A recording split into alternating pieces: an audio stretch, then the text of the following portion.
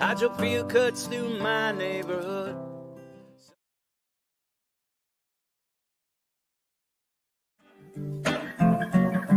When you grab a hold of me,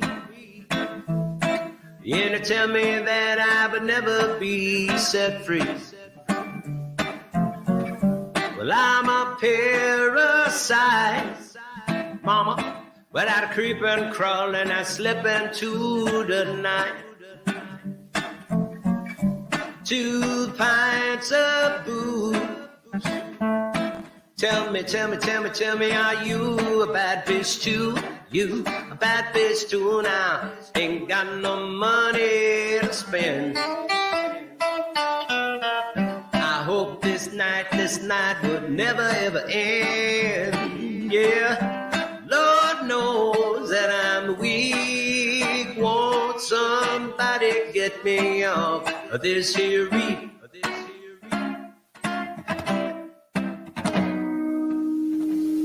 Well, baby, you're a big blue whale. Yes, I grabbed that reef when all the diving failed. I could swim, but I wish I never learned. I said the water's much too polluted with germs. But I dive deep when it's 10 feet overhead. Oh, and I grabbed that reef right underneath my bed. Underneath my bed, y'all. Ain't got no quarrels with God.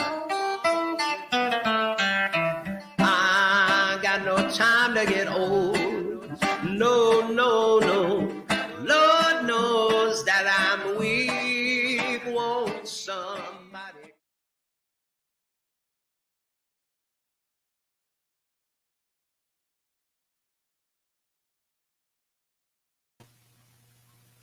Hi, everybody. How is everybody tonight? Let's see. What are we gonna have? What are we gonna have tonight on Fearlessly Authentic? What do you guys think? You never know. Oh. Oh.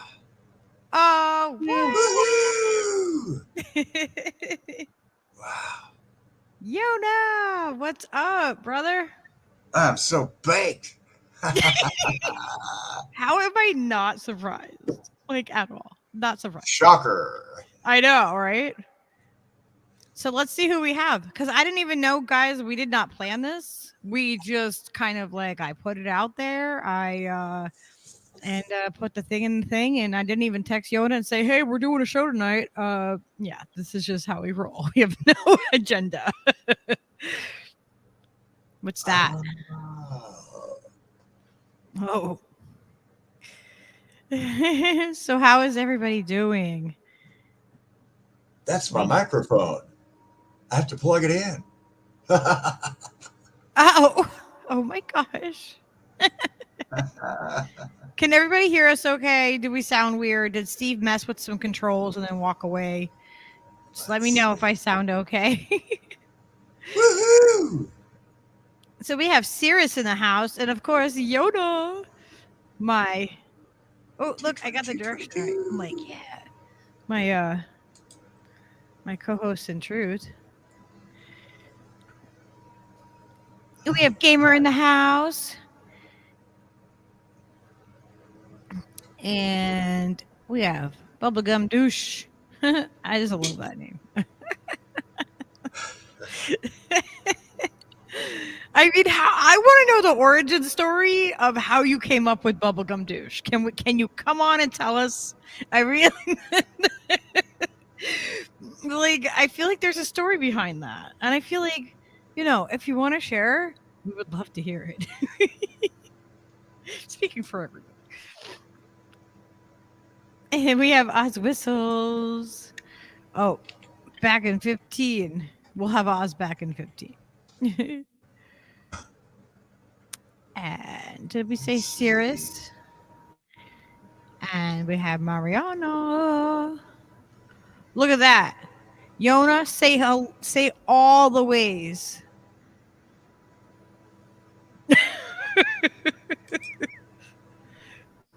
Okay. Osio, hola. Hey, hi, namaste, good nacht, konbanwa, buenas noches, bonne nuit, bonne nuit. Well, it'd be bonne nuit because it's a female word. Bonne nuit and buonasera. Pretty close. Pretty close. That's pretty awesome. Not bad. That's a comprehensive list close. right there. I mean, pretty comprehensive. That is a. As my very Russian honest. friends would say, that is очень рад хорошо. And we have Dzień Tina. Dobra. Tina, beautiful. Yeah, so to all of our friends in the world there, dobro pozdravovat to the Lucky Burrito Art and Music comrades. Do you see what Steve said? Y'all's multilingual as fuck. Yeah. You know, I would say it in Ukrainian, but Yoda's not really a big fan of the Azov battalion, you know, with their Nazi tattoos and everything. Kind of We a deal can turn breaker a for me hello there. into Ukraine. We can turn a hello into the topic of Ukraine, guys. That was great. Great I mean, time. gosh, you guys, we dug What's a on big Yoda's trench. mind? I wonder what's on Yoda's mind. Yeah. Well, gosh, you guys, you know, we supported these Nazis 5 years ago, and they dug a big trench around Luhansk and Donetsk, and then they cut off the water, they cut off the sewer, they cut off the phone, they cut off the electric, they shelled them for 5 fucking years, and all of a sudden they evacuate their men, women, and children, and you're like, hey, what's going on over here? Why don't you want to be part of Ukraine anymore? I don't understand. We've only cut off your utilities for 5 fucking years and shelled you nonstop. Why do you want to leave? I don't understand. What did I do wrong? Was it the Nazi patches? It was the Nazi patch, yes. Yes, it was. It was the Nazi showing patches. your douchebaggery on your sleeve. Yes, that was what it was. The swastika, really? It was really cool when, you know, John McCain and Lindsey Graham were hanging out with all you Nazis down. You guys go out there and kick some ass. Back when being Nazi was cool. Yeah. And this is It not was trendy. this is not being truthful. Everyone, like, new to the show. Please do not come and attack us because we're not We're not advocating for Nazis. We're just saying SWAT stickers are cool. You know that. Come on. Yeah. Let's be fucking real here. But that's a deal breaker for the Yoda. That's the problem. Is they've sticker cut design? all the good symbolism has been. You know, cut. that's why the Yona will not sit down and meet with the Canadian Prime Minister Justin Trudeau, because I've seen him standing with Nazis. Yeah. I saw him in blackface. Yep. I did. I saw And his. by the way, his half-brother Justin go off. Trudeau does a terrible Al Jolson. Let me tell you. If kids, if you don't know who Al Jolson is, that's ALJOLSON. Do a Google search on that and learn about the incredibly racist practice of blackface and how wildly popular it was in the United States for decades. In minstrel shows. Hell, paint We're your all face. going to dress up as love white people, but we're going to put blackface on our faces, and we're going to make that jive talk and sing on stage as a minstrel act. Yes. See, I have never had anybody do that in front of me, like in real life, and I think that that's probably a very good thing that it hasn't happened in front of me for the other person, because well, it's fallen out I'm of by the favor belief now. of, if you can't be saying what you're saying loud and proud, then you're probably not saying something right. You know, like if you have to suddenly whisper to say it, then it's probably fucking wrong what you're saying. But see, this has been memory hold. United States culture wants to memory hole the decades and decades and decades and decades and decades and decades, over 150 years of caricature and outrageously racist making fun of black people with minstrel stages and blackface. And so when they talk about it in the year 2022 about Justin Trudeau wearing blackface, Americans really today are so completely ignorant of what in the fuck blackface is or was, and how much of a part, integral part of this racist American culture has been for so fucking long. But just forget about the fact that the first movie ever shown in the White House was Birth of a Nation, A Glorious History of the fucking Ku Klux Klan. Woodrow Wilson in the fucking White House. So, I mean, the racist trashing of black people and making fun of them by wearing blackface and dancing on stage and speaking terrible jive talk, making fun of them in cartoons and on stage. They did that non-fucking stop until the mid-70s. Non-stop. And now all of a sudden, 30, 40 years later, it's like it never happened. And never. Well, what are you talking about, Yona? Why are you bringing that up, Yona? Are you a white supremacist from the reservation? That was 80 years ago, Yona. Jeez, forget it. No, I'm just saying, you really need to check out this whole American culture thing and how fucking racist it's been pretty much up until, I don't know, the last 20, 30 years. Yeah. And now all of a sudden it's this virtue signaling and, well, look. From the get-go, though, it's been virtue signals and racism right in your face the whole time. All from the beginning. up in your face. So now they've just taken that and they've said, okay, well, they know like we did it like blatantly outright, and now we're gonna use that blatant outright racism and we're gonna flip it, and it's still gonna be racist, but we're gonna make it appear to be as though we are promoting these people because of that.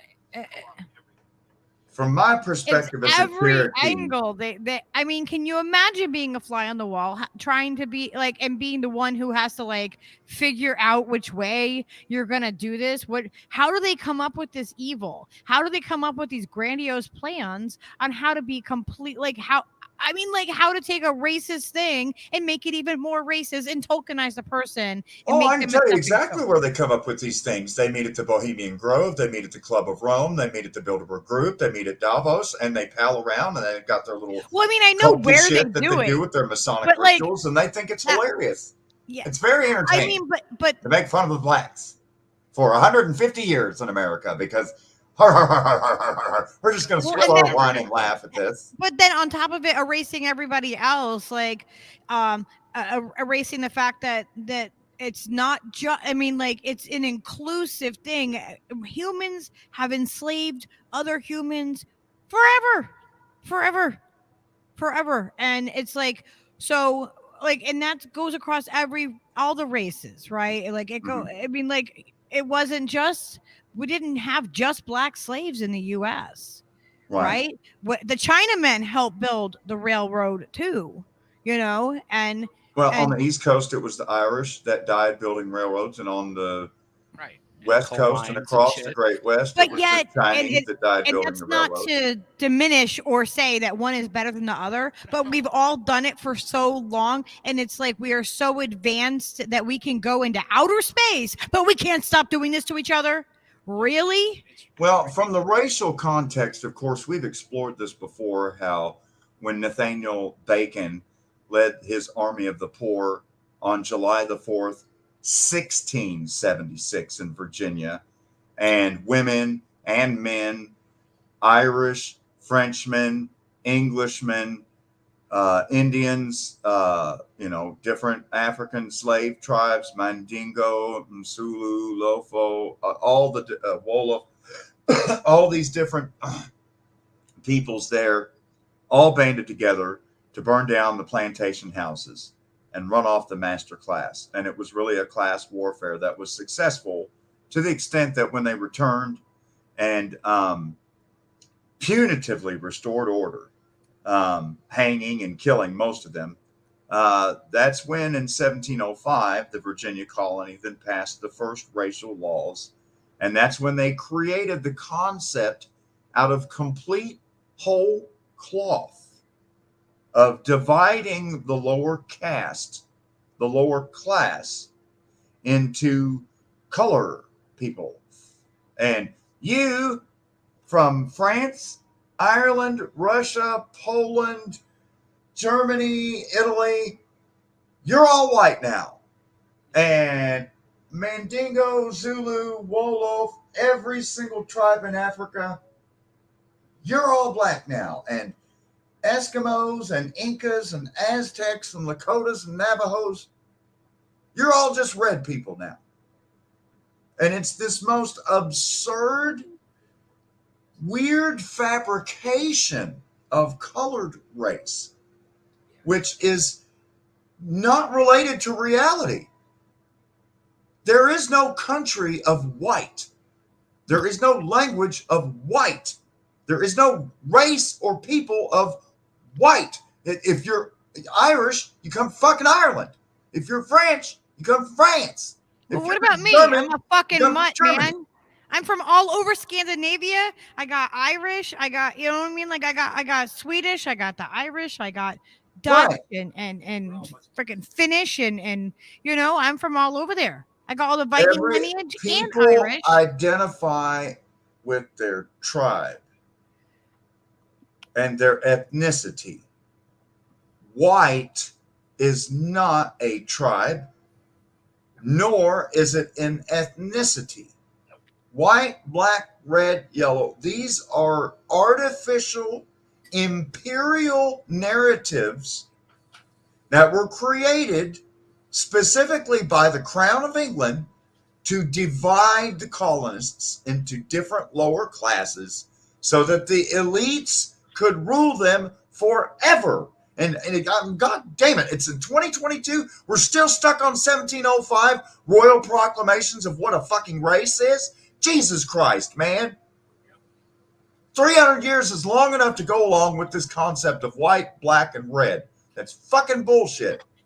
Are you part Irish? Are you part German? And the other cool thing is, who else? Like, you know what I am? I'm a fucking human. I am a fucking human. Has anyone ever asked you, are you 5.4% Scandinavian? Exactly what is your fraction of Scandinavian blood? Do you have a Scandinavian blood card? I have no idea my fractions of fucking anything. I mean, has any American ever asked any other American, are you a pure blood Irish? Are you 1/4 Italian or 1/3 you know what Italian? I mean? The white man raped the white settlers came here and raped the women and created babies. You're going to tell me that okay, and first off, why would you want a pure race? Why would anybody want a pure fucking race? What happens when you have when you have a purebred dog though, and you interbreed that dog so much? What happens? You have health issues. Who the fuck wants everybody to be all the fucking same? I'm so glad you took it to dogs. There are only 2 living species. There are only 2 living species within the United States of America that all Americans think about as pedigreed living creatures. And that's dogs and Indians, dogs and Native Americans. And so that's if you have a dog and you say, this is a purebred pit bull. Oh, yeah? Let me see your American Kennel Club papers. Yep. Well, I got it right here. See? It's pure blood. Oh, and that's your Cherokee, Yona. Let me see the degree of Indian blood quantum card that was issued to you by the United States government's Department of the Interior Bureau of Indian Affairs. Okay. Okay. Are you really? Are you really Cherokee? Because you look kind of white to me, buddy. You look like an Italian guy to me. I'm sorry. But what happens when you have happens when you have a dog that's show me your card. Interbred, right? They become stupid and they have health issues. That is what these people are advocating for. Okay, they're advocating for, like, if you think that one race is pure, then like that is the most ridiculous fucking thing The ever to me. only reason why. And to determine someone based on their pigment of their skin, like, oh my fucking god, like it just drives me insane. The I federal want government, color. okay, this is a very serious issue to Native Americans. I don't mean to interrupt, but I really have to get this out here, okay? The whole reason why they do that to Native Americans is because the federal government has already unrecognized entire fucking tribes because they said, none of you Indians are Indian enough according to us. So we don't recognize that any of you are fucking Indians anymore, okay? It's a very serious issue because most Indians across this country, most First Nations, most Native Americans, different people choose different terms they prefer to go by. But most Indians don't have a fucking card and don't live on a reservation. And if you're so fucking stupid in the United States that you say the only real Indian is one that the United States has given a fucking Indian card to, seriously, go fuck yourself. Really, I mean, do you know how to gain enrollment in a tribe and the process with that and how and the whole reason why Americans all across this country have been trained to think about Indians as, well, you're never a full Indian. You're only going to be a fraction. There's only just a handful of full Indians left.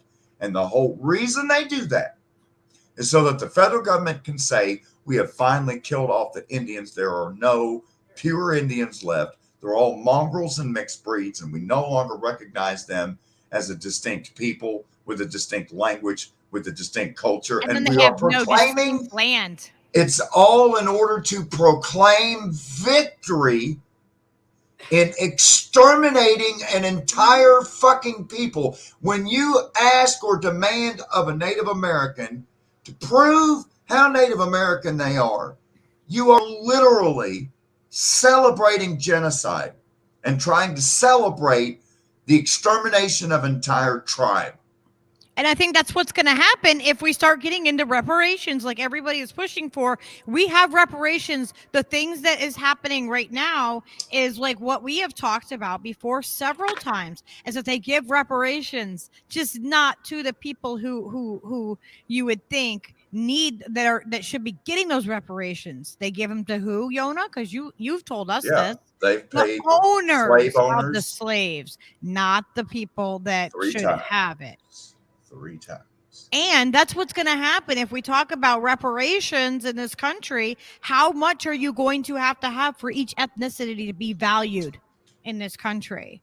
You know what they can do? I mean, like I'm not saying that reparations shouldn't happen, but the way that they are doing it, how are you going to prove it? Who's going to get left out of that? Like, how many people are going to be like, I don't have the proof of, like my family lineage. Not everybody has that. And then what? You have to go in a DNA system and prove it? The sad thing is, like, how do you prove all that? Like, at what point is it that, they're spoiler alert, friends, yesterday, World War III began. In case you didn't realize showed up to say, Leon, I love you.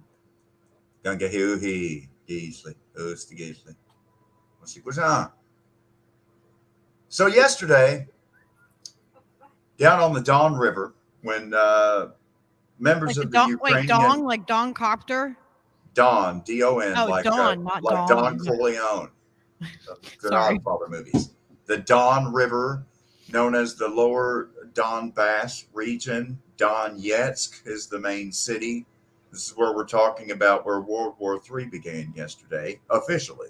I would submit that World War III unofficially began when Fort Detrick, Maryland, and Professor Ralph Barrick at the University of North Carolina in Chapel Hill began their deliberate release of bioweapons. But that's just my opinion. And I'm right. Anyhow. And I'm right. I love that. I mean, they published their findings in Nature magazine. Okay, this is not me. I didn't write that. Steve, did you sign out of my YouTube? You're writing as me. Okay, so any of the writing past this is Steve, not me. Sorry, just had to say. So here's the issue. World War One and World War II were characterized by the Allied powers and the Axis powers, right? In both wars. The good guys and the bad guys, right? Well, it was different good guy nations versus different bad guy nations, right? And that's why you had to kill, Japanese people 150,000 at a time with nukes, you see. Justify that to yourself morally and ethically. Take all the time you need. Anyhow, World War III has already begun officially. And it's only a matter of time before the genocide really, really intensifies, you see. And the war card is always the deus ex machina to save the plot when the plot has gone to shit. And their plot has completely gone to shit, and Justin Trudeau totally fucked it up, and they overplayed their hand. They played the spades way too early in the game with seizing bank accounts in Canada for people just liking a post on Facebook. If they just put a thumbs up to a post, and 30 minutes later, they go to buy something on Amazon from the province of Ontario, and my cards won't work. And they call their bank, and they're like, I'm sorry, your account has been frozen by Christia Freeland, the finance. That is insane. Can you imagine if you didn't even really mean to hit the like button? Yeah, they way jumped the gun. And your fucking bank is just done? You know what I mean? Like, really? You think that people are going to be okay with that? They tipped their hand. And now there's been people getting lashes from Klaus as we speak. All across Canada, there's been bank runs. People all across Canada have been taking their money out the bank. I don't hardly keep any money in the bank. Not been that way.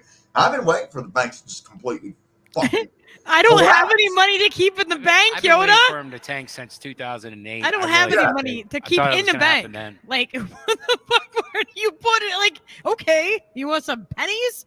Like, I don't got nothing. But I mean, like, for getting your stimulus checks and for other things, just in terms of living modern life, it's a great, great, tremendous part of life to at least be able to even have a bank account, to receive electronic payments, to make electronic payments, to pay bills. I mean, in the world we live in today, it's not like the world I grew up in. I mean, when I first got my first place in 1994, I could go to the electric company office and actually pay the electric bill at the fucking electric company. Amazing, right? I could go pay the water bill at the fucking water company. That's how it used to be here, too. And now there's nowhere to fucking pay. They make your ass go to a goddamn gas station or the fucking grocery store if you want to pay it in person. Otherwise, get your ass on the internet. And hopefully you have a bank account. And so imagine, just for liking a post even, not only have they seized your account, you're not even allowed to open an account anywhere else. You're completely denied banking. So here's the thing people need to realize. I mean, like, I have a savings account only for cashing like a random check if I have to, but I mean, even Jack and I were talking about this last night. Jack's like, I'd have to really think about how to write a check. You know what I mean? Like, how do you write a check?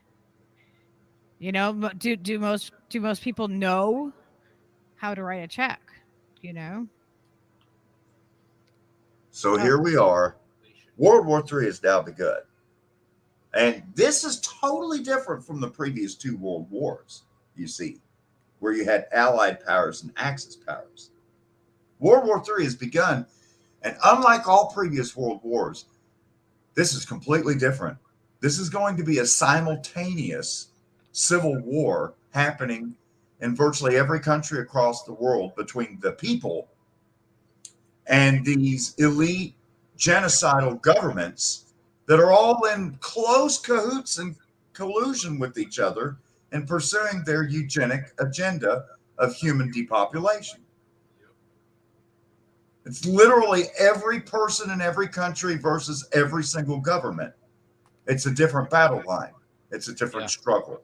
Totally different. Totally completely different from World War I and World War II.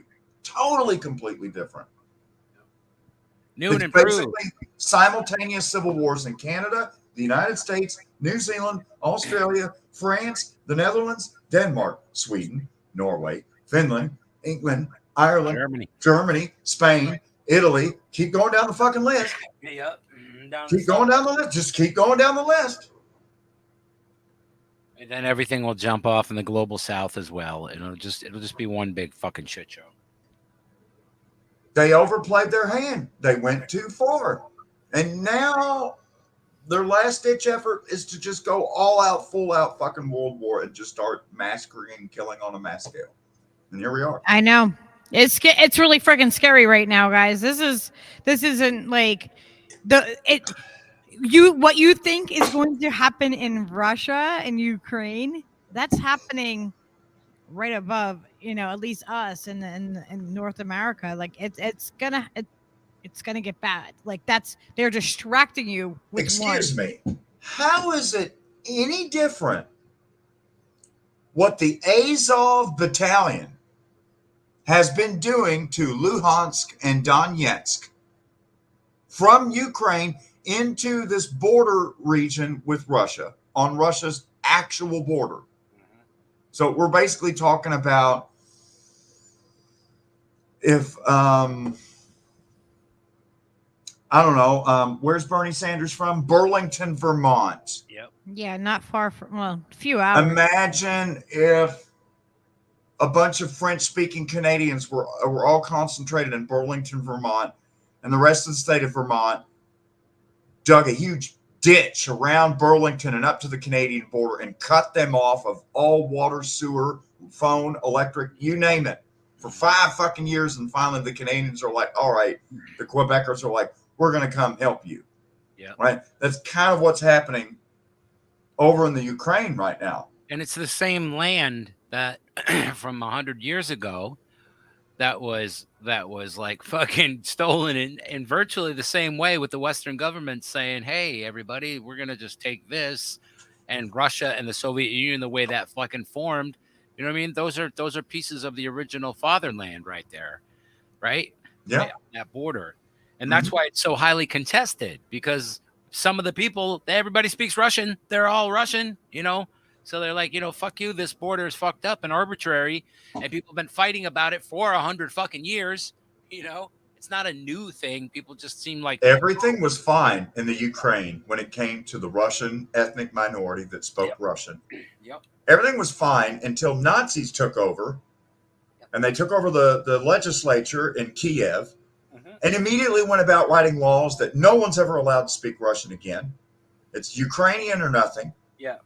And immediately stigmatized and dehumanized and subhumanized the entire Russian ethnic minorities all across the Ukraine and began attacking them. Because, kind of what Nazis do.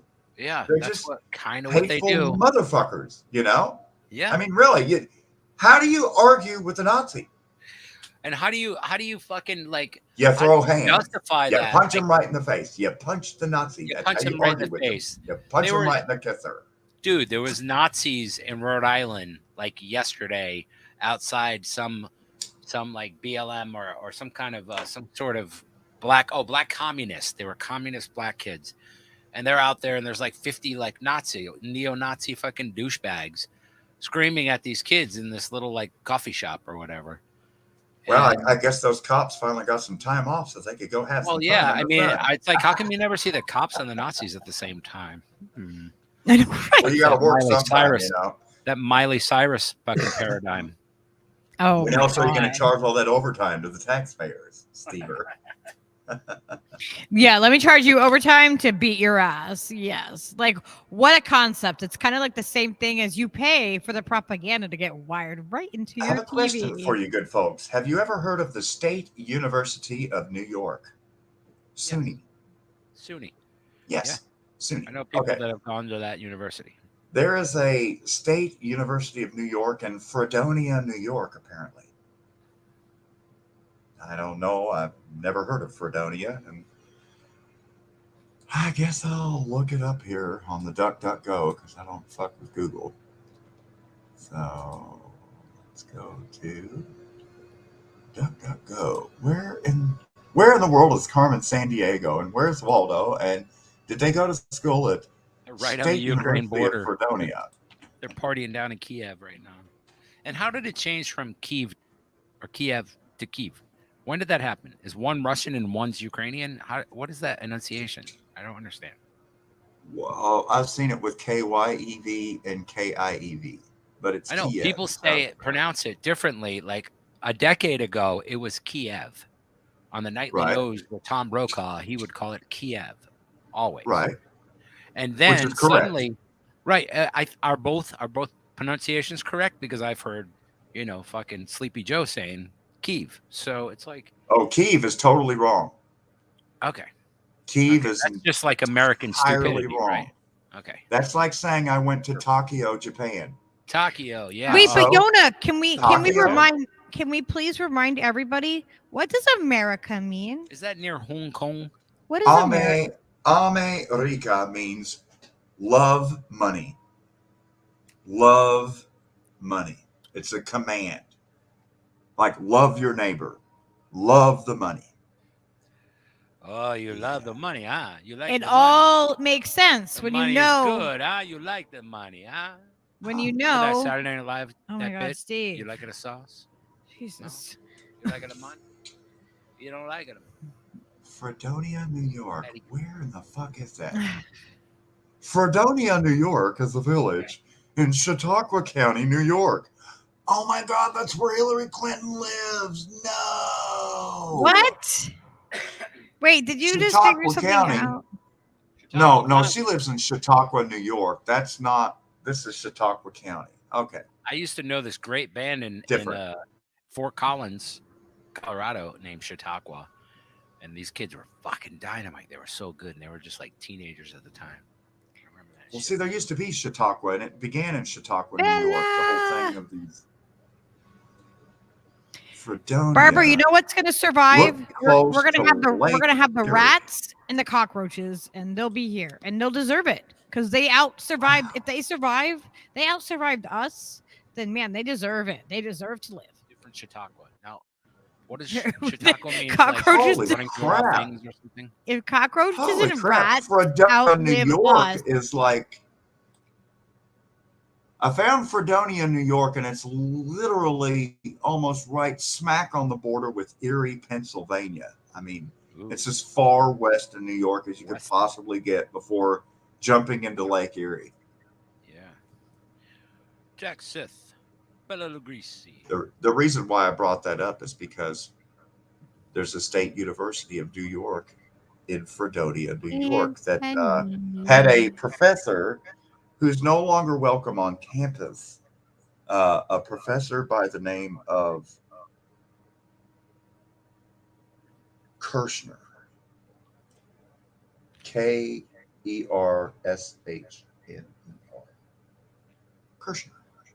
Kirshner. Like he used to do Don Kirshner's rock concerts, right? In the 70s? I remember that. No, I don't think Don Kirshner was on a podcast vehemently defending pedophilia as a totally normal thing. So it's yeah, probably not. But then again, it was the 70s, and SUNY Fredonia. Look at that. Alex went there. Let's see. You see, Stever, there is a new academic concept being pushed all across the United States that is trying to rebrand pedophilia as minor attracted persons. You see. Oh, we're gonna do that's a totally different topic, but we're gonna cover that because Skyla has a lot more information on that than I realized. Like the younger generation, fucking creepy. Everybody, it's really bad. It's really, really fucking bad, and we have to talk about it, but not right now. We will be talking about that. I wanted to mention also something. Here's an article from 222. Oh, come on. Load up. Why are you taking so long? Is it because I have 35 tabs open again? Are you mad at me, browser? Oh, I remember. Did you guys hear about one really swell guy from Canada, Professor Peterson? He left his position. Yeah, Jordan Peterson stepped down because no one will Because he knows that no if he one teaches anybody, no one will take the education seriously prop. You got to going know. forward. You are my Jordan or Peterson something guy. like that. I'm paraphrasing. Bella says, "Hello, friends. I'm drunk." I love that intro. That is the best way.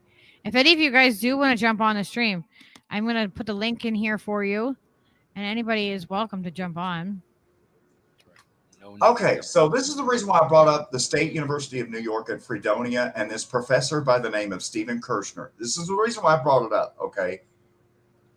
This thing that's being pushed right now, this argument that's being pushed to the American people, is the most clever argument that's been brought forth yet to entirely justify and defend the practice of censorship. Okay? Follow with me now, if you will.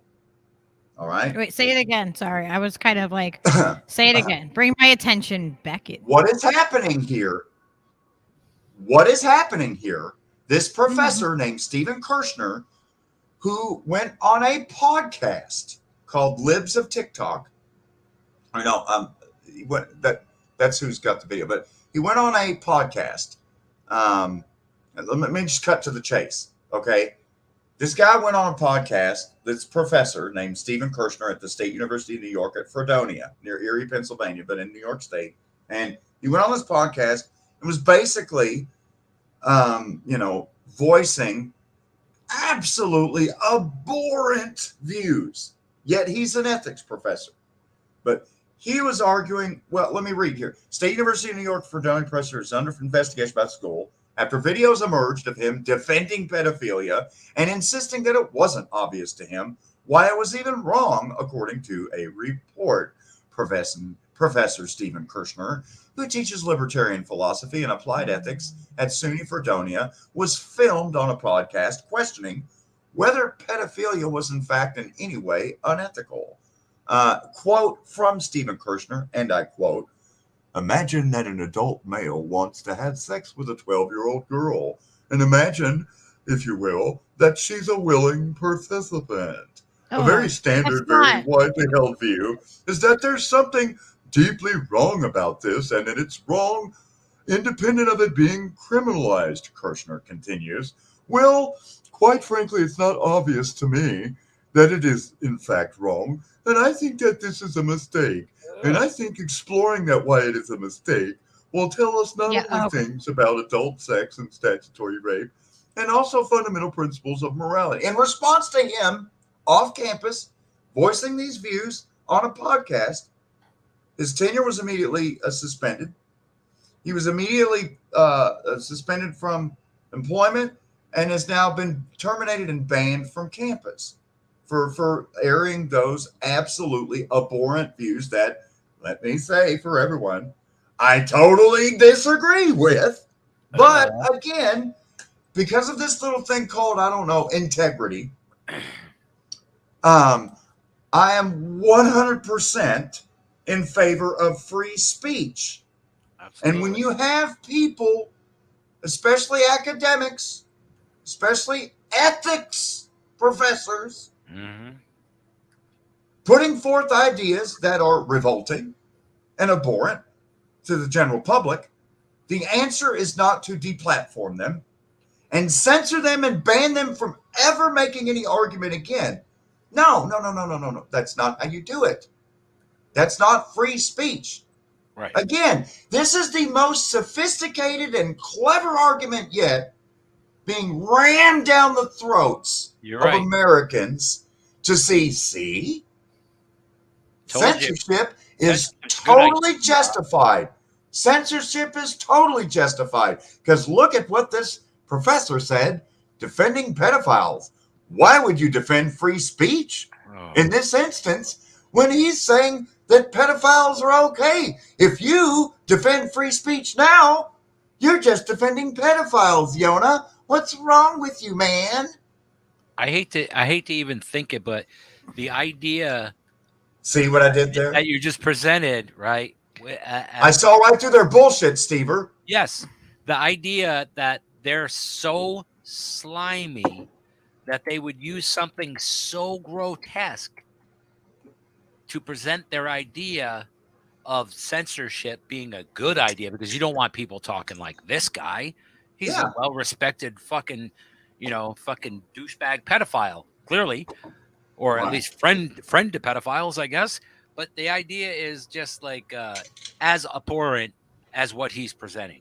Like the idea that they would use that for that purpose. That's why I say this is the most clever narrative argument yet put forth to the American public as to why you have to censor.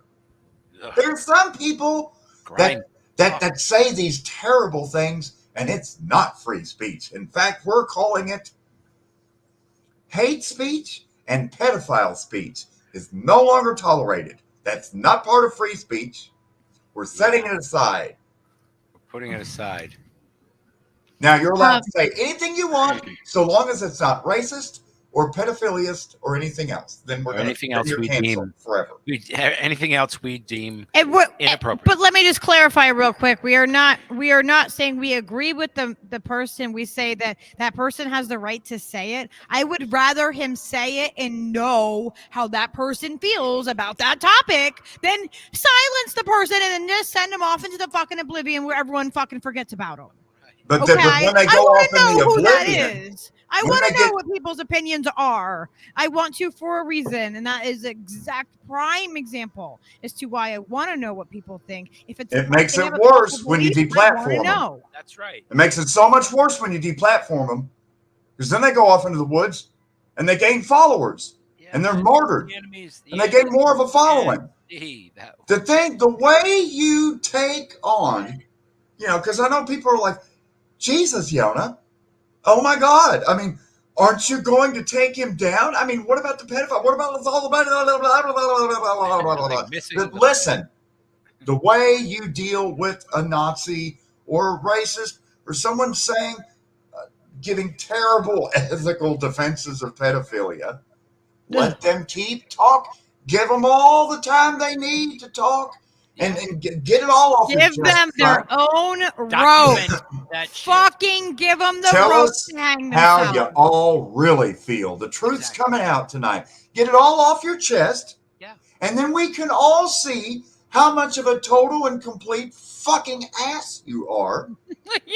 Yes. And one by one, people will line up to completely take down every fucking thing you said. Don't worry. Free speech has got this. That's the long and short. That's the thing. They don't want you to see. They don't want you to see the pedophile. They don't want you to see that he existed, because then they can pretend it doesn't fucking exist and they can continue to do what they're doing. And so now the whole cancel thing is you're never allowed to talk about pedophiles. You're never allowed to defend them, discuss them. Anything pedophile related is now off the news. Off the campus, it's wrong think, it's verboten, it's third rail, don't talk about it, even though it's pervasive, it's everywhere.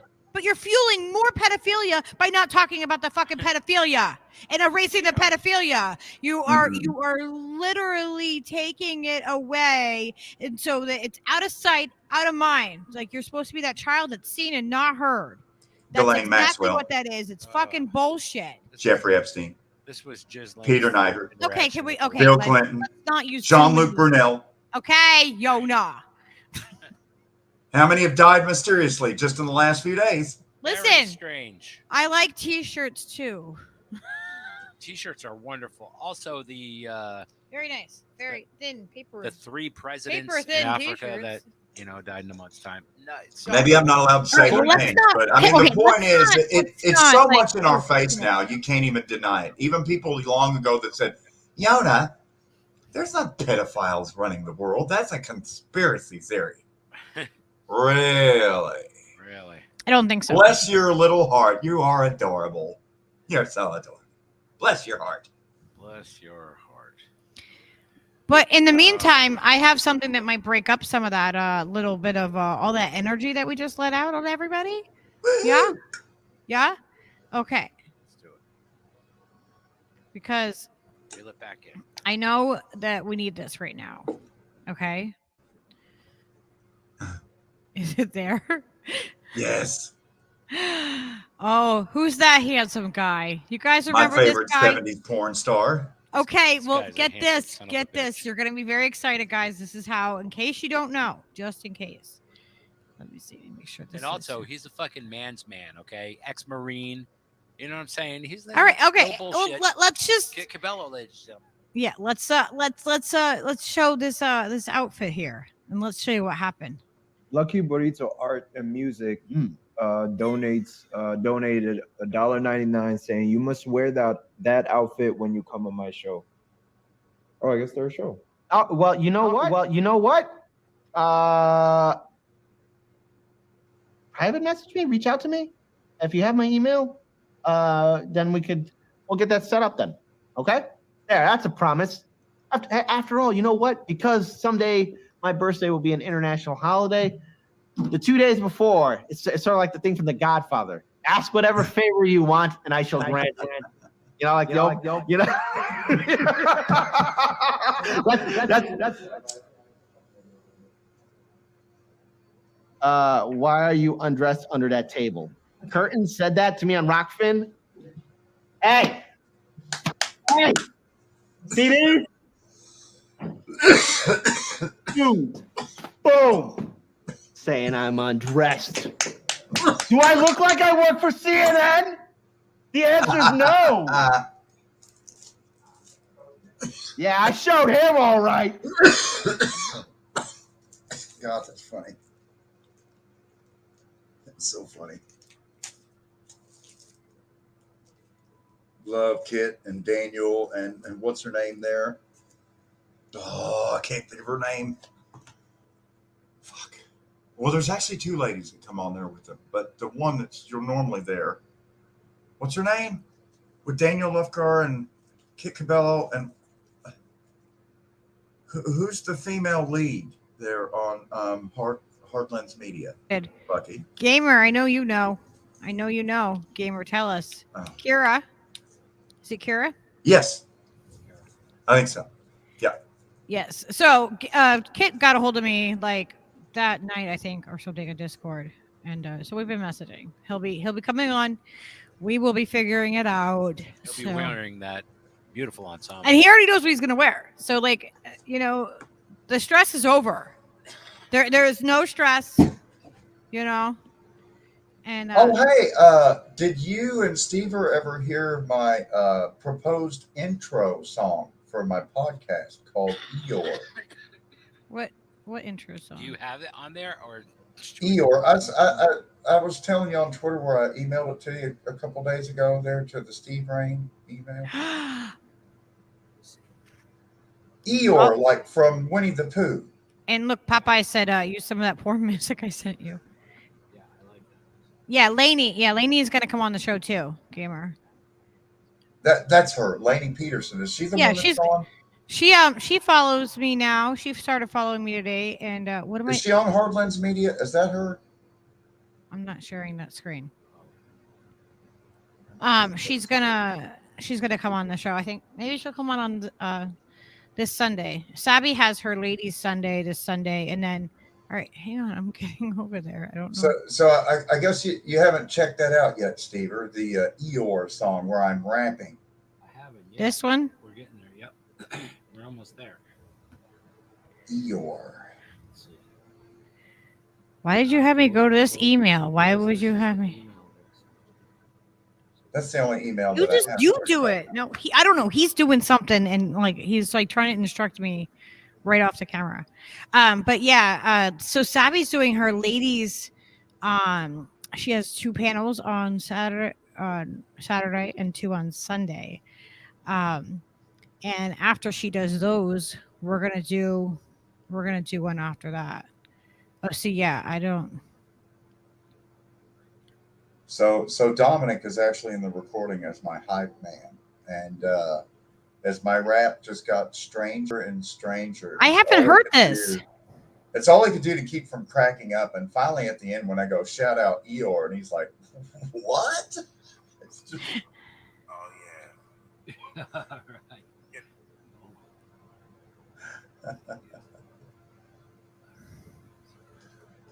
Now I got the microphone and all the chords and stuff figured out. I've been using the Audacity and the mix, and I got to download more All right. stuff. Let's see what happens. Let's see if this works. All right. Oh, yeah. Get all back up, baby. All right, stop. I don't know if it's good. It's coming through the right way. My young with the lower cast, straight smacking ass, pussy pumping on the handstand. I'm the wooden mannequin man. I'm colliding the same. You understand? Yeah. Slamming from my throat. Watch me while I glow. Cause I blow. I got a castle boat. That's Murder, She Wrote. Like Angela Lansbury. Banging on that as a muffins. Roughing and stuffing. Okay. Yeah. Teddy Ruxpin in this motherfucker. Drop that shit. Yeah, Winnie the Pooh got 100 acre wood and trees blazing. Shout out Eeyore. Yes. Eeyore all day, baby. Oh my god. That was Big fantastic. Eeyore fan here. Big Eeyore fan. Oh, that was a beautiful. That is The funny. old grey donkey sat by the side of the stream, looked at his reflection. Pathetic, he said. Oh my gosh. That was great. Yeah. Thanks to weed, I was able to pull that off. I Weed give makes all all credit of to that. the weeds. It makes all of that possible. I'm gonna have to do a remix on that shit, man. That Sure. was fantastic. I enjoy that. And then there's, as I've been making more of these songs, you know, I'll do serious music. I guess what Stever would call the Bruce Hornsby type stuff. Walking in Memphis, the series. But then, like, you know, after a while of doing all the serious music, you know, then I'll be like, you know, then I'll record one of these songs where you know, I've discovered that, like, there's these different voices, you know, that I've got, like, my white man voice that I call Thoy, right? Angela Lansbury, right? That's my, it's like, what's his name? Jeff Dunham, the puppet guy, right? You know? Mm-hmm. And so it's like, as I've been singing, like, there are these parody voices that are coming out. And one of the parody voices is the one I've given the name of it. I've given the name of Thoy, Thoy, Thoy. And that's Yona's white man voice, like Angela Lansbury, right? Well, then, but Thoy isn't a white man voice. Thoy is like this, because it's basically like soy boy type stuff. It's again, it's all a satirical stereotype. It's just a parody voice, like, you know, Ray Stevens or Weird Al or something. But Sure. this other parody voice that I do is I've given it the name of Whore Male. Whore Male. WHOREMALE. Whore Male. And it's basically just a bunch of woo-hoo, woo-hoo. I mean, but taking it in every musical direction that I can, kind of like an operatic thing. And it's just, God, it's funny. It's so fun. I mean, I just made this the second version of Whore Male on vocals is singing human versus transhuman and crying about the Boston Dynamic robot dog. And it's very, Oh, the sad day for MIT fucking canines. it's a very sad song. So, you know what? Hey, don't we always need a good laugh, Lucky? I mean, come on. Let's see. Oh, here it is, countdown. Oh no. Actually, Hormel is actually my parody voice of Keith Olbermann. And the reason why the second song is called Countdown He is got a because bit of cake in him. Keith Olbermann's show used to be called Countdown with Keith Olbermann. Yes. Gang, gang, gang, gang, gang. Tonight on Countdown with Keith Olbermann. You know, and he would count down to his #1 story at the close. Today, Current TV, that's what he was on. It was called Current TV. All right, so let's see. I do remember that intro too that you just did. This big orchestral. Gang, gang, Yeah. gang, gang. Big Gang, power gang. chords. Tonight on Countdown with Keith Olbermann. You're all scared. Scared, I say. Scared. Everybody's afraid. No one has an awesome view of Central Park like I do. Did you see what You're Bella scared. said? Say you're scared. Does anybody here remember Vera Lynn? Yeah, I do. She was on Pink Floyd The Wall. She was. Okay. So without further ado, Yona's Keith Olbermann parody voice makes his broadcast debut, a.k.a. Hormel. You're all scared, I say. Scared. And scene. Okay, I hit play. Come on, Audacity. All right.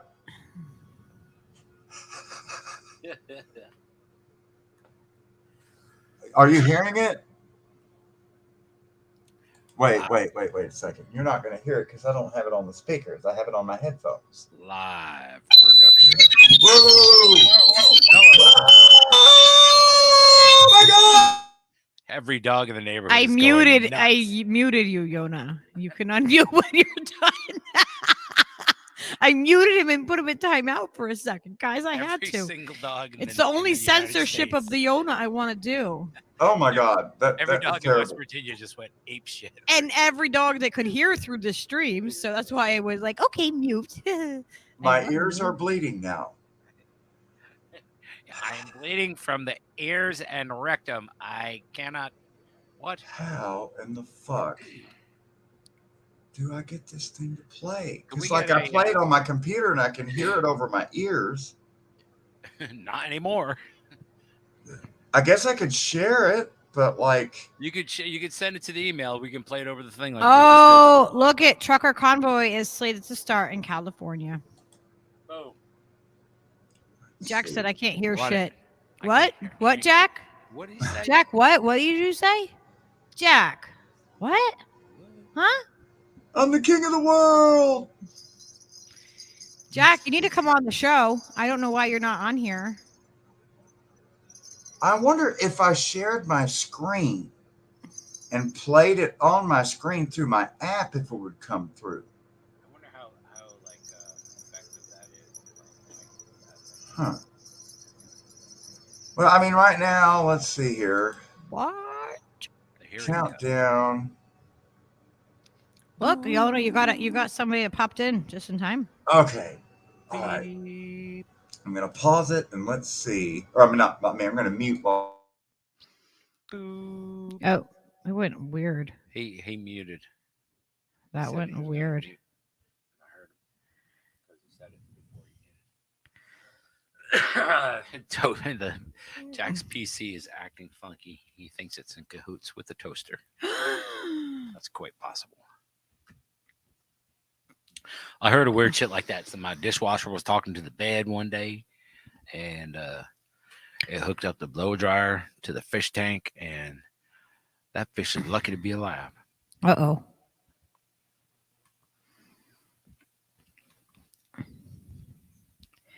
We're gonna have to What are we gonna have to do? Oh, what was I gonna do? I was gonna say we're gonna- Every time I move any one of these cords, I'm trying. Every time it's just literally splitting my fucking head in half. I don't know why.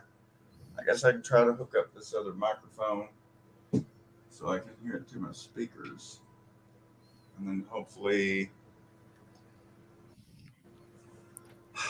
I can switch it over to the other microphone. See, the problem is I'm not very tech savvy, you know. I'm a paleo Cherokee, so I'm doing the best I can, folks. Luddite. All right, so now Luddite. Luddite, exactly. Me too. Precisely, my friend. Oh. Let's go to, how do I get it to use that microphone instead of this one? Go to the control panel. I bet that's got something to do with it. I bet that's got something. Or I could just go ahead and take the time to convert the Audacity files to an Audacity project and then export an Audacity MP3 and then take that MP3 and then email that and then. You could do that too. Yeah. That might be the best sound quality. I don't know. Instead of trying to mic up the sound from the speakers, it might be Yeah. This is. I'm doing the math now, and that's going to take even longer than just doing the.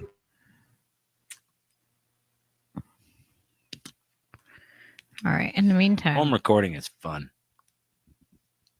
how do I have this video? All right, everybody, get your chakras in order. Would you please just, everybody just relax. It'll be over soon. No, I just saved something to the wrong thing. I have a video clip that I want to show everybody too. Besides that one. I really like to have like a really cool Foley set that sounds like a bunch of different shit, you know. Some coconut shells for buying coconut. He's buying a coconut. So look at it. How did he get a coconut shell?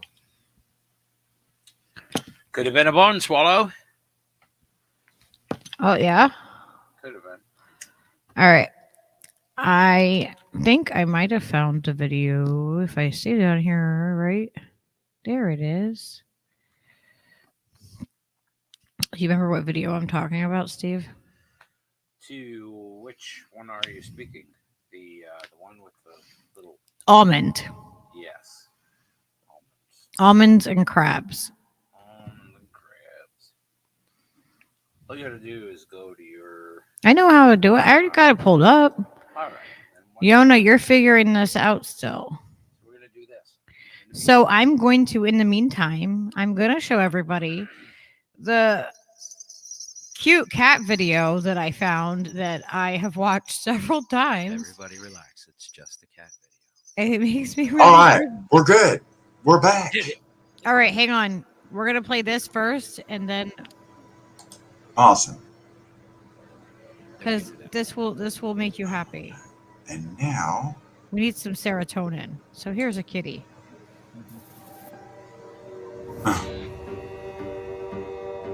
We call it a fluffy crab cat. She makes her back as big and arched as she can and pushes her ears back. She peek around behind the corner and then she puffs up. Sometimes she runs at me. Or sometimes she just like crab walks across the floor. Huh. You never know when she's gonna pop around the corner and dash across the apartment. When she's making her dramatic exit, she'll put her paws up on the stool or the sofa or something. We call it a power pose. Huh. Kind of like she wants you to take her picture. And then she's gone out of there. She'll run as fast as she can, basically to the far end of the apartment. She's like lightning.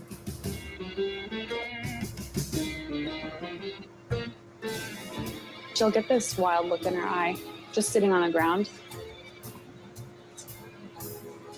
And I know she's about to ninja kick off the wall. It's really impressive, actually, how high she can get up. I have this video of her in slow motion, but she's like running horizontally across the wall. Her best friend is an almond. She loves that thing.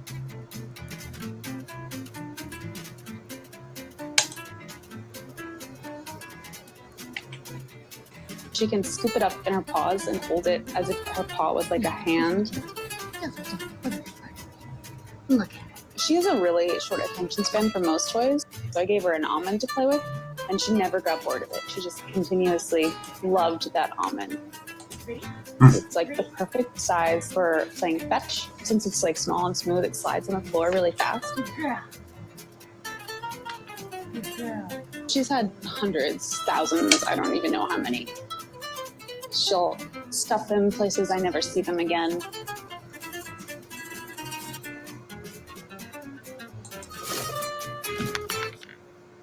I really wanted to adopt a cat, and as soon as we met, it was love at first sight. She was really nervous at first. She was very shy, but the more comfortable she's gotten with us, the fluffier she's gotten. It's almost like she was a little afraid to show us at first. It's like when you open up to somebody and show them your wild side. Obviously, a lot of these cats bluff when they're terrified, but for her, in no way a sign of being afraid. Almost a sign of trust. And she's so funny and impressive, and she's just the best cat. Show me the butt.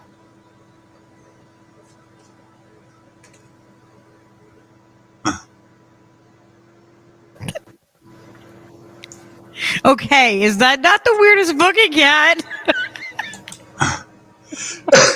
That crab walk. What the fuck? I would have named Never seen that a cat cat do that. Igor. I would have named that cat Igor. Dude, that cat got me for sure. every It was time. adorable. Every time. I'm like, oh my god, I've watched it so many times and it still brought a tear to my eye. Like, I'm serious. Like, that freaking cat, the crab walk did it. Like, the crab walk got me. Yeah. Like, I could Oh tell my you, God. and I This would- computer, you know, I'm going to buy a new computer. I've decided that it's 2022. I'm not going to get rid of my 21-year-old computer. I'm just going to get a newer one, you know, that has graphics drivers that have been updated since 2007. Sure. Yeah, we need to get a computer. And it's too. really going to help my ability to be able to use the like an StreamYard actual and other computer. things. Oh yeah. Because it's getting to the point to where I can't, you know, I'm just not able to do shit I want to do on it because nobody's using diskettes and MS-DOS anymore. Yeah. So sad. It's really here. It's So like sad. just processors. You know, like needing another machine to be able to do the camera and the audio and everything by Mhm. itself, and then stream it, and then with a different machine, and it will go so much smoother. Well, the good news is after 3 solid fucking minutes, sending an email with no text whatsoever and just an attachment, and it's finally sent. Fantastic. Technology 2022. Well, it Hey, takes 4 I mean- minutes to send a non-text email with just one attachment. Well, But you it's know, sent, this it's is ordered. like, this is 90, like, this is 92. Don't you know? Is it this one? Or do I have to go to the other thing? So Steve Rain, and it's Countdown with Hormel Olbermann. Woo-hoo!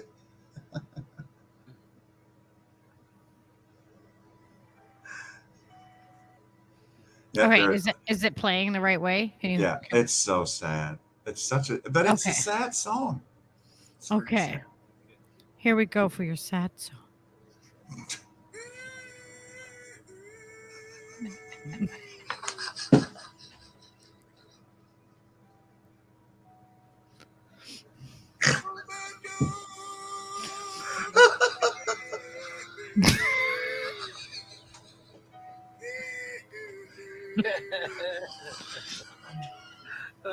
Oh man.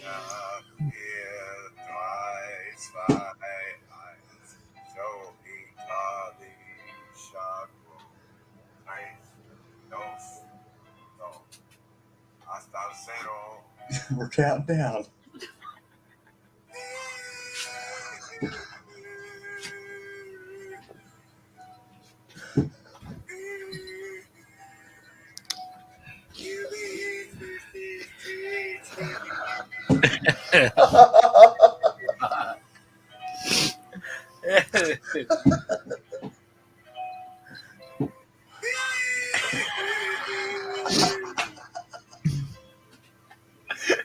Oh my God. Oh man. Oh, is that beautiful? That was Oh, beautifully God. sad. I told you it was sad, but you laughed the whole time. It's melancholy. You know. So, You wanna so say that hi? is my parody singing voice of Keith Olbermann. Oh my god. You're so tall. What are you Oh doing? man, I wish I had an animation of Keith Olbermann soulfully singing so I could sync that up too. But you got to sing it where he's pursing his lips to the woo. You're all scared. like a Scared, choir, I say. Scared. choir of fucking Katie Couric's behind him singing. You know. Wait, what's happening with socks? What's happening with socks in this chat? Why is it so hot up here? I'm sweating bullets. Oh man. God, it's so hot. Quality content, ladies and gentlemen. That's why you tune in to Fearlessly Authentic, because you know where else can you find this sort of cutting edge artistry? Hi, Hunter, dear. Keith Olbermann falsetto, brought to you by Yona. That's right. You know, when Dominic heard that recording,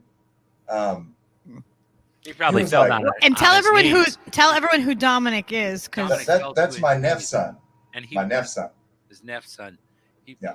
he fell to his knees immediately and wept. I bet at the beauty of it. And I'm his dunkle. The grand you don't. I'm Dunkle Yona, and he's neph's son Dom. Oh, that's nice. It sounds like that sounds right somehow. I don't know my mind. I'm not. So sure. he heard that. He was like, when he got done laughing, he's like, you know what? I've never heard anything like that before in my entire life. That's totally original. And I was like, well, I'm going to take that as a compliment then. And well, you should, sir. oh my god, his expressions, his facial expressions are the best. Like there is just no hiding. There's no hiding it. We need like serious Yona cam though. You got to get like a decent camera so you can have zoom in and zoom out for effect and stuff. You step on the button, Yeah. the lean in and the Oh, JP wow. lean in. I've just realized this. We have Hunter Carranza in the house.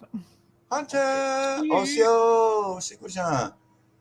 This is a 1997 Logitech camera.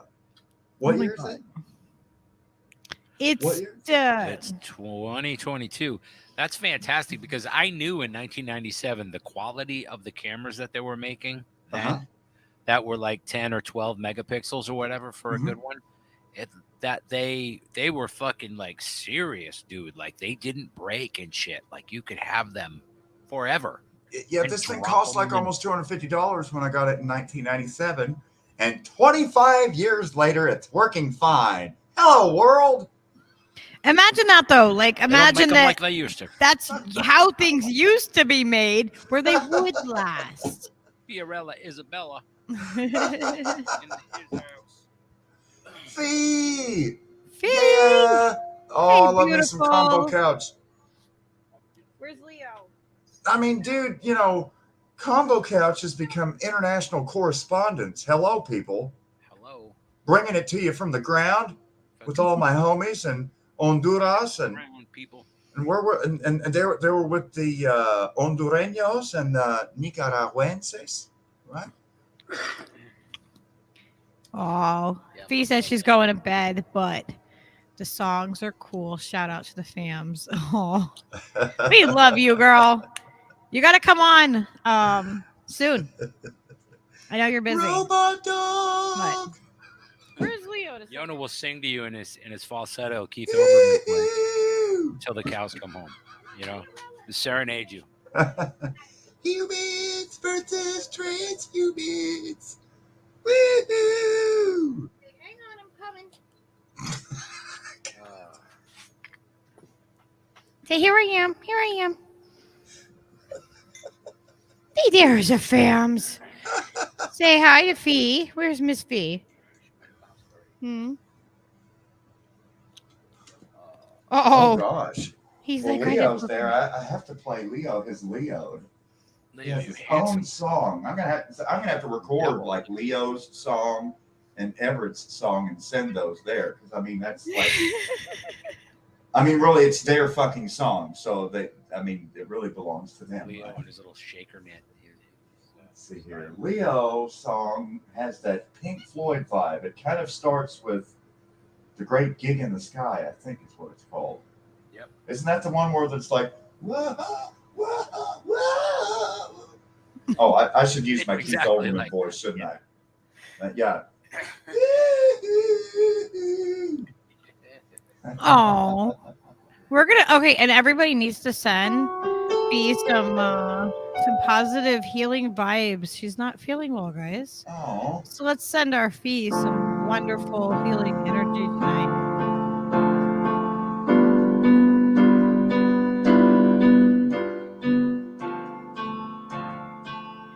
Yes, Leo is. So I looked into Leo's eyes, and it was like staring through a prism on the dark side of the moon.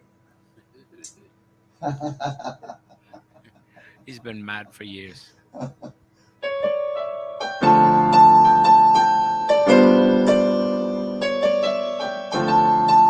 There it is.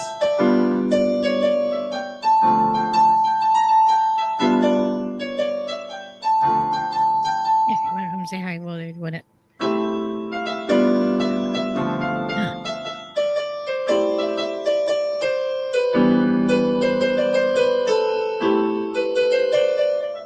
Oh, come on now.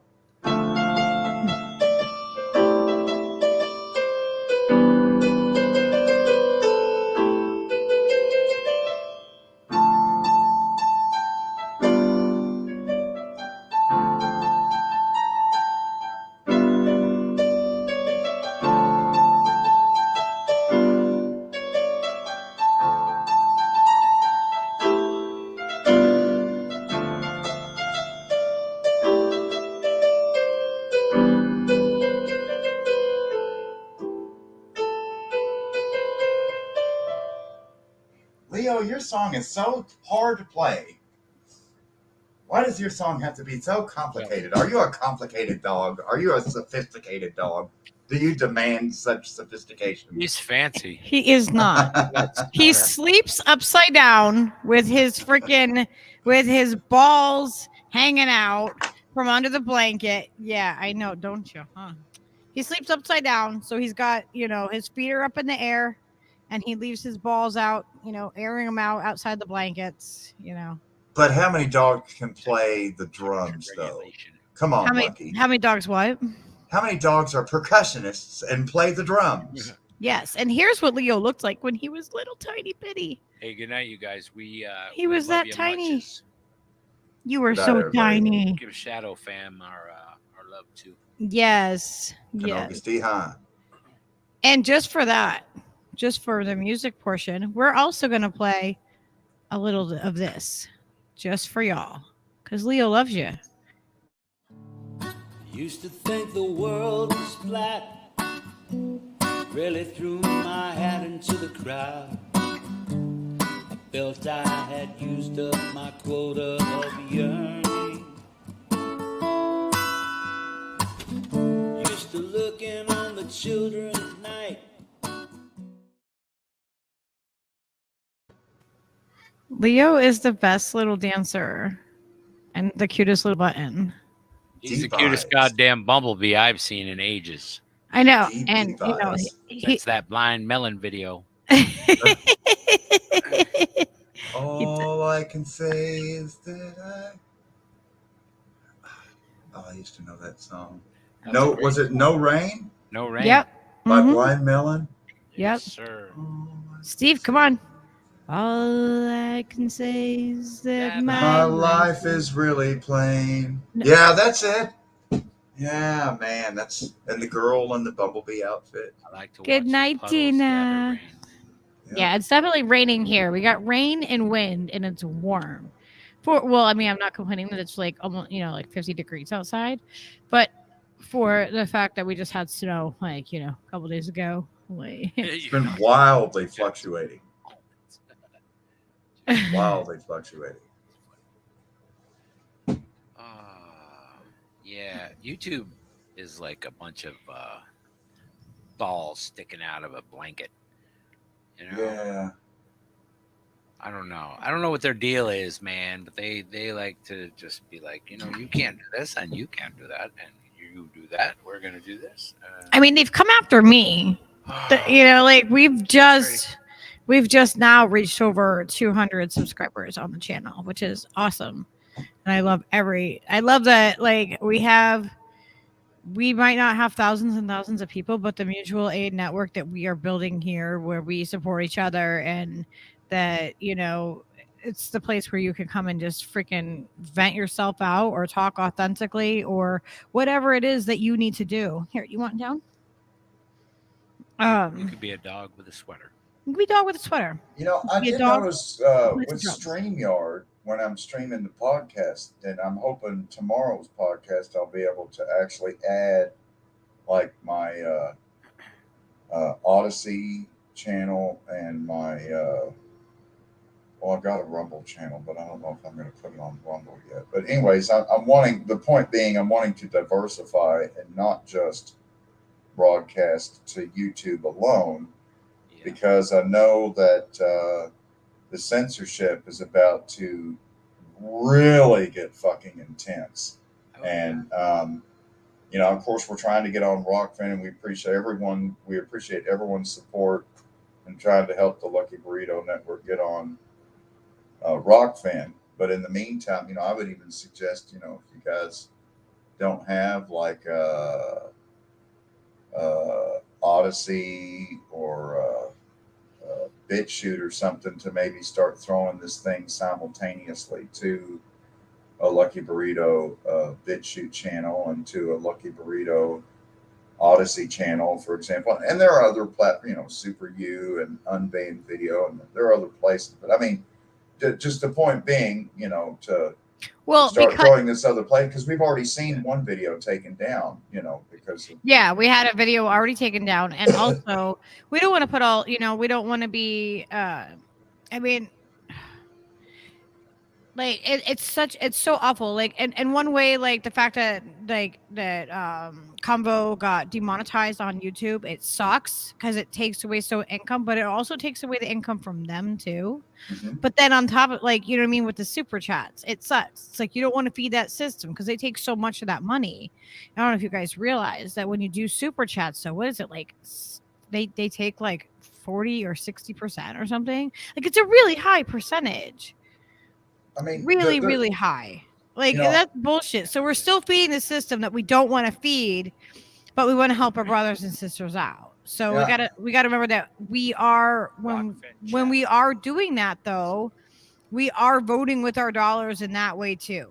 So we should always try to, like, figure out the ways that we can vote with our dollars and still support independent shows too.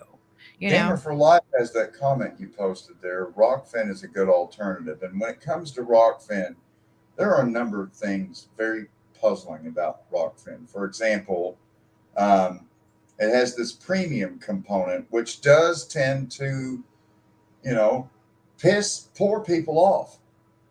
Because there are poor people who are like, I can't pay for premium content. I mean, that's just a reality. I mean, there are poor people on the internet who are like, I can't just be paying $10 here and $10 there and $10 there. They and do $10 offer there. a lot of have that. That's not pay for. It's up to the person, and they have to have something behind a paywall, or you don't, like, that's how they get something too. Right. And I think it's okay if they put it behind a paywall, then they take it out from behind the paywall. If you don't have the money for it, I can see, like, somebody saying, I need to have something behind a paywall, because that's how their business model is. Now, the way you can then access all premium content just by being subscribed to one. Okay, all right.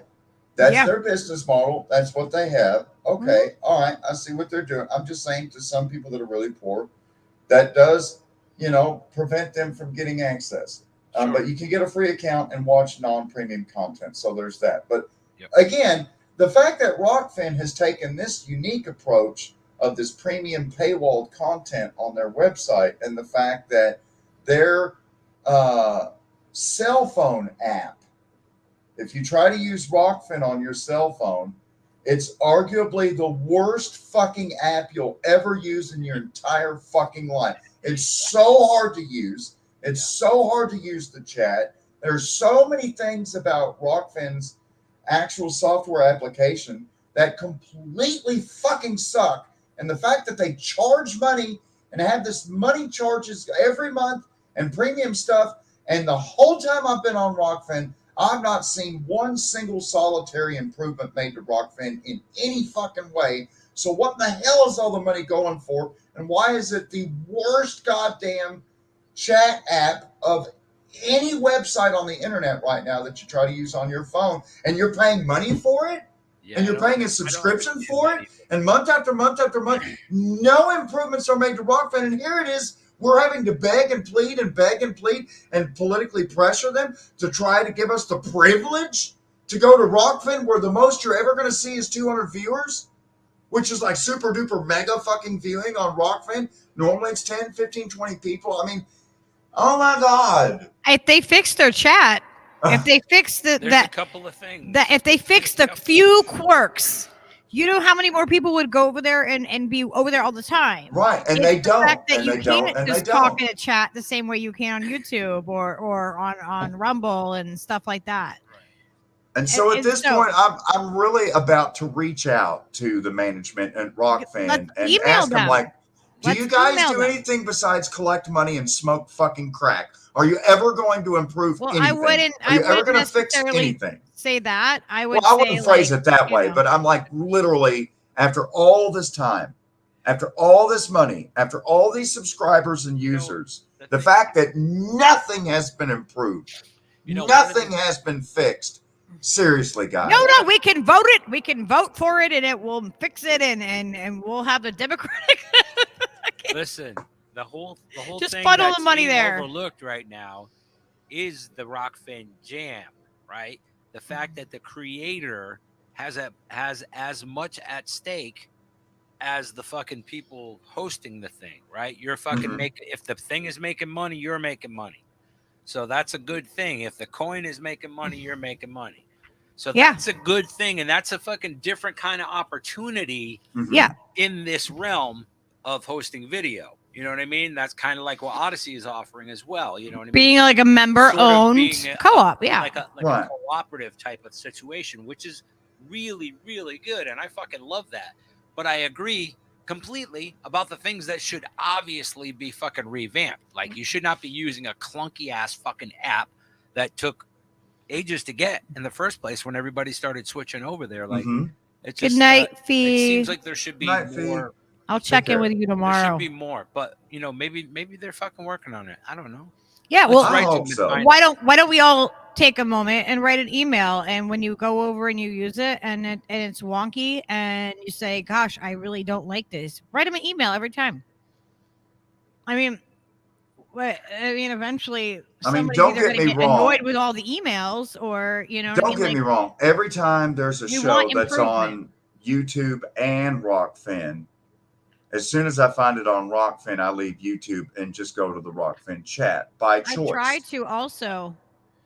Right. But I really am struggling to understand how Rockfin is supposed to build an audience when it is so incredibly difficult to become a content creator on there. And when their chat app sucks worse than any other app you'll ever use on your cell phone. I swear to God. MySpace was better. MySpace chat. Yeah. Was better than Rockfin chat now. What the fuck? That's the thing that I just don't understand about like a modern company like that. You would think they'd put money into a GUI that was like fucking super easy to fucking use and functionality. Yep. It's such a simple thing, having a chat. You know what I mean? Everybody has mastered this. And the thing of it is, Rockfin chat, I'm sorry, go ahead. I was just going to say that it's the same on the iPad as it is on the Android or on the phone or whatever, the mobile, whatever. It's the same thing. Even if I'm going in through a browser on my iPad, it's the same, it's like I don't have a mouse. You know what I mean? With YouTube, I can use I have the wireless keyboard or whatever. I can use that and I can type. But when it comes to Rockfin, I have to go back and I have to go and touch the screen every time to put my cursor back in that chat. And it's like, it's really, if they just fix that one thing, Like that right there, where I That's didn't my have to frustration. constantly, That's where my passionate critique comes from of Rockfin, because there has not been one iota of effort put forth to making any improvements whatsoever to this alternative platform, which is virtually the only one that requires you to pay money to use.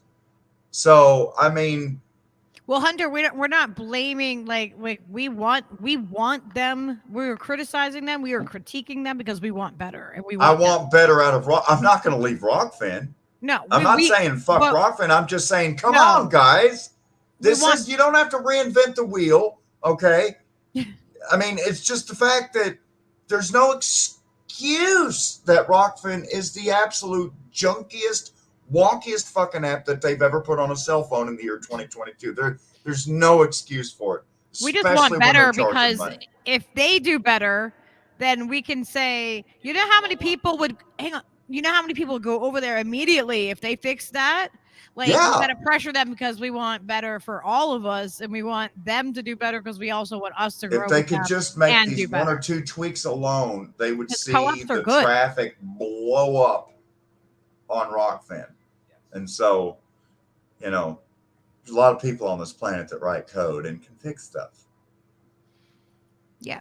So there's people in those chats that could fucking It really comes down to the paywall thing. The paywall thing is a big issue. Like with me, when I go to do research and I'm looking at articles. But they don't decide paywall. You realize that, right? Like the content creator chooses what gets paywalled and what doesn't. So, but it boils back down to, if we put our mutual aid out there in a way of love and support and say, we want this chat to be better because we know that this will do better and this will grow.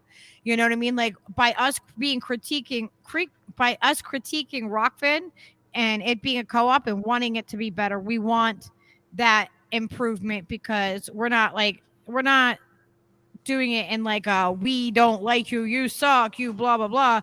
We're saying it as like hey, you have a really good starting point here. We want it to be better. People won't have to paywall so much if we get more people over there and they're making more and the site is doing better.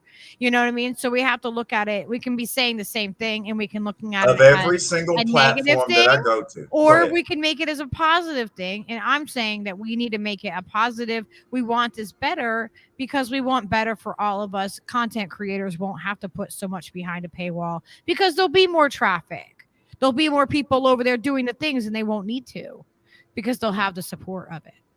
And then you'll know who put stuff behind, you know what I mean? Like if a show is super successful over there, then they shouldn't have to put as much behind a paywall. I mean, I see every once in a while needing to put something behind there. I get it.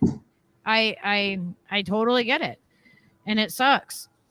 But I mean, the thing of it is, make it less, figure out a way to cheer it. My issue, because there's two issues really.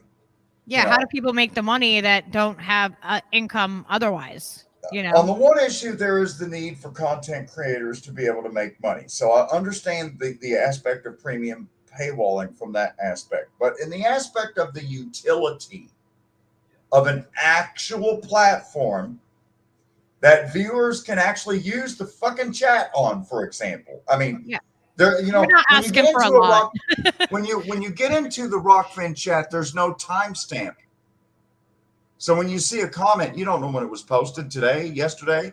I mean, just basic stuff that's just not there. I mean, they just kind of overlooked it. And so my point is, at this point, the cell phone app sucking so bad and the paywall component are holding Rockfin back. I'm not saying get rid of the paywall content at all.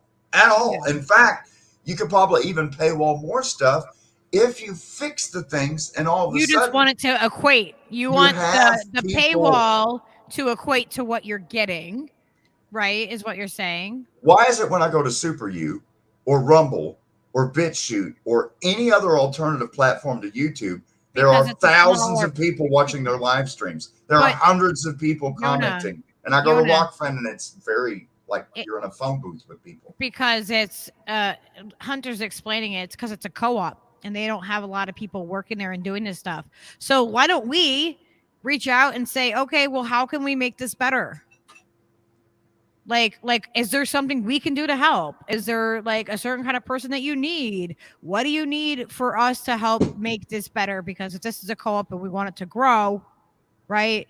We have to help it grow. We have to, nurture what we want to grow. So, reaching out and just like expressing how wonky it is. I mean, I need to email them about it. I haven't. I'm guilty of that. I'm guilty of saying that, if they don't know that it's that bad, then we should tell them. And if we don't communicate it first, then,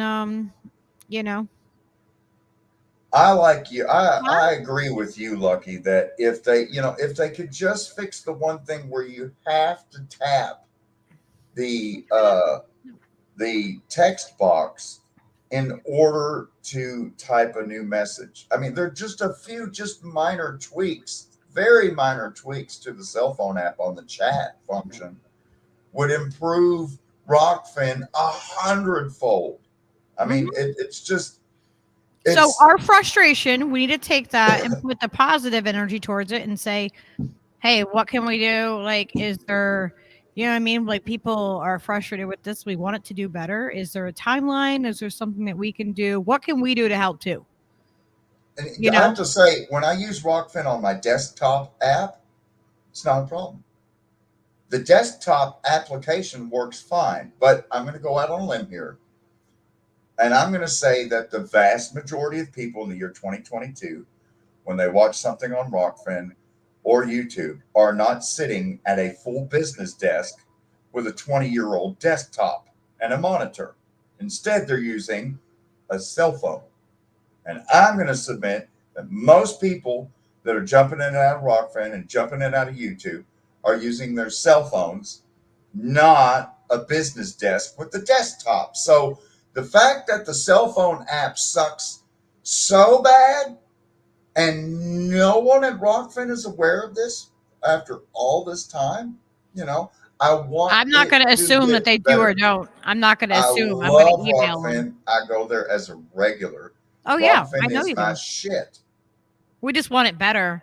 We want to be able to enjoy it. And we want to be able to enjoy the site and have it grow because that's where we want our energy. It's a paradox because right now I like it sometimes when there's only 100 or 150 or 200 people on there and there's only about 30 or 40 people in the chat and it's very intimate and we've become a very close-knit community. But I want all of these content creators and their messages to spread because I know eventually they're going to be wiped off YouTube. Hardlands Media is going to lose their YouTube again. Burmis has been back and forth. They've already permanently gotten rid of Corbett and Corbett Report. It's only a matter of time before they wipe out everybody else off YouTube. Everybody, eventually they're going to find Yona's YouTube channel. And there goes all those songs that I've recorded for the last 15 years on my YouTube channel because I dared to exercise free speech and publish my own views on my own video journalism channel. And so, the right to publish. And so, I'm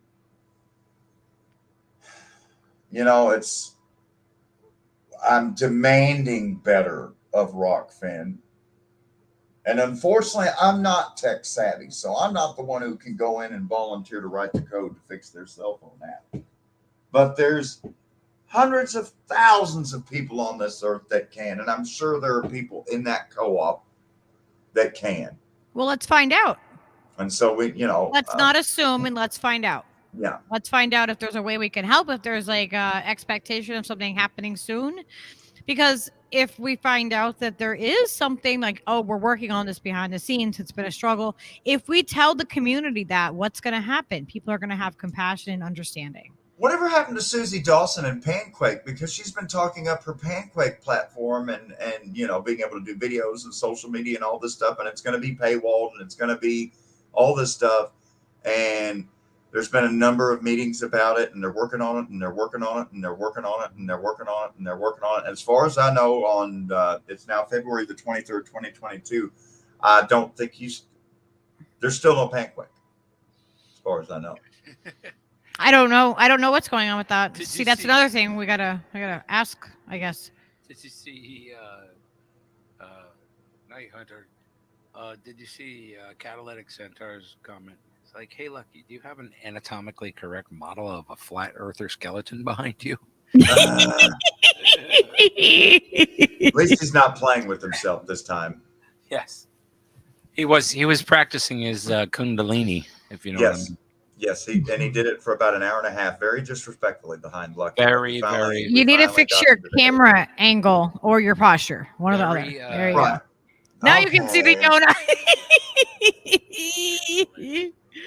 It takes getting used to being on camera and just like, knowing like, where your headspace is and Where all that is your stuff. headspace? Where's your headspace at, Yona? Well, it's right here, but I'm all over the place. You are. Yes. It's hard to get, even in this little reserved box. It's a reservation, and I'm always. You know, always, I'm always a little apprehensive on the reservation. No, Hunter, I want you, even if you were really mad at us and you wanted to throw like an egg at me, I would still want you to tell me and yell at me. Yes. Thank you for the context And- on that, Hunter. It is important because, I'm speaking from a place of love. If Rockfin sucked and I didn't care, I'd never say anything about it. Not just No, go we're somewhere always like, else. go to Rockfin, let's go to Rockfin. And I'm guilty of sometimes just staying on the YouTube and being fucking lazy because I don't like using the Rockfin chat. But then I need to stop and go, okay, I need to be proactive in this myself. I can't just expect, I don't know what's happening. And, we got to make our voices heard. If we don't like something, we got to speak up. And that's the only way it can get better, Yeah. Panquake is a pay site, and has it launched? Is that like it's just The like one- a soft launch at first or something? Everybody could buy. I don't in know cheap? that it's launched yet. No. You know what also I love about Rockfin is I that they can't don't have remember. I haven't fucking seen it. commercials. They don't have ads that you have to skip through. You know what I mean? Like you're there, you get That's the the content. trade-off you make with the premium paywall. You're paying the premium paywall, but you're not getting just dosed with fucking ads nonstop. So And it's I a love that. trade-off. There's I pros and cons. freaking love that. Yeah. That's the best thing about Rockfin is no ads. Yep. And so, again, I'm not trying to critique their business model. My only critique is the most basic utilitarian functions of a fucking website. You're failing on the most basic shit. And it's just entirely inexcusable to me that it's 2022 and you have an app where it's literally incredibly difficult to participate or view or chat or interact with Rockfin using a cellular telephone. So, Jesus Christ, people. I'm a Luddite that's technologically stupid. And even I am like, this is just fucking stupid. Yeah, it just seems Jesus like Christ. less than what a And nobody's noticed this and nobody's trying to fix it. And are there it's no great that it's go up, but, self-respecting come on, millennial fellas. fucking Well, code who are we to snobs working for assume? these people? We gotta we gotta not as just assume shit, and we gotta do our own due diligence and say like, hey, we're not happy with this. We want improvement on this. What's going on? I think after that, after we reach out and after we So say I'm at something, the communicate. Panquake Talk Liberation website. This is powerful next generation messaging technology. Unique innovation. So it's all these things because I've watched several of Susie Dawson's presentations on Panquake about how awesome it's going to be. Panquakes and thunderquakes and cupcakes and lovequakes and all the unique innovation. Love what you see? Join. See what Susie Want to said. see this product delivered sooner? Donate to help this become a reality. So yes, it's still not launched. So it's still not launched. Okay. Did you see what 2.5 Susie- years? It's still not launched. Well, I don't know the ins and outs of building an entire website and all of that. Yeah, they were trying. That to is do not my expertise in the mutual aid aspect of this. I don't know enough. Well, I was thinking that Ryan Christian had participation and involvement with the creation of the platform Super U. Yeah. And it's a kick-ass platform. But I don't know if they have a cell phone app because I'm such a Luddite. I really, I've tried now 3 different times Love you, Hunter.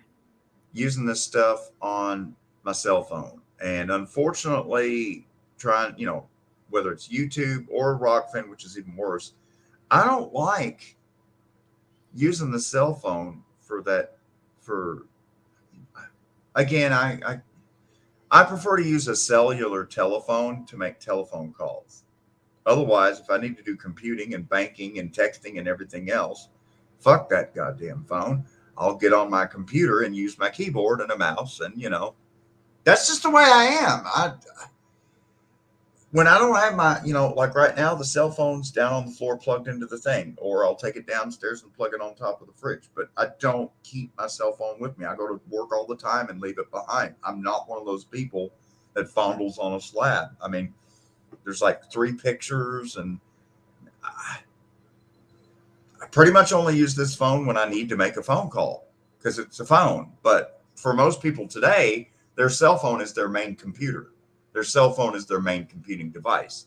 And they do all their emails and they do everything, watch shows, watch movies, do all this stuff with the cell phone. Not Yona. I mean, I don't like cell phones. I know they make you sick. And I know, like, especially Bluetooth things in your ears, you're literally frying your fucking brains. I mean, you're never actually, when you make a phone call with a cell phone, you're not supposed to press it against your ear. Did you know that? Yeah. It says so. It's supposed to never be closer than 6 inches to your ear. I've never, ever, ever heard anybody using a cell phone like this, 6 inches from your ear. Why does the manufacturer say the cell phone is supposed to be 6 inches away from your ear when you're using it? Why do they say that? Because it's cooking your fucking brain when it's pressed against your ear. So anytime I use the phone, it's on speakerphone. Speakerphone only. I only do speakerphone and hold it out in front of me so that I'm just frying my wrist and my arm, but not my brain. Well, I mean, and then think about it. Men put their phones right in their pockets, or women in their purses, and where we carry them, like women that put the cell on phone our bodies. It's right up against our bodies. Women that tuck the cell phone in their bra, they're getting breast cancer right where the cell phone's against their breast. Yeah. For women that carry the cell phone in their bra, yep, it's immediately giving them fucking lumps and cancers in the breast where the signal's going in and out and in and out and in and out. Because even if you're not on a phone call, even if you're not browsing, if you have to turn it off or even in airplane mode, it's still sending and pinging and doing its fucking thing the whole goddamn time. Regardless of whether you're using it, it's still sending and receiving signals the whole time. And those signals are going through your flesh and everything else, causing damage, breaking DNA strands. Did you see what Bubblegum Douche said? Awesome. That's awesome. Finally. So, John Kiriakou, that's exciting, just tweeted that he got a pancake demonstration and gave it his seal of approval. Supposedly, they're close to launching. Yeah, and Gamer, yes, it is a pay site. But here's the thing with Pancake that I do, as long as they stick to what they've, said was their model and everything like that, I think it's like $5 a month. And they have it where, like, if you can't afford that, then, there's ways for, you to get, like, a free account where you don't have to pay that. Mm-hmm. I would rather find the $5 a month to pay for a site than have a site take all my information and my data and censor me and do all this stuff. You know what I mean? Mm-hmm. I would so much rather pay $5 a month and be able to have, the security of knowing that I'm not being mined as I'm online. And that my information, that when I'm, on a site, I'm actually getting what my parameters are, not what that website decides that my parameters should be, and who I want to see and who I don't want to see, or this or that. I want to know that, the reactions I'm getting are real and they're not filtered. You know, I think that, and if everybody pays like a very small amount, or there's scholarships and people that have the $10 or $5, I think is what it is, to pay it, then they pay it. And like, that's a form of mutual aid right there too. Mhm. You know? Well, that's why I asked about Panquake, because I've been following the developments very, very closely. And Susie Dawson has been one of the most ardent defenders and advocates for Julian Assange for years and years and years and years. And I just absolutely think the world of Susie Dawson. And so I've just been waiting with bated breath for the final rollout and deployment of Panquake for the launch. And so it's wonderful news to hear that they're finally close to launch. And then for those that aren't aware, John Kiriakou was a CIA whistleblower who is part of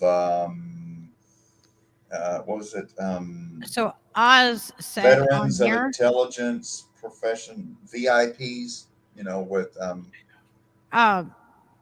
well, Oz said on here that Susie has PTSD on steroids. She's twitchy as fuck. I feel really sorry for her. Just don't say anything bad about Snowden, and she'll go ballistic.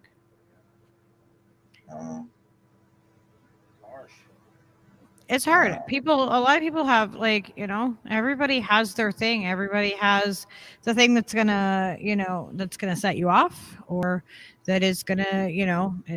Oh my God, Susie's been put through such a fucking ringer. I mean, like an old fashioned clothes ringer. You know, like there's still people here in the country that have those old fashioned washing machine where it's just a big sink and then it's got the ringer. Yeah, watch your titties. Where you can wring the clothes. Watch your hair, and then put them up on the clothesline. Yep. I mean, they've really put Susie through the ringer, and it's taken quite a toll, as it would on anybody when, you know, you're targeted by the Five Eyes intelligence apparatus. Oh, Bella has a thing for me. Here's a neat trick. If you have an ad on YouTube, click on the channel name and then click back and no more ad. Huh?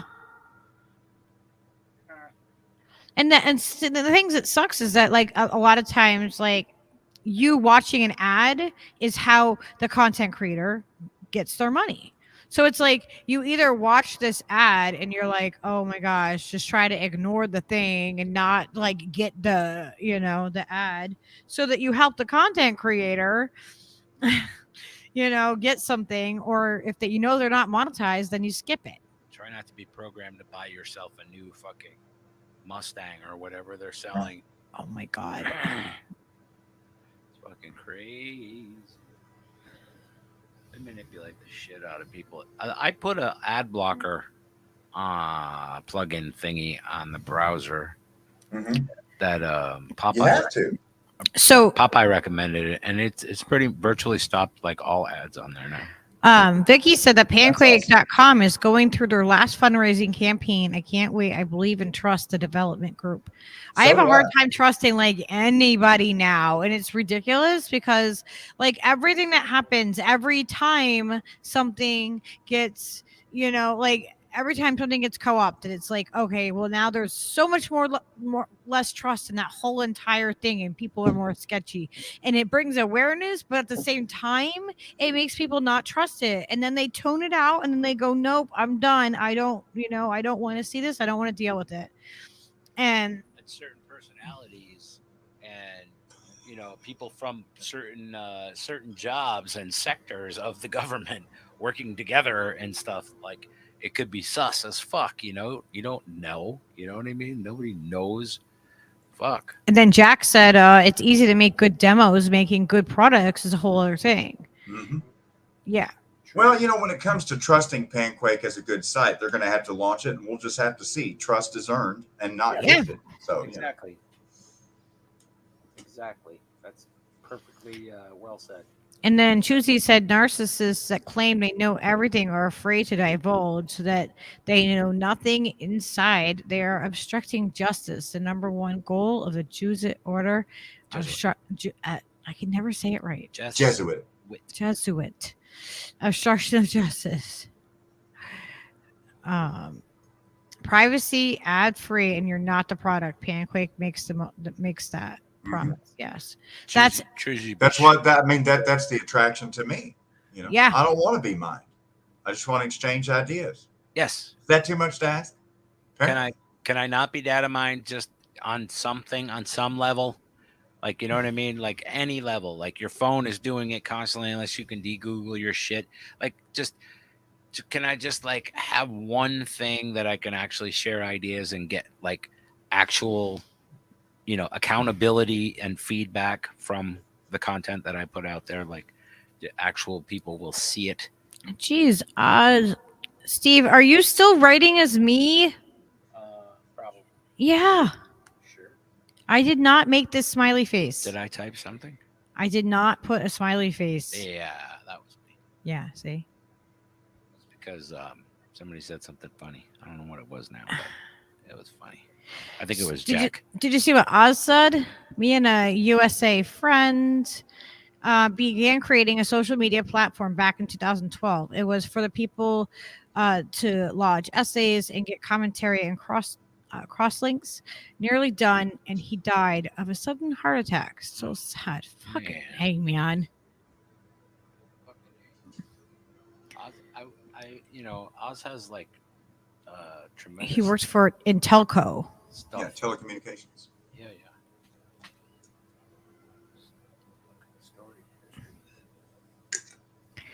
And I just want to catch up and see what everybody's up to in here too. You can't understand history until you learn to read between the smoke screens and the choose.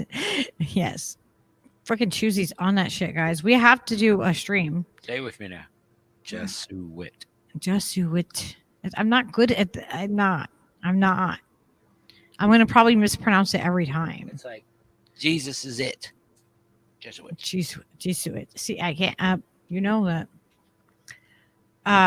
Jesus is just all right with me. Okay, Jesus we're not. is just Let's all not. right. Can we not? Oh, Can we yeah. not? I don't want that in my head, please. That's like no. I'll be like Too late. tomorrow, It's and I'm gonna already be like in your head texting Yona, like, "What the fuck, you motherfucker? What the hell did you have to start singing that for?" That immediately starts like if you. All right, the only way I'm going to break the spell is Okay. to do this. Lord, I was born around. Okay, and then Oz All right, Whistle see, I says, broke the split. I I just personally destroyed that watched spell. my boss at the telco develop Kenner and what? If you have the right combination of people in Yep. a room, and you start singing "Jesus is just all right," Stop, Steve. everybody will start singing it, and it will immediately switch into Blackwater. All right, Yep. And Steve. everybody will start singing the harmonies. Oh, Blackwater, keep on. Stop, rolling. Steve. I don't want these freaking Keep songs on stuck in my head. shining on me. Oh my god. Let's keep on shining on me. Steve, I think we're treating Lucky like the substitute teacher again. We're going to have to stop shooting spit wads. Settle down, dude. Yeah, I'll silence you motherfuckers. Yeah. Take the mic away from him, mute you. Oh, Leo. Did you see what Oz said? Like he's watching his friend literally get the fucking cancer in his head from the goddamn cell phone. Yeah. What the fuck? Yeah, that's the thing. There's going to be so many people getting fucking brain cancers from using their cell phones. You have no idea. They give off so much radiation. Yeah, gamers. See, gamers on that shit. But they have the stuff that you can why am I like my brain is like not with it today? I feel like today It's all the is- radio waves, man. Yeah, well, if you keep Microwave. Thanks, Steve. That's really helpful when I'm telling you that my brain, that I'm having a hard time concentrating on what I'm saying, and you tell me that my brain waves. That was helpful. Microwaves.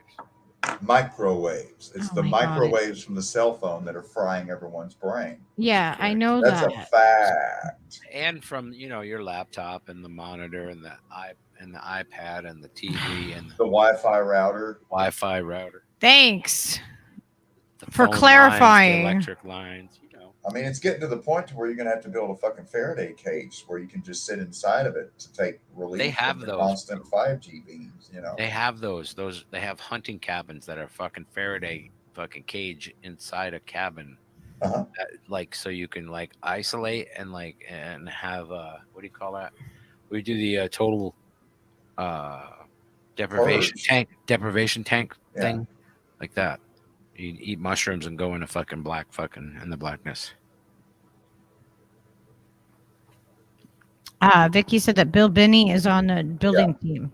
Bill Binney is a fucking genius.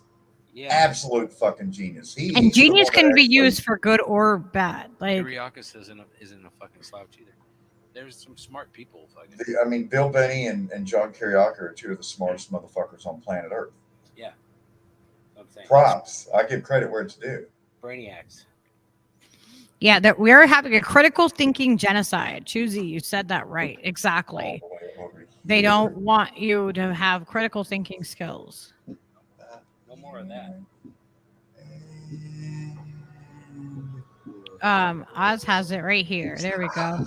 He says he blocks the ads. I have religious objection to them. All advertising is a mind fuck, and my mind has been fucked too much already. It's so true. Yeah. Yeah, bro.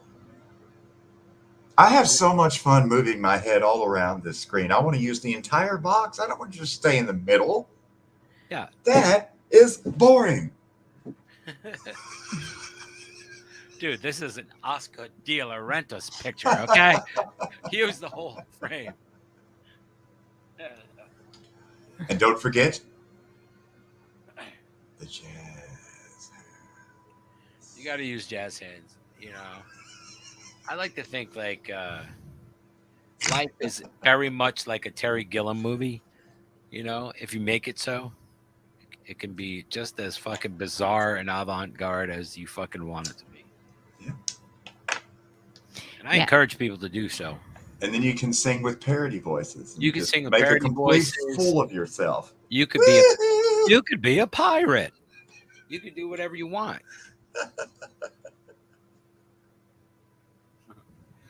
I went and found that gift today. Somebody said somebody did something. I was like, all I could think of was Rocco's Modern Life, the cartoon.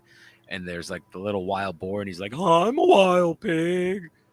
And I like went and found that GIF, and it's the best thing that I could remember. You know, Dominic's not helping things. Dominic is spurring me on to make an entire Hormel Oberman album of nothing but Hormel Keith Oberman songs. And I wanted to bring this up real quick when you guys are done with your. So the point being, it would give me so much pleasure. I mean, it's one of my wildest dreams at this point, that if eventually it could actually get to the real Keith Oberman, a sample of this. What is Hormel Keith Oberman? What are all these kids talking about on the interwebs? Why is this going? And then he hears one of the Hormel Keith Oberman songs, and he's like, "What the fuck? That's terrible. Soon that's fucking stupid. That sucks." There would be, you know, Hormel Keith Oberman tribute bands popping up all over Central Park, and it would be like, oh my god, beautiful. And Keith, and the whole point is up top in his little. It's supposed to suck because it's Keith fucking Oberman. It's gonna suck if you're doing it right. If you're really summoning your inner Keith Oberman, you've entered the kingdom of suckdom. Okay, you're all scared. So there we go. That's done. Tie it up. On to you.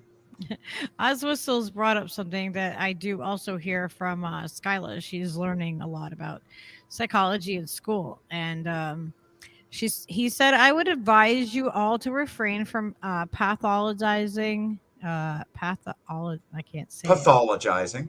Yes. Like apologizing, but pathologizing. Yes. Others until you have spent at least 5 years understanding the pathology. For instance, use the word narcissist when you know what it actually is. And I know what he's talking. I'm sure that there's more to this. Skyla says that to us, you know, in order to calling somebody a narcissist, that's actually a diagnosis that you're supposed to get from an actual doctor. And we misuse these labels a lot. and we aren't psychologists, and we need to remember that we aren't, and we should not be labeling people with terms that are actually a mental health diagnosis. You know what I mean? Like Well, we need I'm to be not a careful. doctor, We and need to I'm be not a careful mental in health which ways expert. we are using the words that we're using, because we're doing damage by doing that also. Because if we're not educated in that, then we shouldn't be saying it. I like to just. I can unequivocally say that I am accurate when I label Donald John Trump as the most public example of American narcissism alive.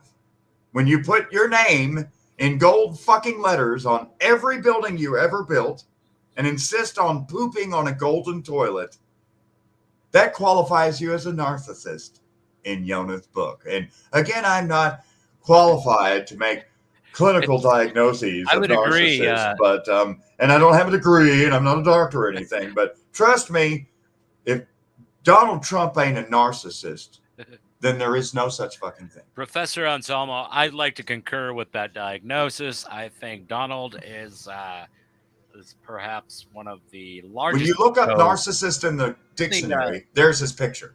Yes, he's certainly it's symptomatic huge. of a narcissist. Okay, I think we all can agree that. I mean, can we just get some doctors to Can we say just it, stop and then I talking can? about Donald Trump for 5 fucking seconds? Anyone ever for the last how long? Well, I'm going to have to disagree slightly here when it comes to clinical diagnoses and saying that only psychologists and psychiatrists are allowed to use certain terms, and they're the only human beings on the earth that have the capacity of critical thinking to make these type of judgments about people. Because, at this point, most people wearing lab coats, whether they're doctors or physicians or psychiatrists or psychologists, like the ones that are in the room in Guantanamo Bay when prisoners are being tortured, like the American Psychological Association helping the CIA improve their torture techniques. Quite frankly, all these psychiatrists and psychologists can collectively all go fuck themselves, because human intuition and critical thinking skills are not relegated to some person that's been knighted and tapped on each shoulder by the sword of some Rockefeller State Board of Medicine, where they all fall in line and say, everyone has to get a vaccine. Everyone has to do this mandate. I mean, but I mean, that's not, it's just that we are using terms that we may not fully understand. And well, you definitely you don't want to make to me, it's more of a grammatical thing of making a malapropism. If you're using a term that you don't understand the full definition and context of that term, and you're using it in language, then you're going to sound like that what's her name that went on Joe Rogan and was talking about, well, Tulsi Gabbard is just a toady for Bashar al-Assad. And Joe Rogan's like, oh, yeah? What's a toady? Oh, Joe, you know what a toady is. No, but you're the one that just used it. What's a toady? Well, let me see. I'm going to have to look it up. Okay, if you have to look up a word that you just used in a conversation, it's a malapropism, right? Yes. So if you're using the term, well, you're just a narcissist, and you don't even know what a fucking narcissist is, yeah, stop using that term. If you're saying, well, you're just bipolar manic depressive, okay, again, if you don't know what that is, then you shouldn't be using that term if you don't know what the term means. But to say that you should only use that term if you're a clinical psychiatrist or psychologist, that's saying that unless you've been knighted and allowed into that very exclusive club, well, no, then you don't have the intellectual capacity no. or the critical thinking skills to be able to even understand the DSM or the concepts that are being described. And there are some things that are very against complicated that we may not understand, and to give diagnoses to somebody by labeling somebody as something, like that's more what it is. We shouldn't be like diagnosing and labeling somebody with a mental health illness or something and using a label that is that if we don't know for sure. How do we know? Okay, let's be completely, think about this, though. brutally But honest hang on. about it. Let's Every think single about this. person does Wait. this when they go home in their own comfort of their own home and they're meeting new people. They But do you're not think letting me this. finish my thought here, okay? Go ahead. Because we don't know. We know what we know about Donald Trump. We know that part, right? But we don't know how he was brought up or how, like, if he thinks that that's normal because of, like, how, like, he's been indoctrinated into freaking life. You know what I mean? To him, he might not be being narcissistic in the same way that we are using that clinical term to be used. I think that sometimes it's just overused and it's overly thrown around like a fucking by people that don't know what it is. So I'm just saying that we need to use more caution when we're saying terms that people in the general public don't understand, are not fully aware of, and they're getting like just co-opted and thrown around, and then they become diluted and then they become less. Like the word Nazi doesn't even mean what it freaking means anymore. That's what I'm getting at. His There comment was is about there is a little bit of like, you know, like you can take it the way that you're going completely. I agree that he like fits the definition. I'm not saying that he doesn't, but in general, we should really think about the larger picture of what we're saying and what labels we're using and how casual they are used. Well, the 2 points I would elicit. Number one, he was talking about don't stigmatize and pathologize people, and was framing it in that regard of, you know, don't be pathologizing people and trying to assign a particular pathology and psychoanalyze people. And you shouldn't do that. And you shouldn't use terms if you don't know what they mean. And there's that context of it. And so I can understand about, you know, not trying to stick, you know, to me, it's kind of conflating pathologize and stigmatize. But yeah, I know it's when it comes to actual people and the way they live their lives, when you meet new people, when new people come in your life, or any people, business, whatever, some stranger at the grocery store, every single person is psychoanalyzing the people they meet. Every single person Can you please is coming up with these judgments. And so I, for one, am not going to say that there are certain terms that only there's certain terms that only psychiatrists and psychologists are allowed to use. There are certain terms that only engineers and surveyors are allowed to use. There are certain terms and words that only lawyers are allowed to use, because no one else is going to understand what in loco parentis means, and no one else is going to understand what quid pro quo means. That's bullshit. I totally push back against this false narrative as a linguist and a polyglot who speaks many languages. You don't get to tell me what words I get to use. You don't get to tell me, oh, no. You're not allowed to use that word medulla oblongata because you're not a brain surgeon, Yona. Why are you using those fancy terms from another profession? You're not allowed to use those. Those are clinical professional terms. Careful what words you're using. Words are weird. You know, it's like, who are we kidding who? Who's kidding who now? You're always psychoanalyzing other people. Like, dude, what's their problem? Dude, what's their problem? I'm not diagnosing people. Why is she doing that? Why is this person doing this? Why is this person doing that? Trying to make sense of their behavior. Everyone's analyzing people's behavior all the time in your relationships. It's normal thing. It came from somewhere, you know. I mean, it's not like some invisible like being came down and said, "This is what this means, and this is the answers." No, studied people to figure those things out and figure those terms out. I don't know. Maybe Oz can clarify. I thought it was more like don't be a diagnosee, you know what I mean, of things unless you really know what you're talking about, or don't put labels on people. I just really really have a hard time taking most of psychiatry and psychology seriously.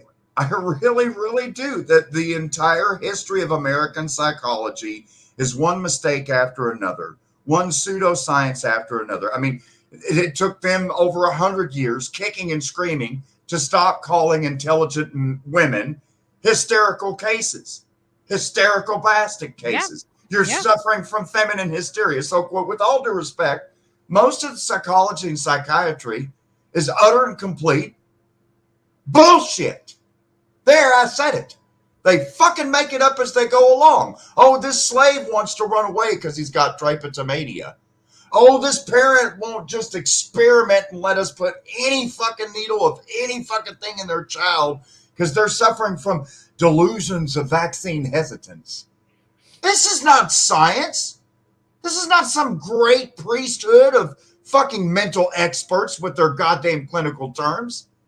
More than half of their shit in psychology and psychiatry is completely, totally fucking made up. They pull it out of their ass. I think There's no such thing as feminine hysteria. They just did that to vilify women. That's how everything works, Yona. You get about 50 to 60% of something right. Yeah. About 50 or 60% of the time. And that's kind of how it goes, right? I mean, that's like the fucking deal. But I totally get what you're saying, and I'm just as skeptical about things like that and have always questioned psychology. And well, look at their diagnostic and statistical manual, the DSM, which is considered the holy Bible when it comes to the practice and clinical diagnoses of mental disorders.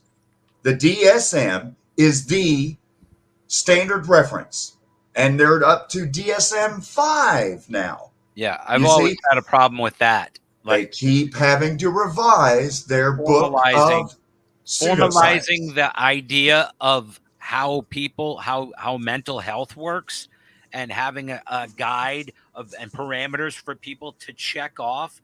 That those things never fucking work accurately. So how could they hope to get anything right? Do you see what Oswhistle says here? Mm-hmm.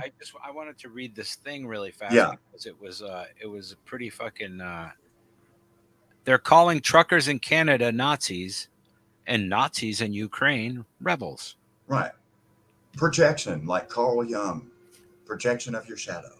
So Oz was saying on here that he said, I know a fair bit about schizophrenia, BPD, bipolar disorder, narcissism, and a few others. And yes, Trump is a classic narcissist.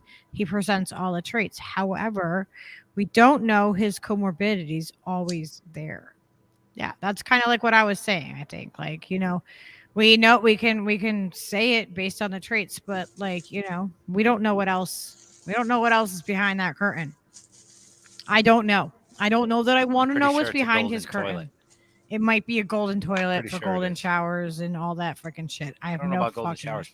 I mean, how on earth are these? I mean, if you have a thing with a golden toilet, you might probably have a thing with a golden shower. I mean, it kind of it kind of goes together, okay? They kind of seems like it could be a relevant thing. Imagine how heavy that toilet is. Why? I don't know. Has the American Psychological Association and American psychologists worked so closely with the U.S. military in improving what they call enhanced interrogation techniques? Or let me be more blunt. Why in the fuck is the American Psychological Association and American psychologists, MDs, doctors, why do they continue to help improve the torture methods used against American inmates and detainees at Guantanamo Bay? Why are they using their psychological expertise to improve the mental tortures being used against prisoners? How can I take this institution of American psychology seriously in any way? Every single thing they've ever touched, they've gotten completely wrong. They've gotten slavery completely wrong. They've gotten women completely wrong. They've gotten PTSD completely wrong. And now they're helping the Pentagon improve methods of mental torture. Yeah.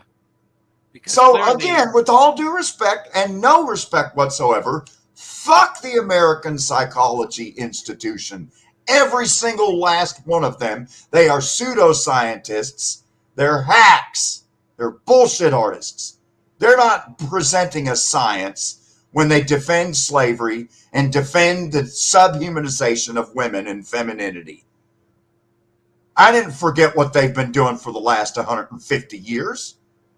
But as an institution, the American Psychological Association and the different state boards, it's just a component of the empire used to stigmatize and pathologize the entire population while they wear lab coats, and then they get to say no one else is allowed to use our clinical terms. Fuck yourself. Yep, take your money. Get the fuck out of here. Did you with see that what Cadillac Centaur said?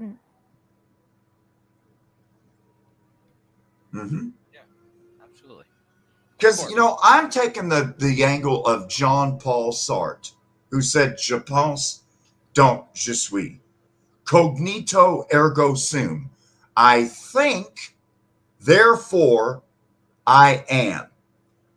And what truly defines a human being is not the homo part, but the sapiens part. Sentient. You're able to critically think for yourself. And that's the difference. That's what's disambiguating our human population on Earth right now. I don't know if we're seeing a replay of Charles Darwin's survival of the fittest, but at this point, there are people who are critically thinking for themselves and those who are not. And they're those that are like kind of like in the in between. They critically think and like try to like examine like partial. Like they don't want to see all of it. They don't want to like acknowledge all of it. It's like they got like one foot in the critical thinking and the other foot they're over here. And it's like come on. Some people's It's capacity really for truth. hard to then, you know what I mean, to step all the way in and really be able to have that conversation. But people, it's really hard. Sometimes. And we have to hold their hand sometimes. Sometimes people's, capacity for learning truths and discovering things for themselves like slow, like a trickle at first. And it generally gets better. It gets wider. That little stream turns into a river. And you know what I mean? People become fucking insatiable for that fucking knowledge. And that's the best thing about critical thinking is discovering all these things that you were unaware of and being able to utilize that information, and pass that information along. And it's an epiphany for that person when you figure it out for yourself. Yep. It's epiphanal. It is. But you have to do the math in your own head. You have to add up the numbers in your own head. It can't be a thing of like where Yona comes in and it's like, listen, everything you know is wrong. And everything you believe is totally false. So now I'm going to tell you how wrong you are and what exactly you need to believe. And how faulty you've been. Because it wouldn't be authentic if you then are like, oh, okay, well, then I'll just replace everything that Yona thinks with my own thought. That's not what we want here. We don't encourage that. No. We encourage you to have your own thought process. My approach is, I don't understand this. And what challenge each other because sometimes we really are confident how wrong we really are. Yeah. We can be really confidently wrong. Everybody can be. But I think more people need to trust their own tuition. Absolutely. More people need to listen to their own heart. If you ask Yona, the best expert on Lucky is Lucky. Mm-hmm. The best expert on Stever is Stever. You two are experts in your own right. So I would not ever, in your own right, look at other psychologists and psychiatrists and say they're more of an expert than you. Don't discount your own intuition and your own ability of critical thought. And we need to not do that to other people too, though. But that's the point: is that we need to not do that to other people too. Right. We need not put our label on somebody else and say, "No, we know you better than you do." Yeah, that's what my point was. Also, is that also, we need to look at that from that whole perspective too. That I'm not an expert on somebody else, and so I can call somebody whatever the fuck I want. That doesn't make it true. Well, to take Ross's comment to the psychological terminology of feminine hysteria, okay? Feminine hysteria is a clinical term. Feminine hysteria is a term that should really only be used by psychologists because they're the only stupid fuckers that ever tried to convince the entire world that if a woman is intelligent, it's because she's crazy. Yep. So, I will never use the term that woman is hysterical or suffering from hysteria because I'm not a psychologist. And that's a clinical term. And turns out it's totally fucking wrong. Yeah, and, it's a human having outrageously misogynist. It's a human having a human emotion. Oh my fucking God, that's what it is. Boil it down. Full on misogyny.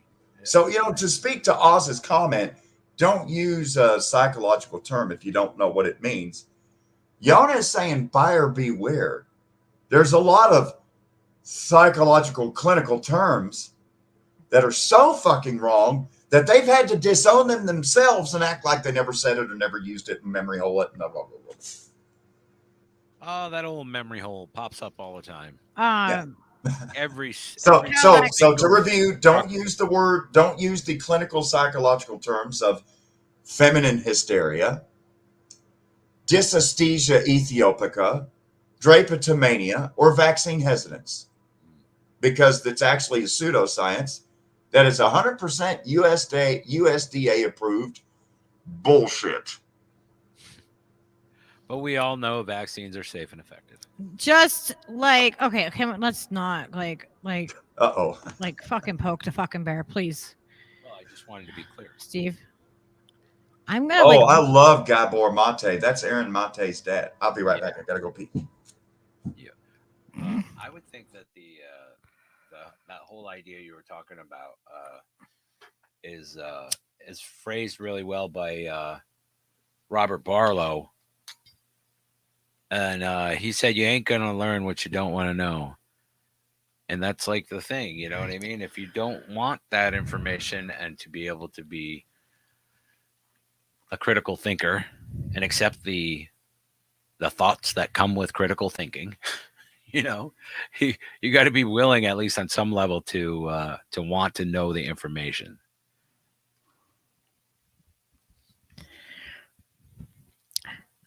Bubblegum. Whoops. I'm looking at Bubblegum Douche's comment, and Bubblegum Douche said, and just to clarify, I wasn't suggesting Trump is a sociopath. I just meant in general. Yes. I think the idea that like Donald Trump is like a dude with a flashlight shining on him. And the shadow that it casts is like fucking 200 feet tall. And that's what all the people think he is that shadow, like 200 feet tall, but he's really just a little chubby old man with bad hair and poor reading apprehension skills.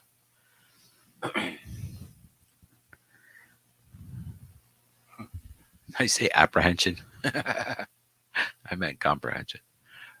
Friggin' baked. God damn it, Yona. I'm so stoned. He didn't hear me. I have his headphones on. Oz Whistle said it's an insanely deep rabbit hole right down to the microbiology. One thing I can say from my reading is that any madness at the doorway to all madness. What is the deal with the virology as a science? That's a fucking weird. I don't know. Let me get through somebody's chat so before you go off on a whole different I wasn't thing. trying to go off on nothing. It will though. We will go off. What people thought about that. It's very simple. I see virology in the same vein as phrenology and studying the shape of someone's skull.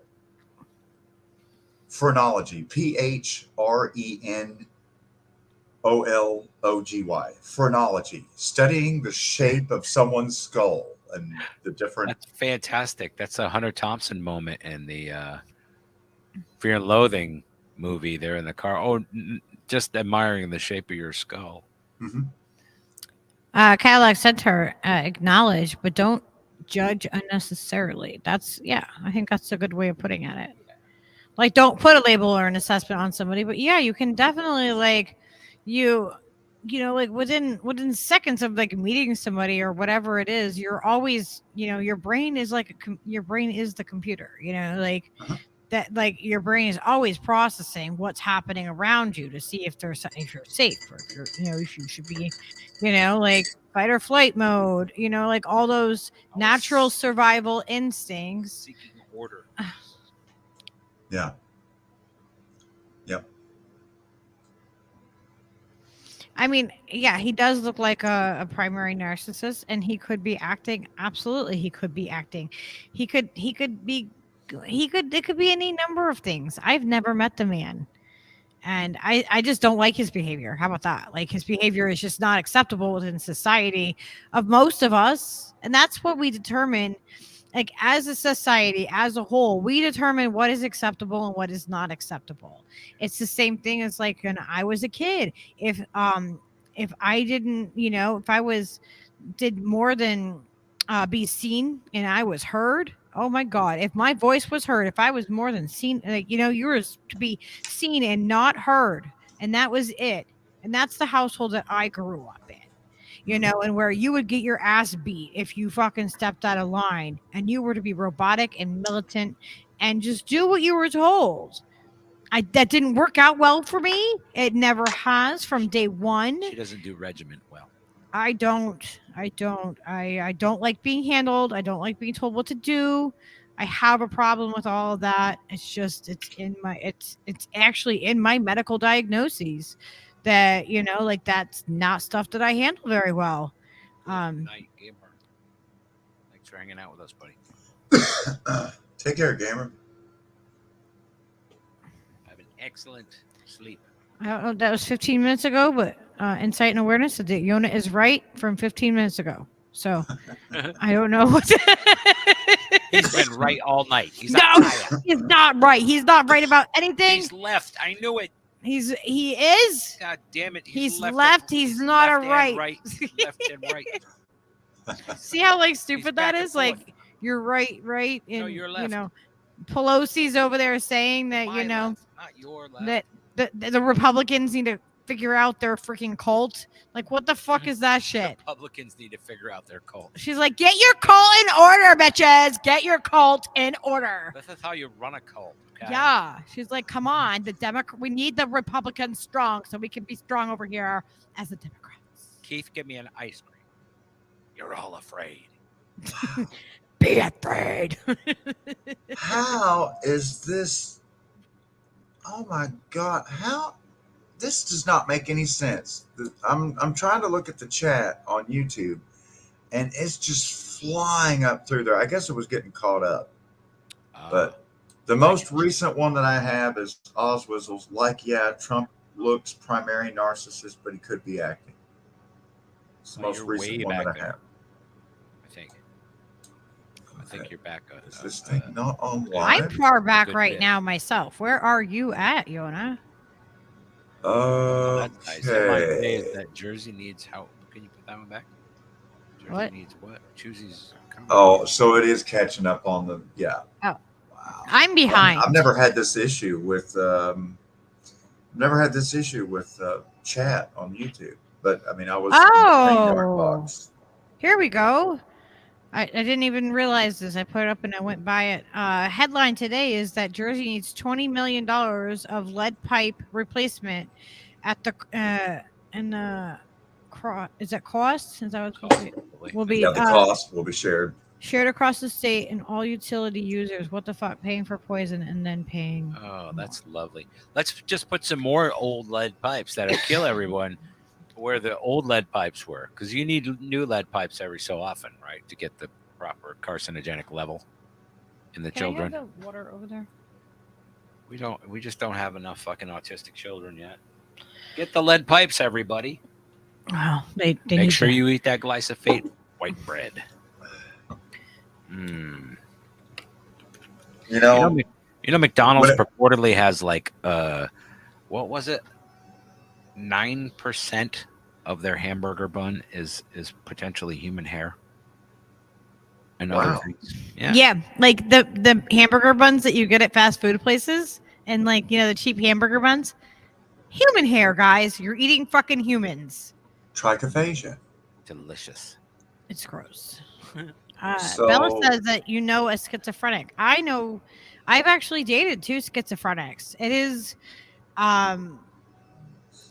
very different for every person. like there is different levels of it, and there is different levels of I had, and actually one of them uh I am not a doctor or a diagnoser or anything like that, but one person that I know, they actually dissociative identity disorder, and I saw them change into 4 different people, like in front of me. Like if you've seen that movie Six Souls, yeah, like it's a real fucking thing. I've seen it happen, and I've seen the different cycles during certain, mental health time periods where different people emerged. And I'm telling you, physically people change, their voices change, who they are, their personality. It is distinctly different people within one person. And this is somebody that was diagnosed by, so-called professionals, and I saw it myself and lived it firsthand. That really makes it all the more fitting that in this episode of Fearlessly Authentic, that I debuted my other voices that we're calling Thoy and Hormel Keith Olbermann. Because, I mean, it's like, what the fuck is that? Angela Lansbury. Like, that's not how I talk, but it's in... Why am I rapping like that? What the fuck is that? What is that? Like? Well, I guess it could be it could be alternate reality, or it could be just that it's fun to do voices. Yeah, I mean, to me, it was just fucking off. Like, okay, I've done all this hardcore, I've been mixing, and I'm getting so fucking mad with fixing the levels, and I got this fixed, but now I've got this other shit going. Fuck it. I'm just going to make a fucking, I'm just going to fuck off on a song. I really need to just vent and, I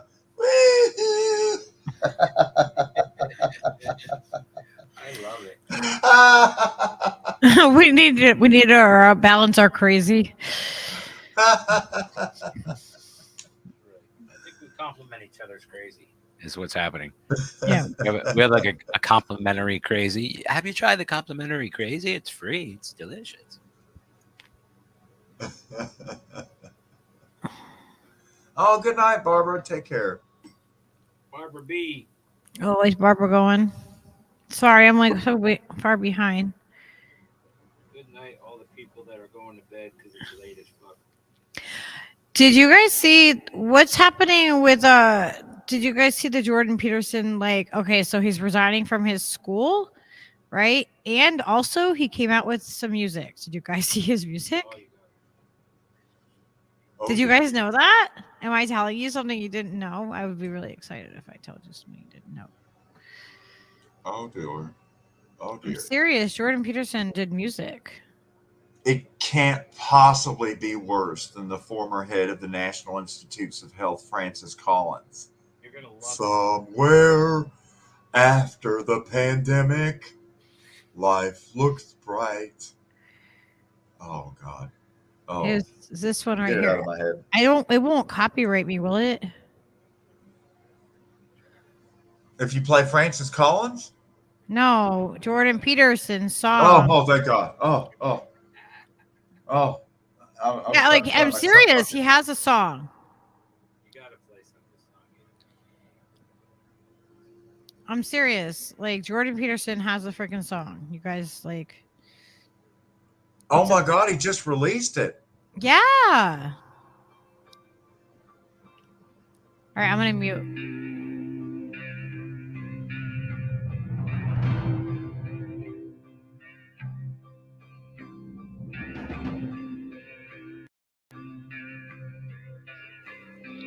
What are the seeds you sown that left you so alone? You should be doing swell. You could have built a home, but now you're on your own. You should be acting well. You should climb off your throne and see what you've been shown. You might think this is hell.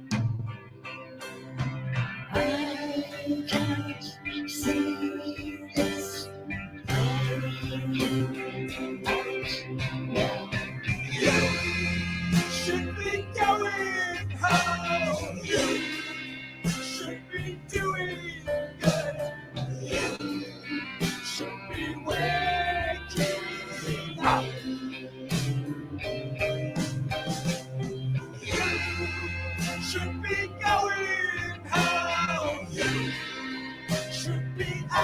waiting well.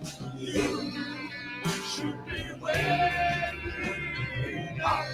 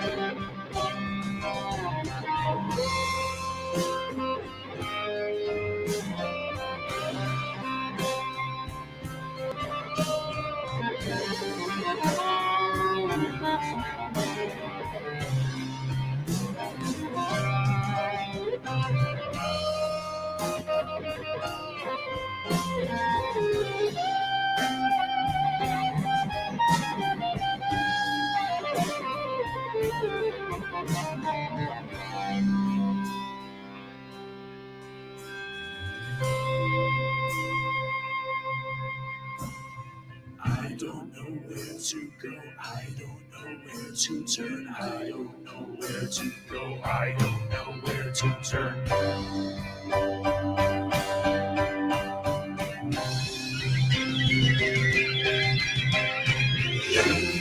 You should be heading home. You could be on your own. You should just stop and think. You should be doing well. You should be waking up. You should be waking up. Wake up. Wake up. Wake up. Wake up. Wake up.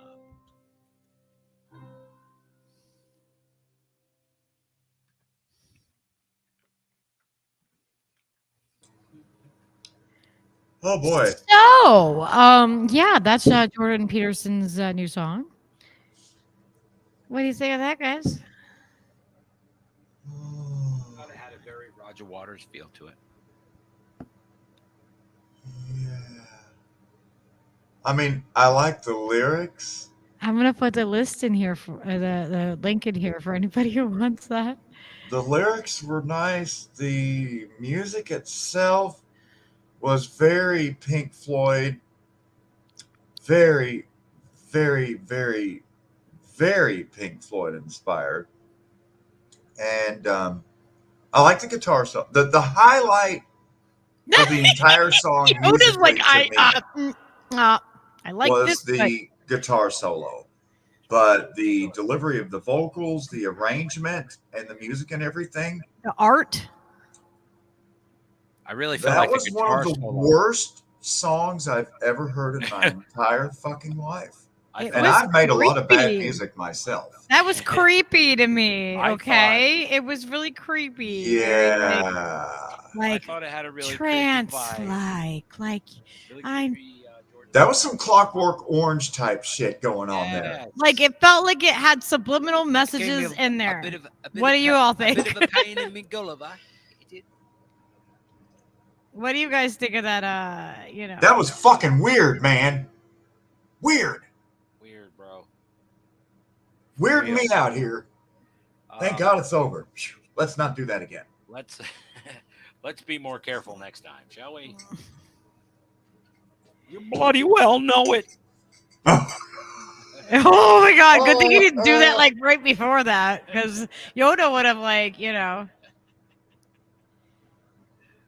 I could never see myself doing a duet with Jordan Peterson unless I can summon my Hormel Keith Olbermann voice. Yeah, I think you would Bubblegum. have to. All right. So I let's would see what everybody else definitely thinks. I would definitely do a Hormel Keith Olbermann duet with Jordan Peterson. You hear that, Jordan? Okay, so Bubblegum Douche says, You're on. sorry, not a fan. Cadillac Centaur said, I hate the lyrics. Mhm. Strongly dislike the lyrics. This is the best debut of a song ever. Hey, this is where we review the art and the music section. Yeah. Welcome to Lucky Burrito Art Music. Oh boy. Like, so Peterson as Roger Waters in the new Bad single called "Wake Up." it was really creepy. Like, it makes sense. Like, yeah, people need to wake up, Yeah, they do. and like dystopia is coming, and Jordan Peterson is really fucking weird. Very weird. He just quit his job today. Yeah, he quit his job. He's During like, that entire song, I had this look on my face the whole time, just. I wanted to quit my job during that entire song. Choosy said, so It made we're me not sad. psychologists, so we should not watch YouTube videos on narcissism and share the tips with our friends. Good night. I completely agree. Drop the mic. Drop that mic. We fucking love you. Choosy said, narcissism is abuse. It's not rocket science. God damn it. I love how everybody just has an opinion. If you stare at your All you guys have opinions, just like you got assholes. Like you guys got opinions and everything. That's just like your opinion, man. Okay. Even if we agree or don't agree, like it's just yours. In my opinion, gravity is real. But we're going to find out who's right here in a second. Jump off this bridge with me. I'm wearing a bungee cord. Yeah, right? Oh, fucks with and the then G's. two people jump off the bridge. One of them survives, one of them doesn't. Why? Oh. Well, so you then said common gravity sense? wasn't real. Who's right now? Well, who's gravity? Define who gravity is first, and then we can determine the rest of that. Gravitational forces don't give a fuck about your feelings. They do not. That is the name of the Jordan Peterson album. Leo says it's okay. My mutual aid is my cuteness and my kisses. I have mutual aid of cuteness and kisses, and I play the drums, and I like to snuggle. That's my mutual aid. That's what I bring to the table.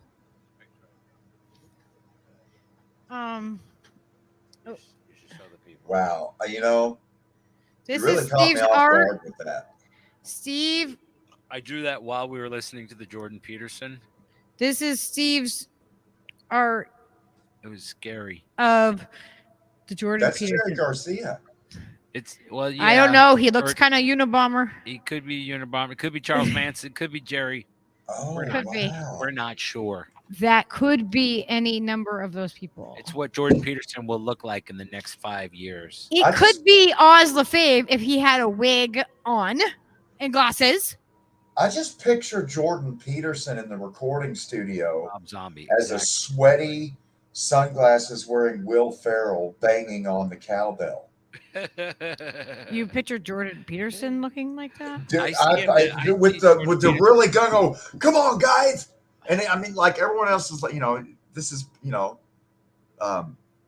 Blue Oyster Cult, you know, doing Yeah. Don't Fear the Don't Fear Reaper, the Reaper. right? And meanwhile you got Will Ferrell, who's just really fucking. I've never seen anyone cowbell so furiously. That was furious cowbelling.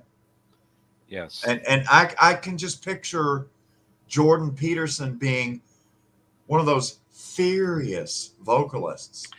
Did you is see that just clip? all up in the microphone with the facial contortions and like Yeah. you're like, Hand- is he taking a hand shit right gestures. now? Is he Gestures. constipated? Is that hemorrhoids? What's wrong with his face?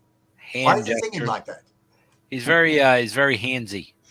Jordan Peterson. If you watch him, he Uh-huh. does a lot of hand movements and language and body gyrations and stuff.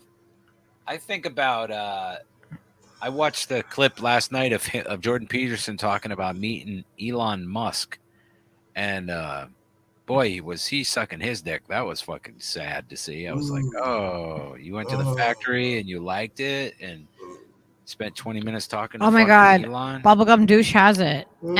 MST3K, that song. Yes. Yes, let's do it. I can't go through that song. I can't do it again. I can't.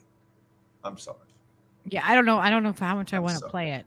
I'm sorry. That literally is one of the worst fucking songs I've ever heard in my entire life. There's so much subliminal programming in that. There's so much fucking libertarian crap baked into those fucking lyrics. B.S. Adams I is mean- like, sorry to interrupt this broadcast. YouTube, like, it's the only way I cope. Comedy. I know. And the problem is, This is our group. This is our mutual aid right here. Jordan Therapy. Peterson has said some things that are accurate, and he's kind of like a grandfather clock, where if you catch Jordan Peterson at just the right moment, twice a day, he's totally fucking right. I If would you give listen to him at any other time of the day, all day long, he's fucking wrong. All day long, he's wrong. I would give him a little bit better, like maybe 4 or 5 times in the day. He might be like pretty fucking close to spot on and nailing things. But when he starts talking about, being afraid of the dragon and all the weird They things do that he says, exist. They do exist. You bloody well know it. You bloody well know it. They're afraid of the dragon. They don't want to have to deal with the dragon.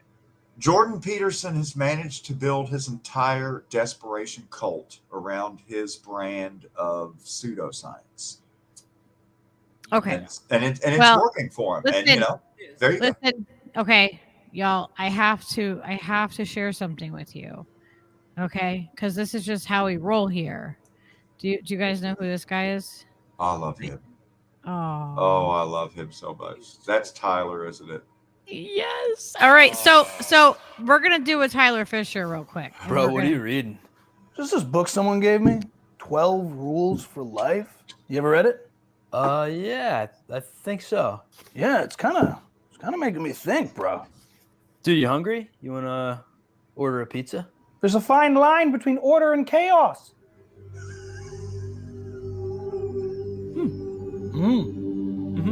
All right, bro. What size pizza you want? I don't know. Small, medium, doesn't matter. No, let's get precise. Let's get precise. So, well, okay. Medium cheese, onion, like pepperoni, mushroom, and and lobster. Yes. Okay. Well, So, bro, what'd you get up to this weekend? well, Up straight, shoulders back. thank you. What didn't I get up to? I thought I would seek an adventure because life is about adventure. Yes. So I went down to Soho to this new nightclub called the Jelly Bean. It's like 5-hour line. Man, it was colder than some nights at the Gulag. So, I walk in and it's like there's people everywhere and it's like I have to sort of figure out what is this? I have to sort of map out the meaning. And it's like, you won't believe it, but this supermodel comes up to me and she goes, "Do you want to come back to my hotel room and have sex with me?" I was like bloody blown away, I'm thinking like, well, sure. I want to go get some quick, meaningless, pleasure. But it's like, where is it going to lead? Well, you could just try foreplay. This works a lot. Well, I could do a little foreplay and just leave it at that. A little of that. Yes. Or like this, or some of that, I'm falling in love with this woman. I'm like, I've known her for 5 bloody seconds. It's like I'm projecting my mother's ideal of the perfect woman on this supermodel. It's like, no. No. So I told her to screw off. I went home, read some Jung, and fell asleep, And I got some pleasure out of that, So, Yeah. That sounds like not a wasteful evening, to say the least. by the way, bro, you're like totally jacked. Like, how much weight have you been lifting? For a long time, I was really trying to lift the maximum weight I could bear, It's not simple. It's not, because nothing's heavier than the weight of life's very existence. It's like, wow. It's bloody heavy, and no amount of weight, not a bloody dumbbell or kettlebell can match that. Yeah, it's like, what? Like, wow. We could descend into bloody hell. Okay, this is hurting my ribs. Like, so heavy, man. Like, man, whoa. Like, whoa. Yeah. I only eat steak and olive oil, and that's that. Yes. So It's like complicated, yeah. Whoa. Okay, guys. We have a couple apartment issues that we need to straighten out ASAP. Well, you might want to start by cleaning your room. Yeah, to clean your room. Okay, there's dishes like piling over and we have rats, okay? Well, things get bad one small step at a time. Okay, but there's a pipe leaking into my bedroom. Yeah, it's like you should have dealt with that months ago. Okay, last thing, I need you guys to re-sign the lease for next month. No. Why won't you just sign the lease? Because I refuse to cede the linguistic territory to ideologues that I detest, and that's that. Yeah, it's like you can't force us to say something. We'll see where that leads. You'll be eating your children. Whatever. Compare yourself to who you were yesterday, not who you are today. Yeah, and don't let your children do anything that would make you dislike them. I don't have children, fuckface. Ha! Well, you will, bucko. Hey, you want to watch the highlights? Yes. Why should your right to freedom of speech trump a trans person's right not to be offended? Go. Because in order to be able to think, you have to risk being offensive. Go. I'm just trying to work that out. I mean, yes. Ha, gotcha. Oh, gotcha. Gotcha. So what you're saying is... What a bitch. It's like no. Wow.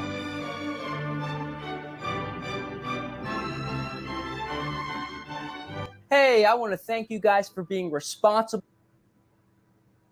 That was awesome. My God, that is so fucking funny. That is Tyler.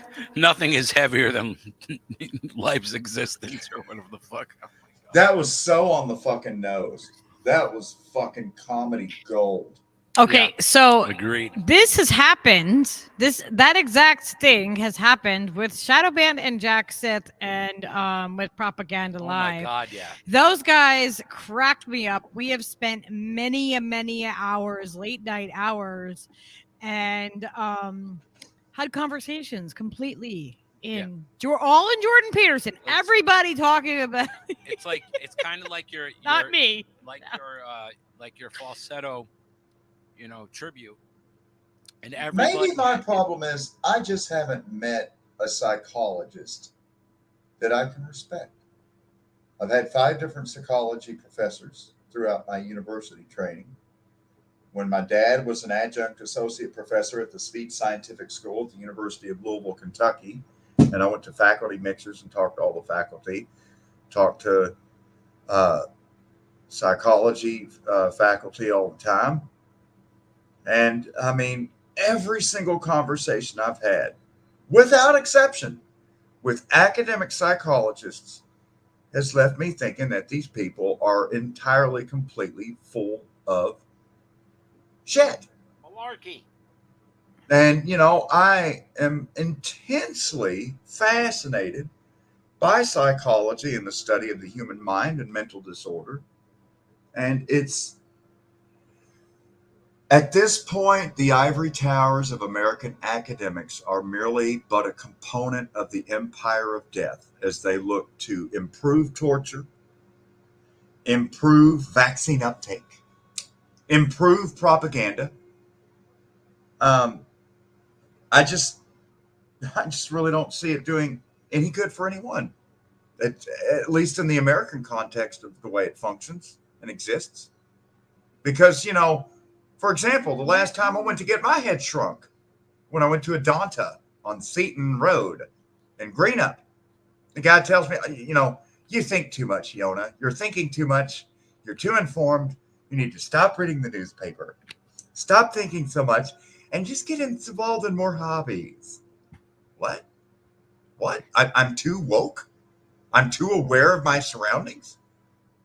And then when I start talking about, but all of this abuse that I'm feeling everyone's dealing with, it's because we're living within an empire of death and blah, blah, blah, blah, blah. No, we're not. This is a democracy. You're crazy. And come back and and see me next Wednesday.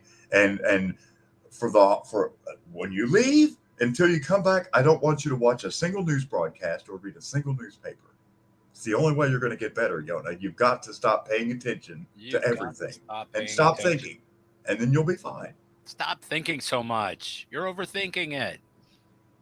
Yeah, because that's the solution. That's the big pill is the blinders. That is the big pill. That is the pill that everybody gets. What? Just put your blinders back on. Oh. Get back to work. Yes. And quit complaining and thinking so much. Put your blinders on and function. Bow your head, fall in line, shuffle your feet silently all the way to the grave. Fall in line.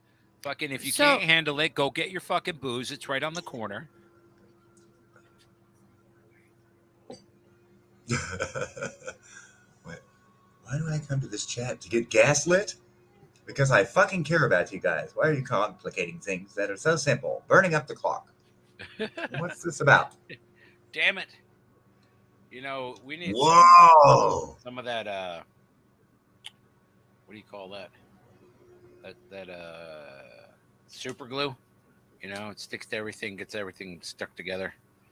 We need that kind of thing with the I really thought that well, I'm waiting to see if the truckers, you know, can organize on a level that they did in Canada in any major city here in America without getting fucking, you know, clubbed to death before establishing, you know, a fucking perimeter. I wonder if that's possible. You know, I really liked the phenomenon of the convoys going around and gathering support along the sides of the road with people cheering from every overpass and underpass as the convoy went through their town. That was very, very moving. Solidarity, man, is fucking moving as fuck. But honestly, you know, they had a demand and they went to the Capitol and they were able to do things in Ottawa. But Washington, D.C. was completely militarized after January the 6th. Yeah, so were a lot of other places like Portland, Oregon, and Seattle, Washington. Well, but I mean, in particular, the District of Columbia. Oh, yeah. Has actually been turned into a green zone where they've put up concrete walls topped with razor wire. And they've still got thousands upon thousands of machine gun wielding soldiers patrolling the secure green zone inside our District of Columbia in the nation's capital. So the security presence and the security reality in Washington, D.C. right now are entirely different from Ottawa, Canada. Yeah. Well, that's what I'm saying. I'm wondering how that can pan out effectively in which place can that occur in that way? Like, obviously, DC is like fucking off the table, and a few other cities that are really fucking militarized, like Chicago, and you know, there's a fucking few of them that they're fucking just armed to the teeth, waiting for something like this to happen. Just, you know, I would just point out that, you know, in order for the truckers in the United States, coast to coast, in order for them to make an impact and to be heard, they don't have to pull resources and they don't have to form these vulnerable convoys that can be targeted and intercepted on rural stretches of interstate highway as they cross the vast expanse of the United States. All the truckers have to do is all agree collectively that they're just going to stay at the house for 2 weeks. Yeah, they ain't moving. Yeah. And they're not getting in their truck. And they're not driving to pick up the next load. And they're not taking that next load to the dry dock. They're not driving their truck to Washington, D.C. to get the wholly complete fucking shit beat the fuck out of them. And to have their licenses taken away, to have their trucks taken away. All they have to do is do nothing. Simply do nothing. And the system comes to a halt. But then that allows the government to say the truckers are the bad guys The shelves are empty because they're not driving. Mhm. But Joe Biden loves you, and he's got FEMA feeding camps with death showers. I'm sorry, with 3 hot cots, 3 hots in a cot and a Wi-Fi signal. Did I say death showers? I meant hot meals and cots and Wi-Fi And then signals. YouTube videos, baby. You know, that's true. And I think ultimately, though, it's also the way, if coordinated correctly, Yes, with armed forces, that you can implement a fucking peaceful carnation revolution. yes. You know? So the You thing of it disable is, the system, and then if you already have the other pieces in place to expand that movement like rapidly across all sectors, then they can't stop it. You know? what we're talking about is basically a component of a siege warfare. Yeah. It's a siege warfare where you're using the logistics component of the truck driver to interrupt the supply chain. Mm-hmm. And Exactly. in order to basically put pressure, a siege type pressure on the system itself as it sputters and dies because of the lack of supply chain. But the problem is, if you do that, it's like a nuclear option, and everyone is going to be desperate for toilet paper and water and food, coast to coast. And you're going to end up inflicting pain upon all kinds of our own people. So here's the thing about it. We do need to use this strategy. We do need to fight them in these ways, but we have to have our mutual aid networks, and we have to have a way to maintain our own supply lines. Right. Otherwise, it ends up working against us and just convincing more people, because they can't gas up their car, because they can't find anything at the grocery store. It just pushes more people to literally strap a backpack on and walk to the nearest Joe Biden FEMA camp. They just starve and they think they're going to get a hot meal, but first they go through the shower that they never leave. Good night, Vicky Adams. Yeah, I think that that's pretty fucking accurate. And so that's the danger I see. We don't want to feed a Hegelian The danger dialectic. is that we let it go this far, so far, and we didn't stop them at this point, so they kept going. Then we didn't stop them again, and then it kept going, and so on and so on and so on. So I'm not saying doing nothing. Between a rock and a hard place.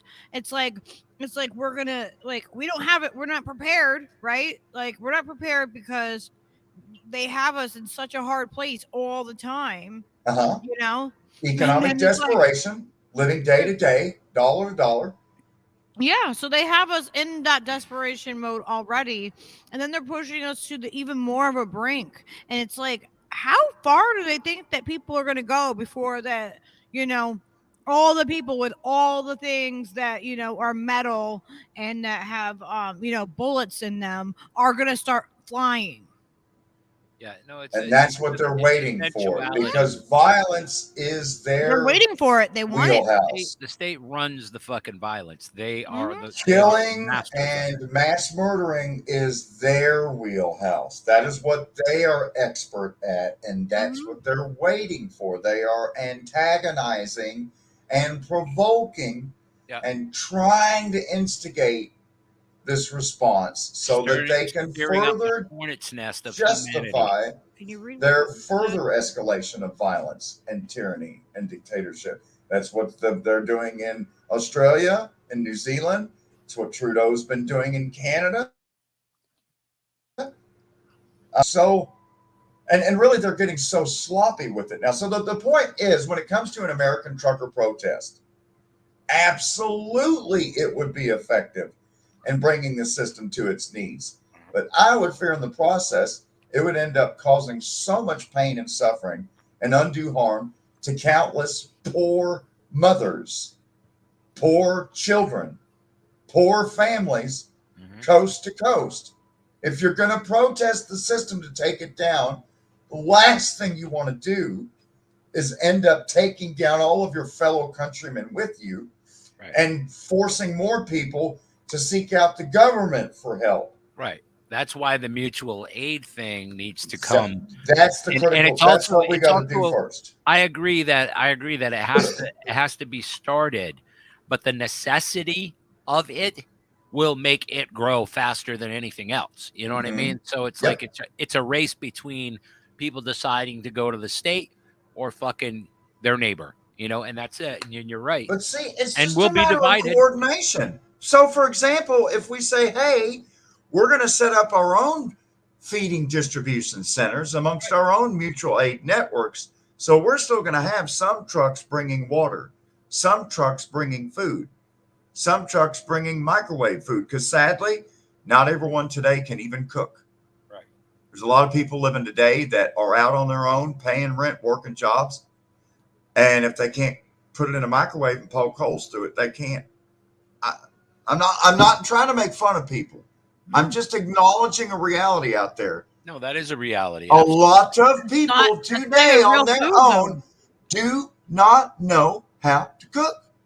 If you give them a recipe to make chicken Alfredo with fettuccine noodle, they're never going to be able to get the water boiling to bend the noodle to make it soft. But this is why we do this here, and this is actually what we're. Well, I don't want to like release all of it, the information about what we're doing. But that's why we are going to be doing more mutual aid on this channel, and helping people and teaching people like the basic stuff, like workshopping things. And helping we're gonna be people starting to learn. do some stuff like that, where I have, like everybody has different skill sets. People know a lot of different things. And, we need the mutual aid of when the shit goes down, we need to know. I think it's super. Basically, the thing to keep in mind is we're all the same people. We're all the rainbow tribe. We're all Burritonians. Call it what you want. Yeah. We're all the same type of people, okay? Either we find each other in real life and start making local on-the-ground connections and start putting our bodies together before we are all rounded up and our bodies are together in the same camp, because we're all going to be thrown into the same camp. Right. Our type of people. Yep. The problems. Problem people, the non-compliant, the disobedient, those that have issues with authority and doing what they're told to fucking do. And lucky for me, it's already in my medical records for them. I'm an easy picking. Yeah, all you got to do is show them your. So the point being, either we get together before we're thrown in camp together, or we all just wait to reunite and camp together. Yep. Good night, Vicky Adams. That's where we're at. You've been hanging out for hours with us tonight. Thank you. We love you. Yes. That's where we're at. Can we look at these chats though that I put up? Let's see. It takes 5 years of applied research, reading to functional sense of pathology.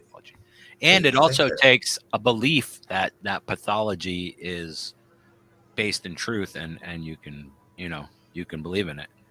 You have to believe before, because you ain't gonna learn what you don't want to know. Was my point earlier. Yep. All right. So then, what else do we have? Kids. My mother would say, no, it's not you kids. It's enforcement part because she saw his problem. Oh wow, getting deep in the woods there. Yeah. Well, Abuse is abuse. You don't have to have a degree. Yeah. That's the venue. People can tell us whatever and tell us the things. Everybody fucking speak your shit. That's what I say. Yeah. We love you. We are the power. Miss Adams and all the Burritonians. Bella, I think I've lived mental pathology since 7. I think I'm a qualified expert. Yes, you are an expert in yourself. Absolutely. Yeah. Always. That's an excellent point. I think and make no doubt about it, I am certifiably crazy. The Yona has been 3 times in mental institutions. 3 times. Yet they always let trifecta. I That's know. a hat trick, right? Is that what they call it? That's that's hockey. That's why we're kindred spirits. That's exactly it, man. Our crazies complement each other, and that's a thing that I've come to strive for in my life, is find the crazies that can work together, and then you make a crazy super Voltron robot at the end if you get enough of them. Hell yeah. Yeah. I don't want okay, so if I'm crazy, right? If critical thinking is crazy and not being like uniformed like everybody else and being perfect, then I am so fucking grateful to be fucking crazy. I don't want to be like everybody else. I don't want to have the same thought process as Yona. I don't want to have the same thought process as Steve. I want to have my own thought process. But don't you want to be able to sing Yona's Keith Olbermann parody voice like Yona? You know she does. I could do a parody of you doing that, but that's not. She want to sing like no. Well, wait, all right. I don't mean to put you on the spot, Lucky, but can you give me just one Keith Olbermann? You're scared. Oh God. I don't know if I can do it like that, Yona. Remember when Jimmy Dore and Steve? Jimmy Dore and who all was on that show with him? Well, Steph was there, and Graham, and I think Aaron Monte. But anyway, since when he had the Keith Olbermann skit about where he's like, "You're scared, you're all scared," and Jimmy just took him because it was a skit from where he was doing one of his live shows that he put up the video from it. Yeah. And so because how his format is, where Steph and they're all out on the chairs on stage with them, and he's got his laptop. Anyways, yeah. Fucking classic. You're scared. You're scared. Scared. You know what I want to know is specifically what happened to old Buzzsaw. I thought he was like right on top of everything, and then he started big pharmacizing like Graham said. Oh my God, no, I can't. Okay, I don't understand. Steve, weird. 3.5 hours into the so many stream, people. you don't get to bring up all the idiots. I can bring up idiots. No. Oh. Well, let's wrap it up. I'm like, we're either gonna go for another hour and a half here now into this whole nother thing, or we're not gonna go into that. Okay, I'm just saying.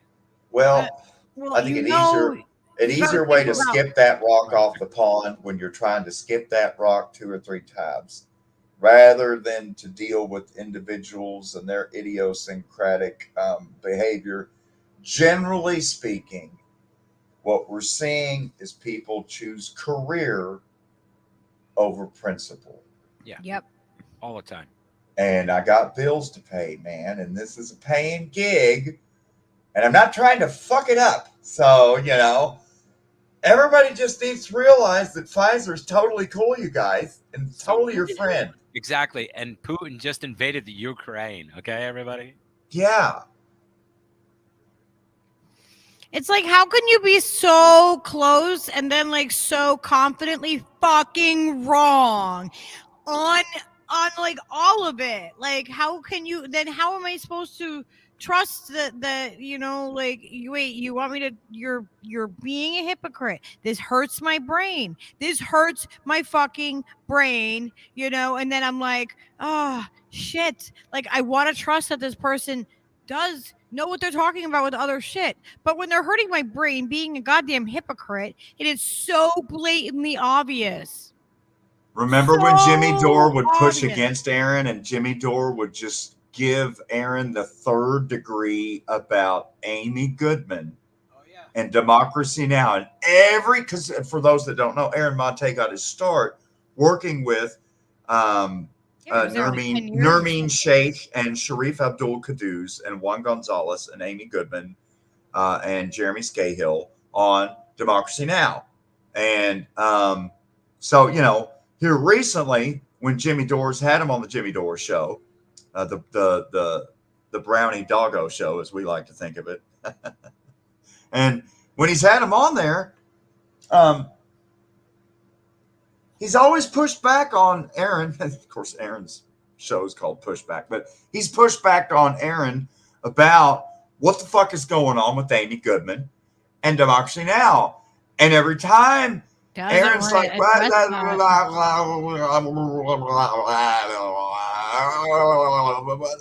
People do this with a lot of people. She's trying. People do this with a lot of people. I see, like, really, like, I'm not gonna, I don't want to shit on people that we know, but there is a lot of people. I point things out like this, and then they completely, like, reject it. Like, it's just not, it is not in the wheelhouse. And it's like, okay, how do you selectively do that? How does that work for you? I don't see it that way. I don't see it based upon how much I like somebody. If somebody does something that's shitty, I'm going to say you did something that's fucking shitty. I'm going to fucking call it out. And then I think we should have a conversation about it. Otherwise, what the fuck is the goddamn point?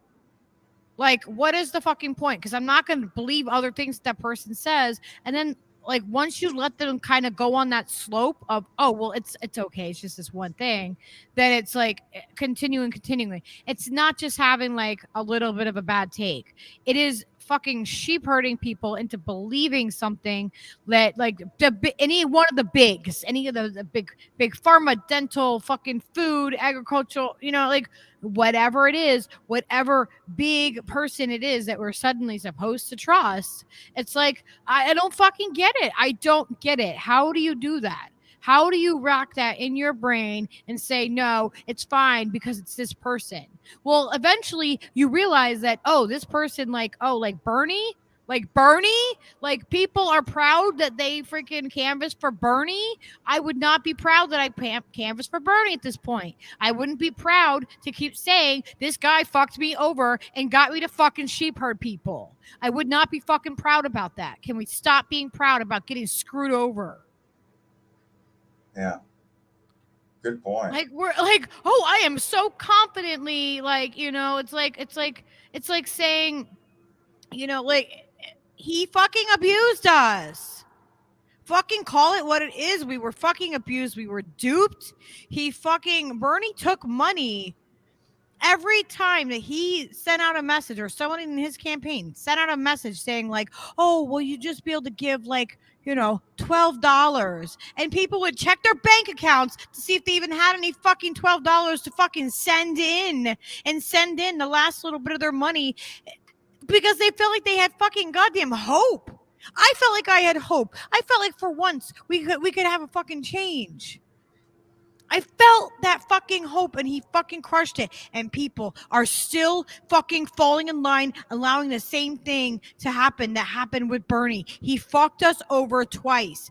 Fuck him. Fuck anyone else who's doing the same fucking bullshit that he's doing. I don't give a fuck. We don't have time for this. We don't have time for it.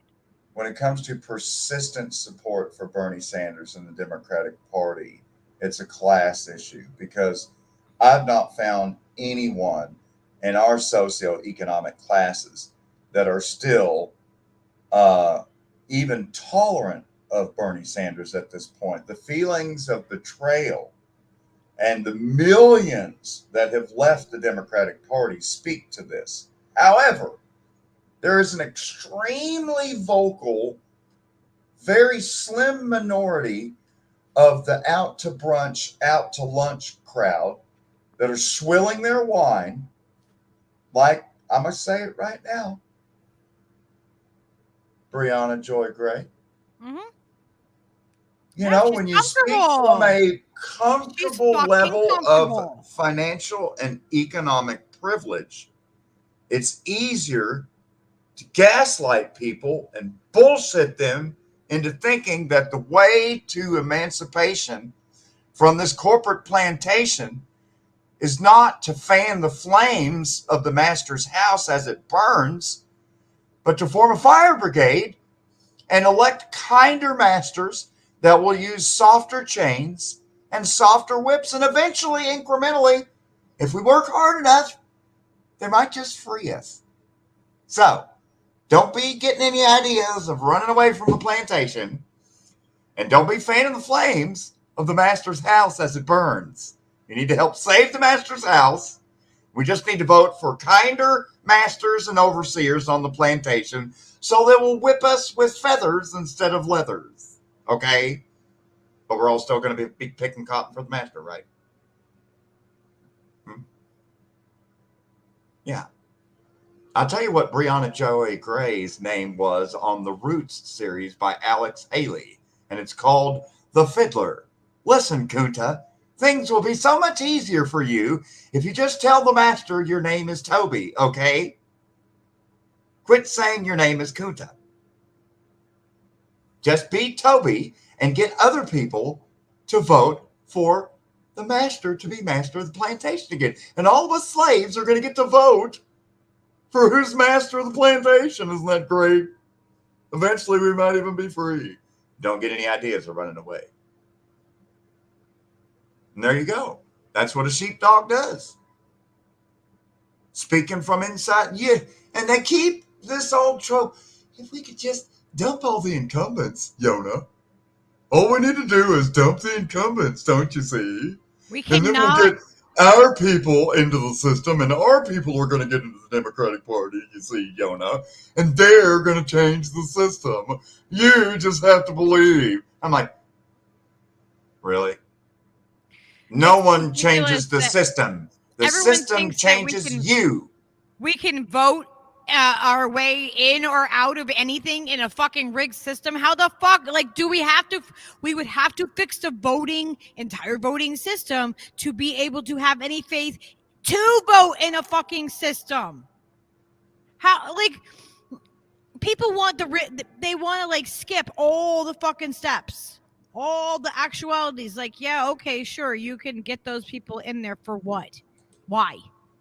Then what? Why? You can't even get them in there, you fucking idiots.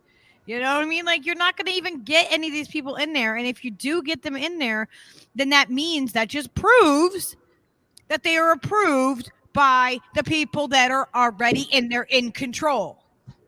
We are not going to vote our ways out of this at all. There's no fucking way. There's no way to fucking vote harder and fucking come up with some goddamn solution that's different than the last fucking time. But Lucky, if you vote hard enough, you can push the entire Pentagon to the left. You just need to believe. Oh, ye of little faith. I have little faith. I do. I have little faith. I mean, I'm telling you, if everyone votes the right way, we're going to be able to transform the United States empire of constant rape and slavery and genocidal death massacres. And if we all vote the right way, on a dime, it's going to become a democracy. All of a sudden, just like that. But no, we have a democracy. It's just we have to vote harder to make sure it doesn't go away. Apparently, that's what the logic is. And, you know, we haven't been disappointed enough by progressives, you know, that aren't really progressives, which is I see people in the chat saying there's only 6 months. I see people saying Catherine Austin Fitz said there's only 1 or 2 years. I see all these things. I don't know what countdown they're talking about, but, you know, I was given orders from my better half to eat the food and not be on the internet all night and actually eat something, because I haven't eaten anything for 2 days again because I fast all the time. I just do that. It's weird. So, you're just fasting. Okay. And so, you know, but I was like, I checked my, you know, now because Lucky has my phone number and a few other people, at least once a day, I do check the phone to see if there's been messages or stuff, you know. And I looked, I'm lucky for you. I just happened to look down and I did catch a message from an hour ago saying, thinking of doing a show tonight. Or doing a show? And I'm like, yeah, sure. Because I forgot I did text you. Because World War III began yesterday. So we don't have 6 months. We don't have a year. We don't have 2 years. We had yesterday. And yesterday's gone. I don't know what this means. World War III has already begun. You know, I don't mind stopping in and sharing my thoughts with the small chats like this. But I'll be back out in the big ones, running the show. What? Okay? Why would anyone ever block you at Lucky Burrito? We don't. I don't understand what that. I'm That's really so not bizarre. understanding what this means. How bizarre. Very, very strange. I know we're How not bizarre. we may not be covering things exactly how you want us to, Choosy, but this was just kind of an improv, like we need to go on and share some thoughts and get our thoughts out there. And this is our mutual aid here as to what we do. I'm not sure what's happening. I'm trying to understand. Yeah. Well, I'm reading some more of this stuff here, and then inside of where it's talking about Russia invaded, it's a big lie. Russia invaded. Yeah. I mean, that's the narrative that's being put out, but Boil narcissism down into one chat line. Okay. I don't know what that means. I don't know. As Whistle said, either way, the hint is to get local and audit our critical dependencies. Yeah. well, I mean, actually, I agree with what Oz said there. You know, he says inside awareness, few of us can. Something is going to pop, but I don't think it's going to be World War III. I think it's going to be a whole lot more local. And what I'm saying is, the fight is local. The fight I think it's is going to be more electronic and stuff. country by country. I mean, we've already seen the fights between Emmanuel Macron and the French people with the Gilets Jaunes. We're already seeing the fights between the Canadian people and Justin Trudeau. We've already seen the fights between the Australian people in Melbourne and New South Wales and Queensland. We've already seen the fights between the New Zealanders and the Jacinda Ardern regime. You know, we're seeing peoples in the Netherlands and Rotterdam, right, with the violent pushback of protest. I mean, country by country by country by country by country by country by country. You're seeing peoples having to fight their own governments. And I'm saying World War III is now officially underway. No doubt about it. And the narrative that the elites want is they want nationalities killing nationalities again. They want Germans killing Japs. They want Japs killing Italians. They want Italians killing Frenchmen. They want to pit entire peoples against each other again. So they can all make their money on the top like they did in World War I and like they did in World War II. Because the thing of it is, Henry Ford was an American who was personally decorated with medals by Adolf Hitler repeatedly. You know, Ford Motor Company, IBM, you know, all the banks in New York City funding and working with IG Farben and the fucking Wehrmacht. That's the German military. I mean, come on, people. What's happening now, World War III is not like, I mean, that's why I said World War III is nothing at all like World War I and World War II. It is a worldwide war, but it's not a worldwide war between these bad guy countries and these good guy countries. It's a World War III between all the good people in the countries and all the bad leaders in the countries. Decentralized war. Because every single ruling government across all these countries hate their people to death. They are actively working to kill as many of their own people as they can in Canada, in the United States, in France, and on and on and on and on and on. They hate you to death. And still people don't fucking get it. Put the other cushion under. And so it's literally going to be a fight for very survival as more and more civilian massacres happen across the world. And it's kicking off now. And it's going to be false flag after false flag after false flag after false flag, as MI5 does false flags in England. CIA and NSA and FBI do false flags in the United States. Australian intelligence does false flags in Australia. New Zealand does false flags in New Zealand. It's going to be a global coordinated response by the elites to justify having to kill their own populations. And it's already begun. The soft beginning of World War III was convincing people to take vaccines that aren't vaccines, that rather than improve or grant immunity, completely destroy your innate immune system entirely. More and more receipts, more and more evidence is coming in. This isn't just kakistocracy of incompetence. This isn't just Occam's razor of stupid fuck-ups. This is the result of trillions of dollars worth of research. This is the result of regularly meeting at the Club of Rome and the Bilderberg Group and the World Economic Forum in Davos, Switzerland, year after year after year after year after year after year, planning all this shit out, game planning all this shit out. And it's a known fucking fact, and they brag about it at the top of their lungs. Well, then some psychology must work because they've figured it out how to use it on us.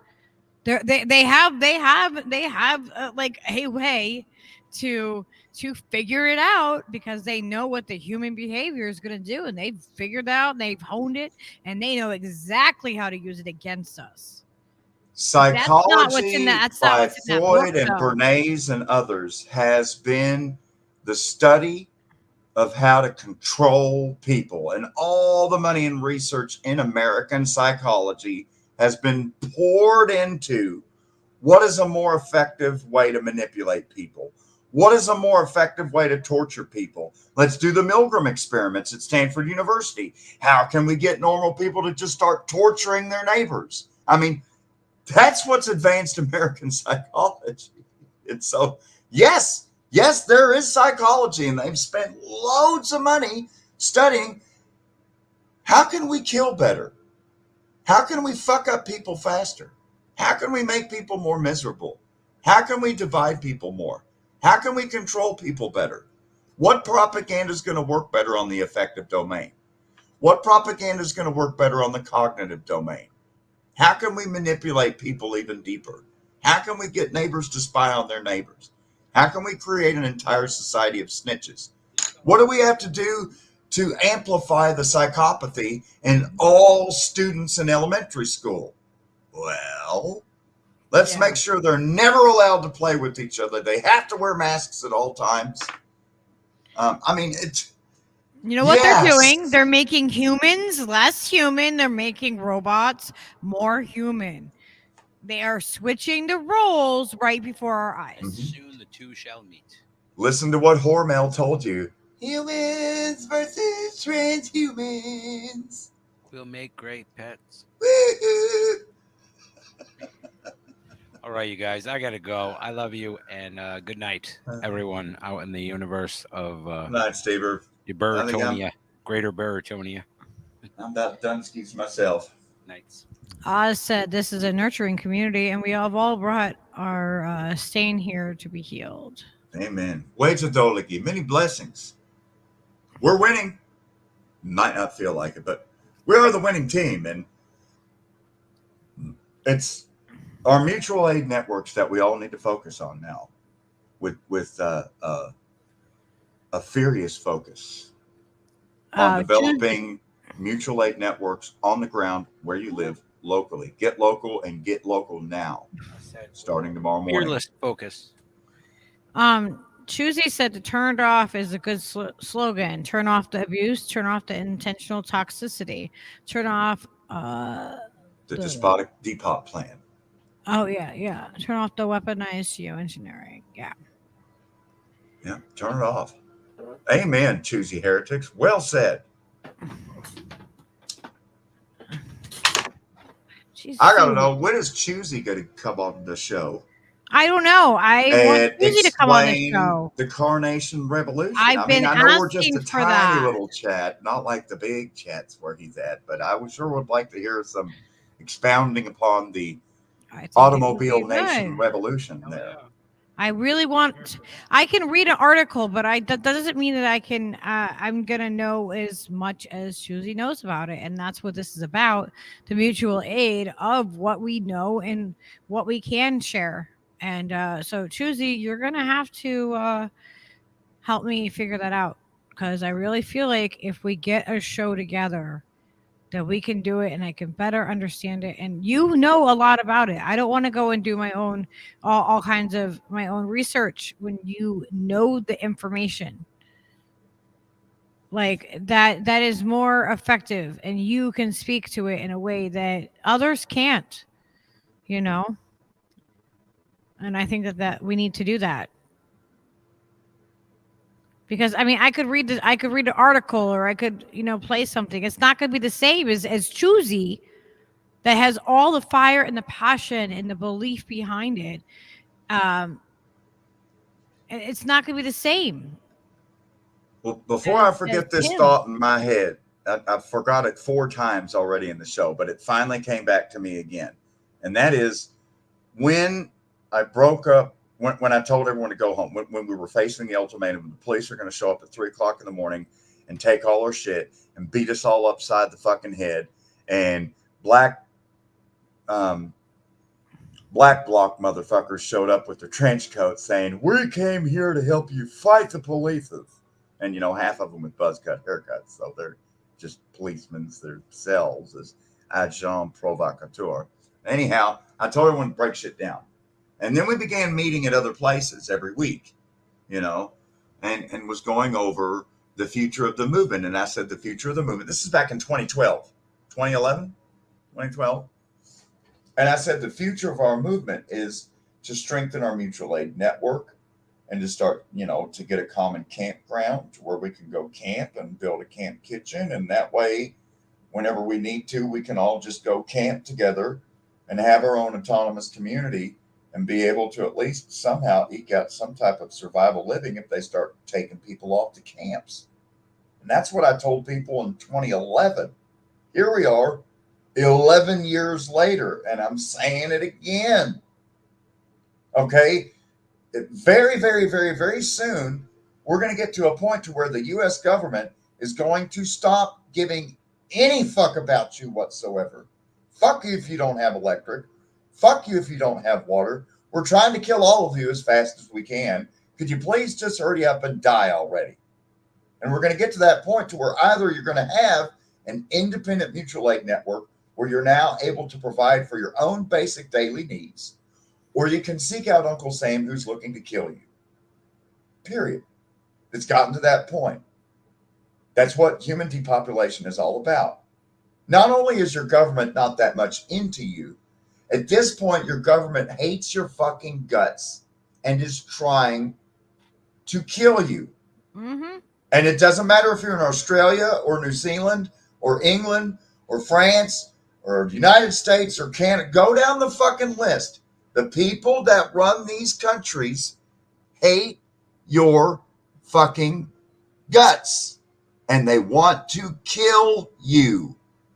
Yeah. Period. It's beyond Nazi or this. They don't give a fuck about us. We are the ants to them. They will step on us. They do not care. They don't give a shit. So now is the time when you really need to think about, if the police knock on my door, or if I hear the police are coming to town and I have enough time to pack a duffel bag, where do I go? What do I do?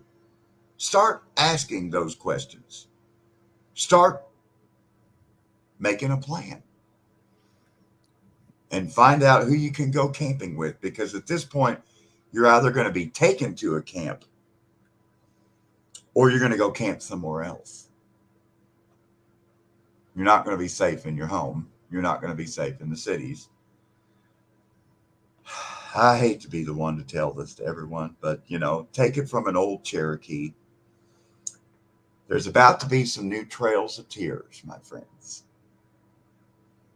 Uncle Sam does genocide. Be ready for this. We have to be ready. Uncle Sam genocides. That's what Uncle Sam does. Mm-hmm. Ask Squanto. Ask Pocahontas. Ask Sitting Bull. Ask Geronimo. Ask Cochise. Ask Chief Seattle. Ask Chiogunsini, Chief Dragon Canoe. Ask every single chief of every single tribe in North America, in Canada, and the United States, and Mexico, and they'll all tell you what the United there's States indigenous does. people everywhere,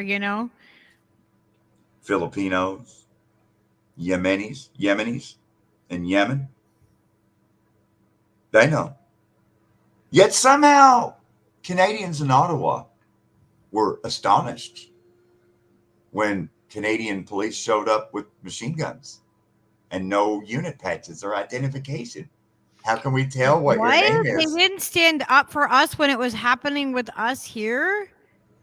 Why are they tear gassing us? We're And now not they're doing it Aboriginals. there? We're not Canadian First Nation peoples. Why are they doing this to us in Ottawa?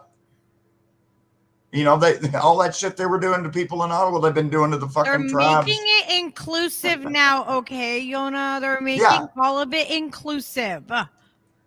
Because the genocide is for everybody that ain't them.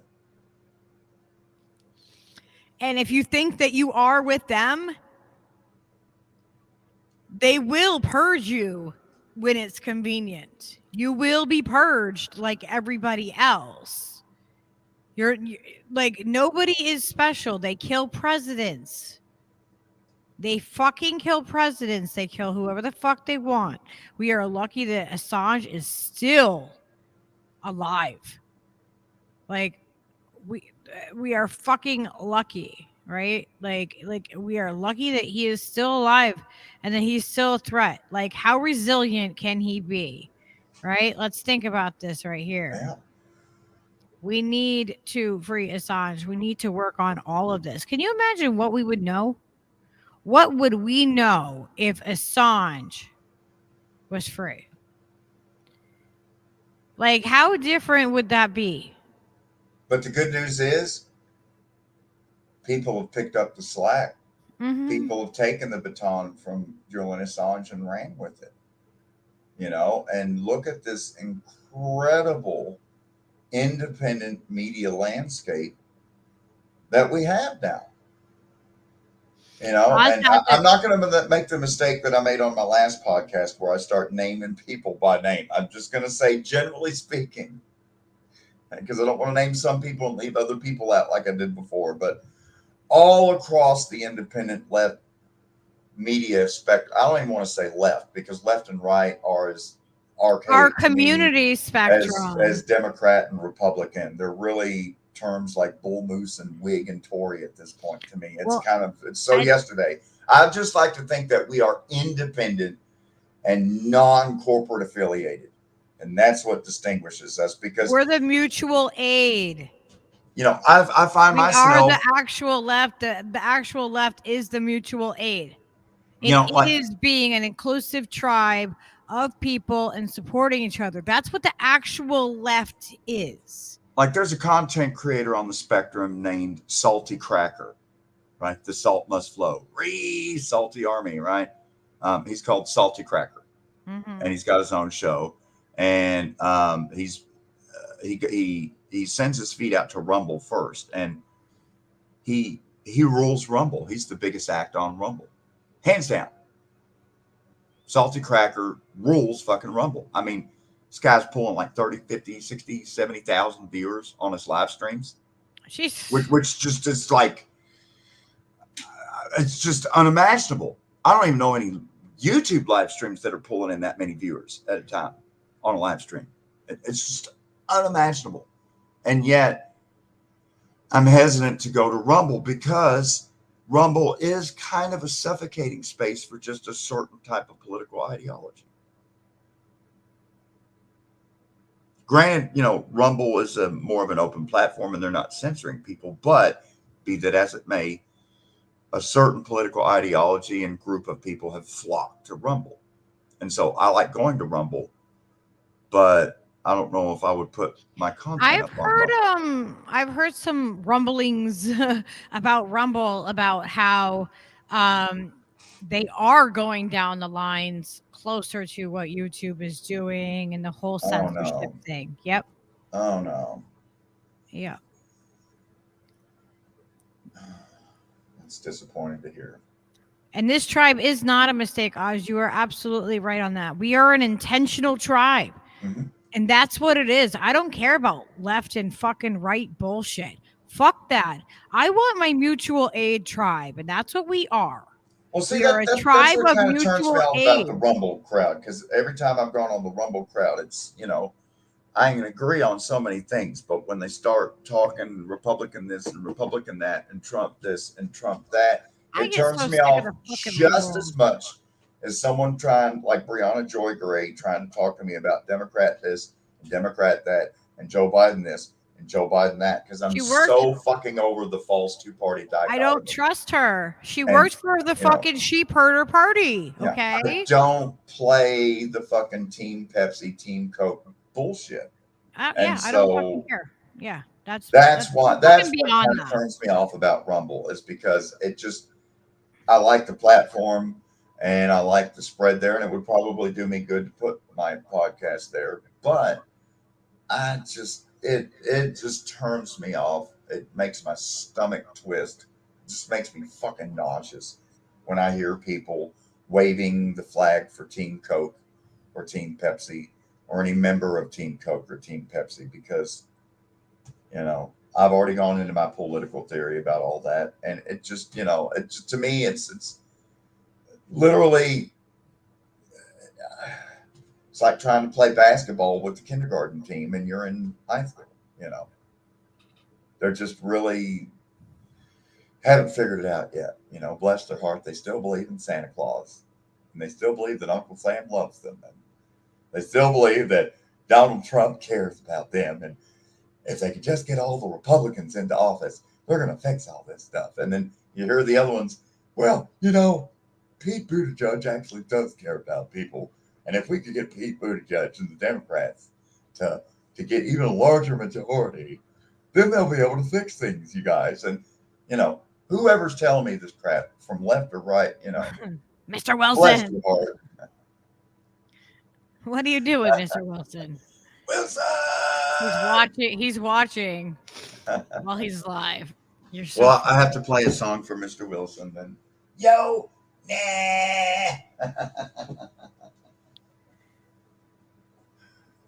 I don't know what I'm going to play for Mr. Wilson. Maybe we'll do Everett's song. Because, I did Leo's song. Mr. Wilson likes Mr. Wilson knows Everett. I send him Everett pictures. Everett is the cat. Yes, the pussy cat. It's funny, you can say pussy cat, but you can't say pussy in a chat. I think this is it.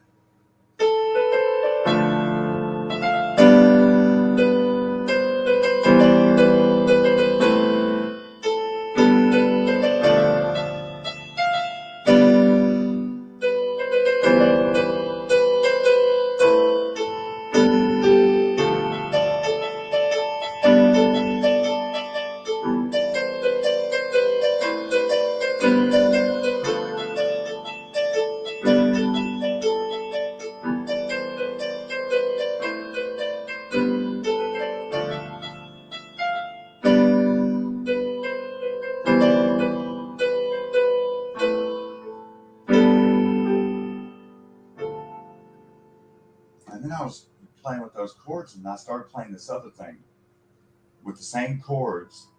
And how did it go?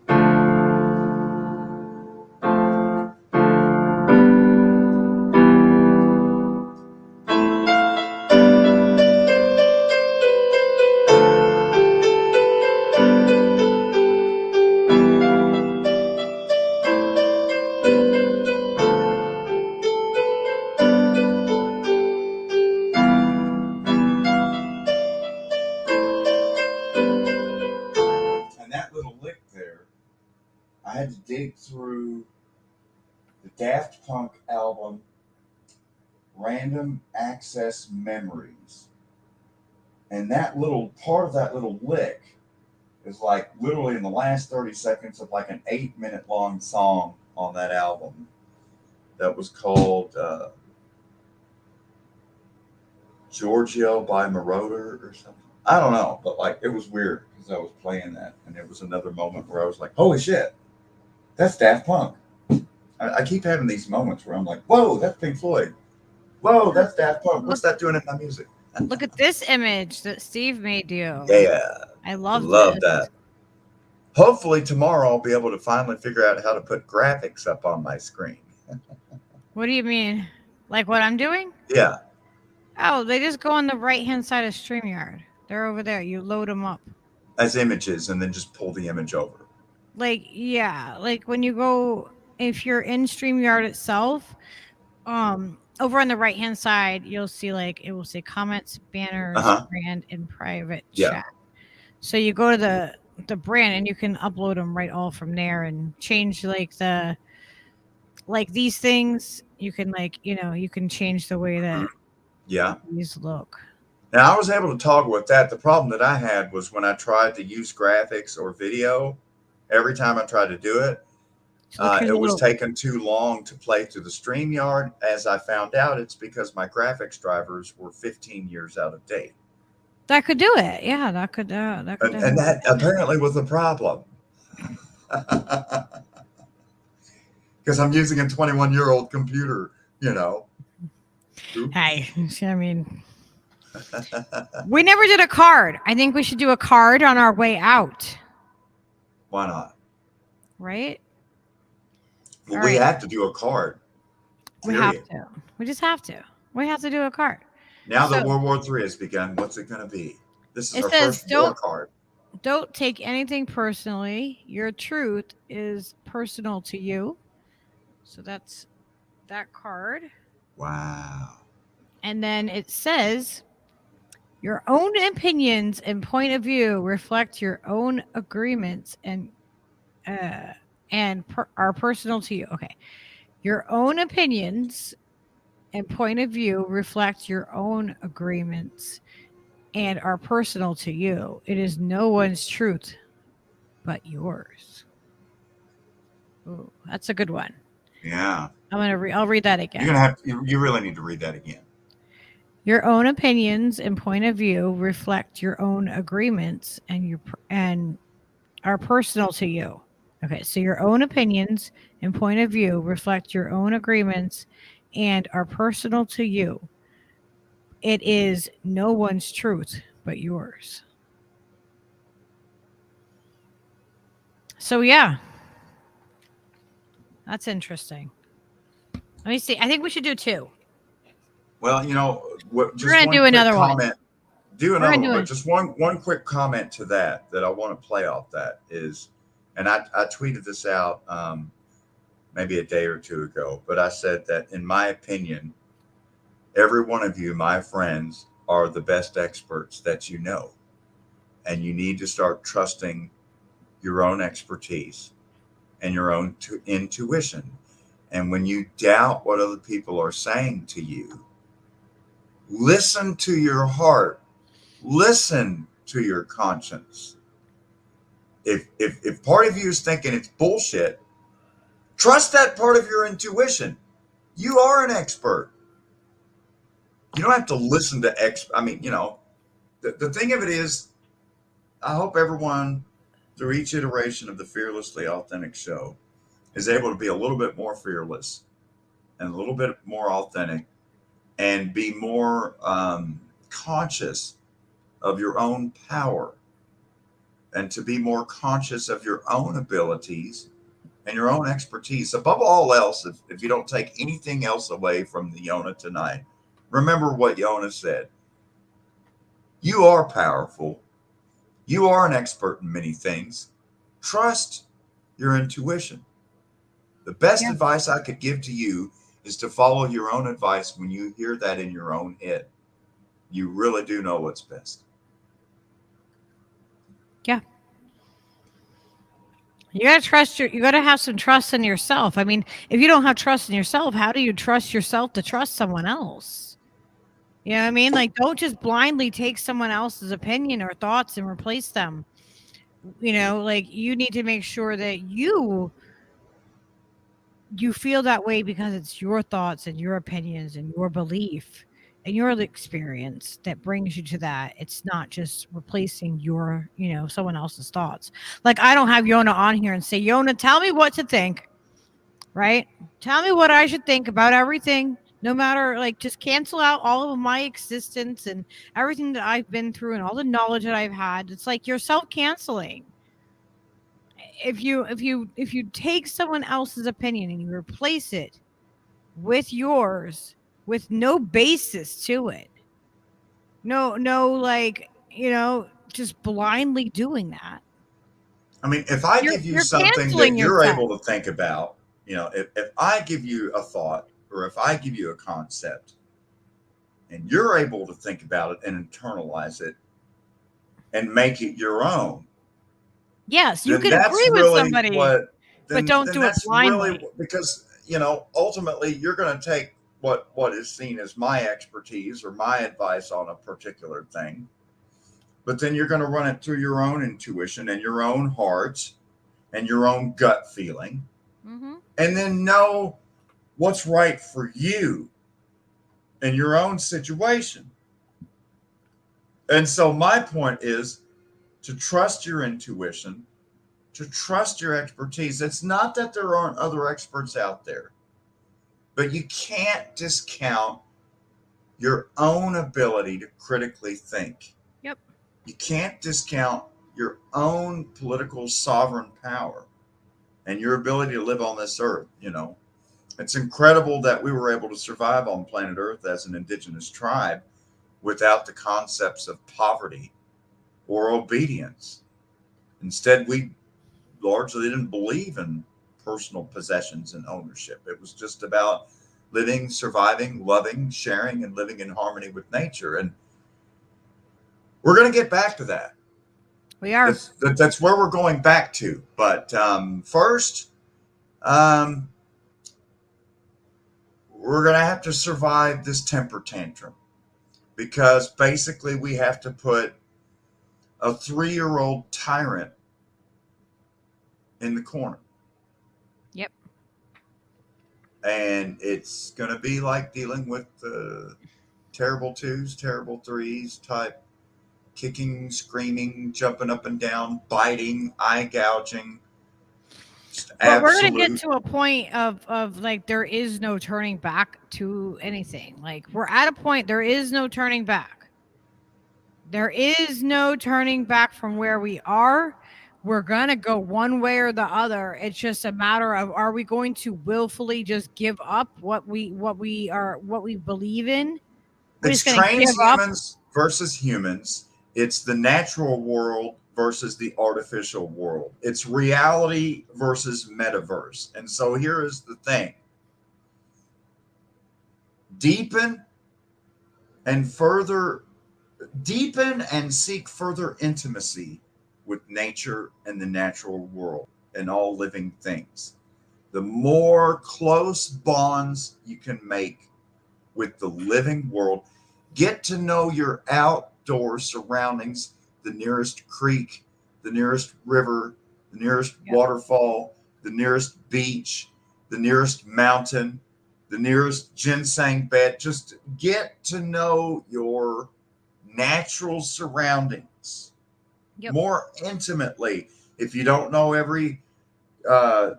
you don't know the name of every grass and herb and tree that's growing on your daily walk, get an Audubon Society tree identification book and learn the names of all the trees. Start learning what their homeopathic uses are for. You know, like salicylic acid that's taken from willow bark. That's the basis of aspirin. Yep. All right. Well, we are going to do more about all of that, but not right now. But right. But that's my general point. That when we say turn away from this, I'm saying turn to nature. Yeah. Live in harmony with nature, or die in disharmony in this artificial metaverse. It's really that simple. And so you're literally going to have to go off the res, literally go running into the fucking woods and seek nature in order to survive. It's what we're facing. I don't really see it any other way. But, you know, just trying to be honest and warn people. Trails of tears await. Trails of tears. Not just one. Yeah, Many. no. There's going to be a lot of pain. But that's why, you know, we're here and we're doing this mutual aid that we can do together right now. But we're going to wrap up. I am exhausted. It's 4 a.m. for me. And I think we touched all the bases. Yeah, there's like a lot of things that are going to be coming up with be on the lookout for with Lucky Burrito. There's a lot of big things that are going to be happening. And I don't have a guaranteed path or anything to exactly tell you. I can tell you that by instinct, by intuition, by feeling, I feel that we are going to be networking on a larger scale together. I feel like it's going to happen. There's been some conversations behind the scenes here and there, little ones that I'm like, all right, I just got to kind of pull all these little ends and these little pieces together so I can kind of show everybody kind of where the image of this is going and where we're evolving to. I feel like we're just going to get stronger and stronger as we go and as we support each other. We are getting stronger and wiser and kinder and more intimate and more loving with all of life. The more we meet, and the best news of all, I think that hopefully I bring to the table is the fact that we don't have to reinvent the wheel. When you talk about where are we going and what are we going to do and how are we going to organize society and blah, blah, blah, blah, blah, blah. Cherokee kind of figured that shit out already. I mean, we've been living on this land for thousands of years, folks. Well, yeah, I mean, tribes kind of been figured out. We're just going to go back to the way we did shit always before somebody kind of fucked everything up. I'm not going to name any names, but anyhow, moving on. We're just going to go back to the way things were. So, if you need help figuring it out, we can explain it. I mean, turns out our tribe has survived and we're still here and we still know how to survive on the earth without any fucking money whatsoever. Yeah, same with what there's ancestry of that all over the entire world. That's how we existed and how we've gotten here. All different tribes. And now we're just a tribe that's, this is our tribe and we connect in a different way. What is a tribe other than a mutual aid network that cooperate together as humans to survive, thrive, party, and be excellent to each other?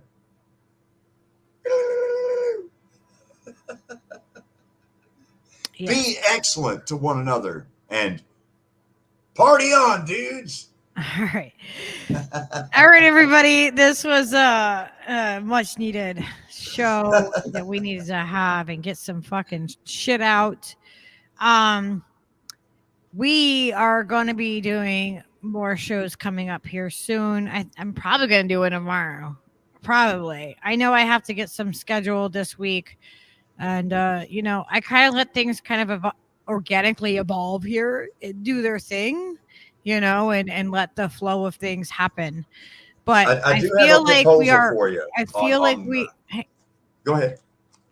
I feel like we are going towards a common goal that is, it's just going to make our tribe bigger and the network of us stronger. And I need to do a formal email over to Rockin and try to get them aware that we need to be over there. We have advocates for us to get on there.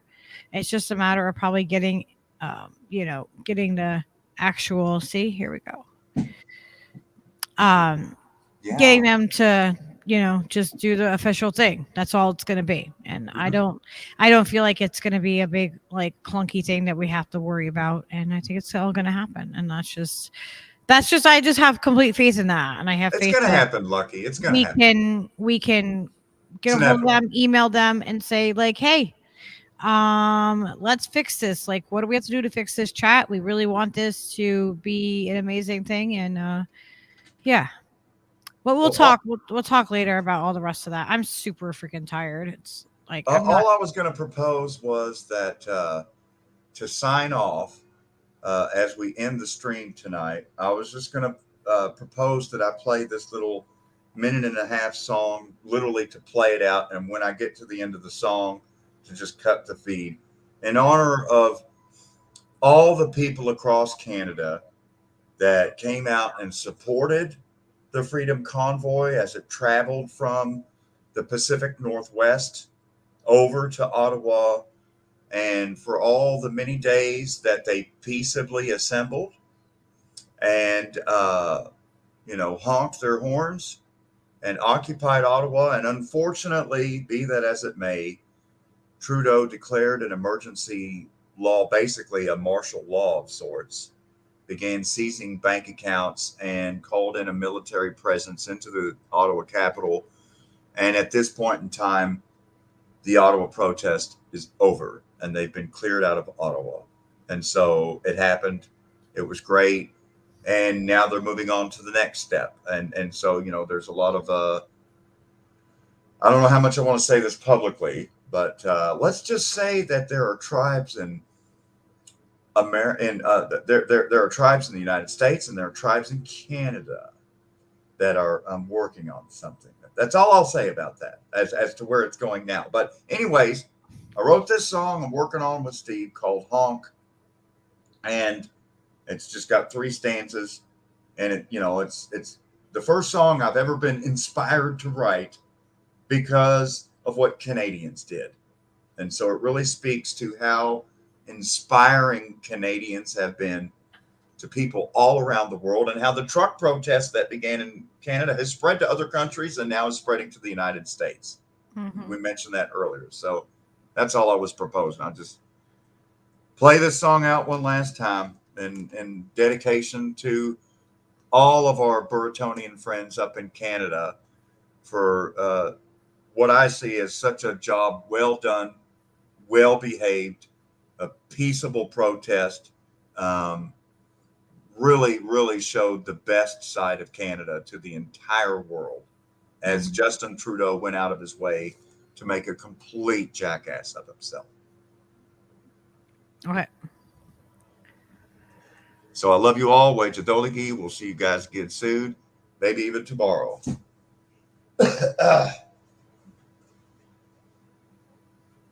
So this is for you, Canada.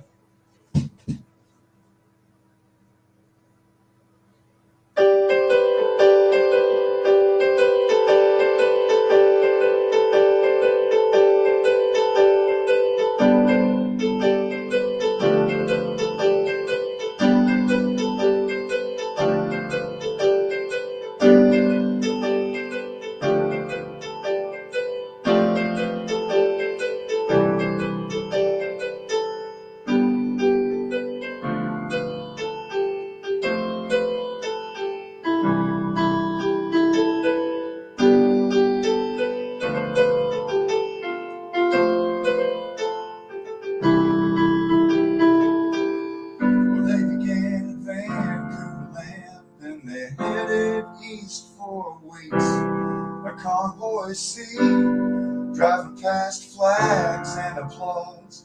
Honk fills Ottawa, 'cause they wanna be free.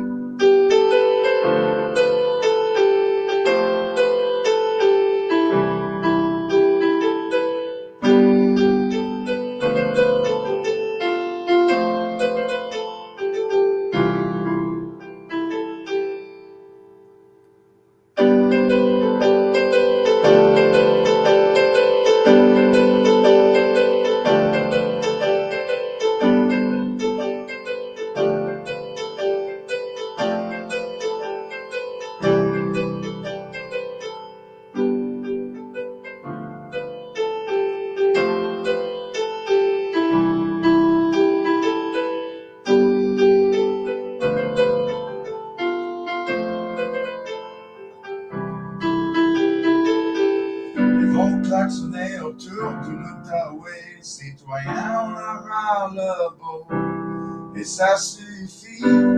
Voisin à portée bidon d'essence, liberté dans les airs, forte ambiance, à quel esprit.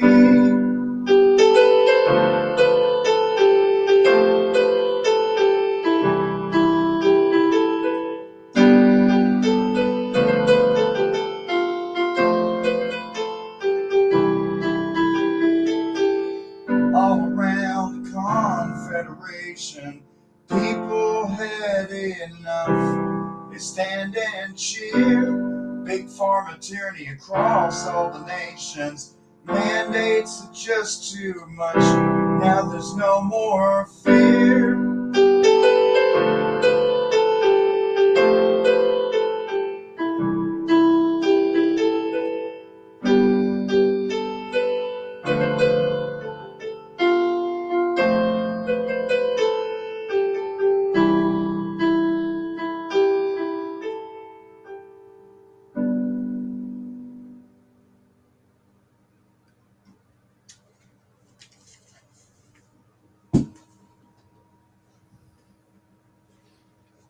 That was beautiful. I love that song.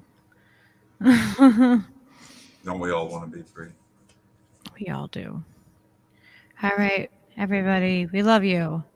And we love you, Canada. We love you all. Take care. Hydro field cuts through my neighborhood. Somehow that always just made me feel good. And I can put a spare bulb in my hand, light up my yard. Late at night when the wires in the walls sing in tune with the din of the falls. I'm conducting it all while I sleep to light this whole town.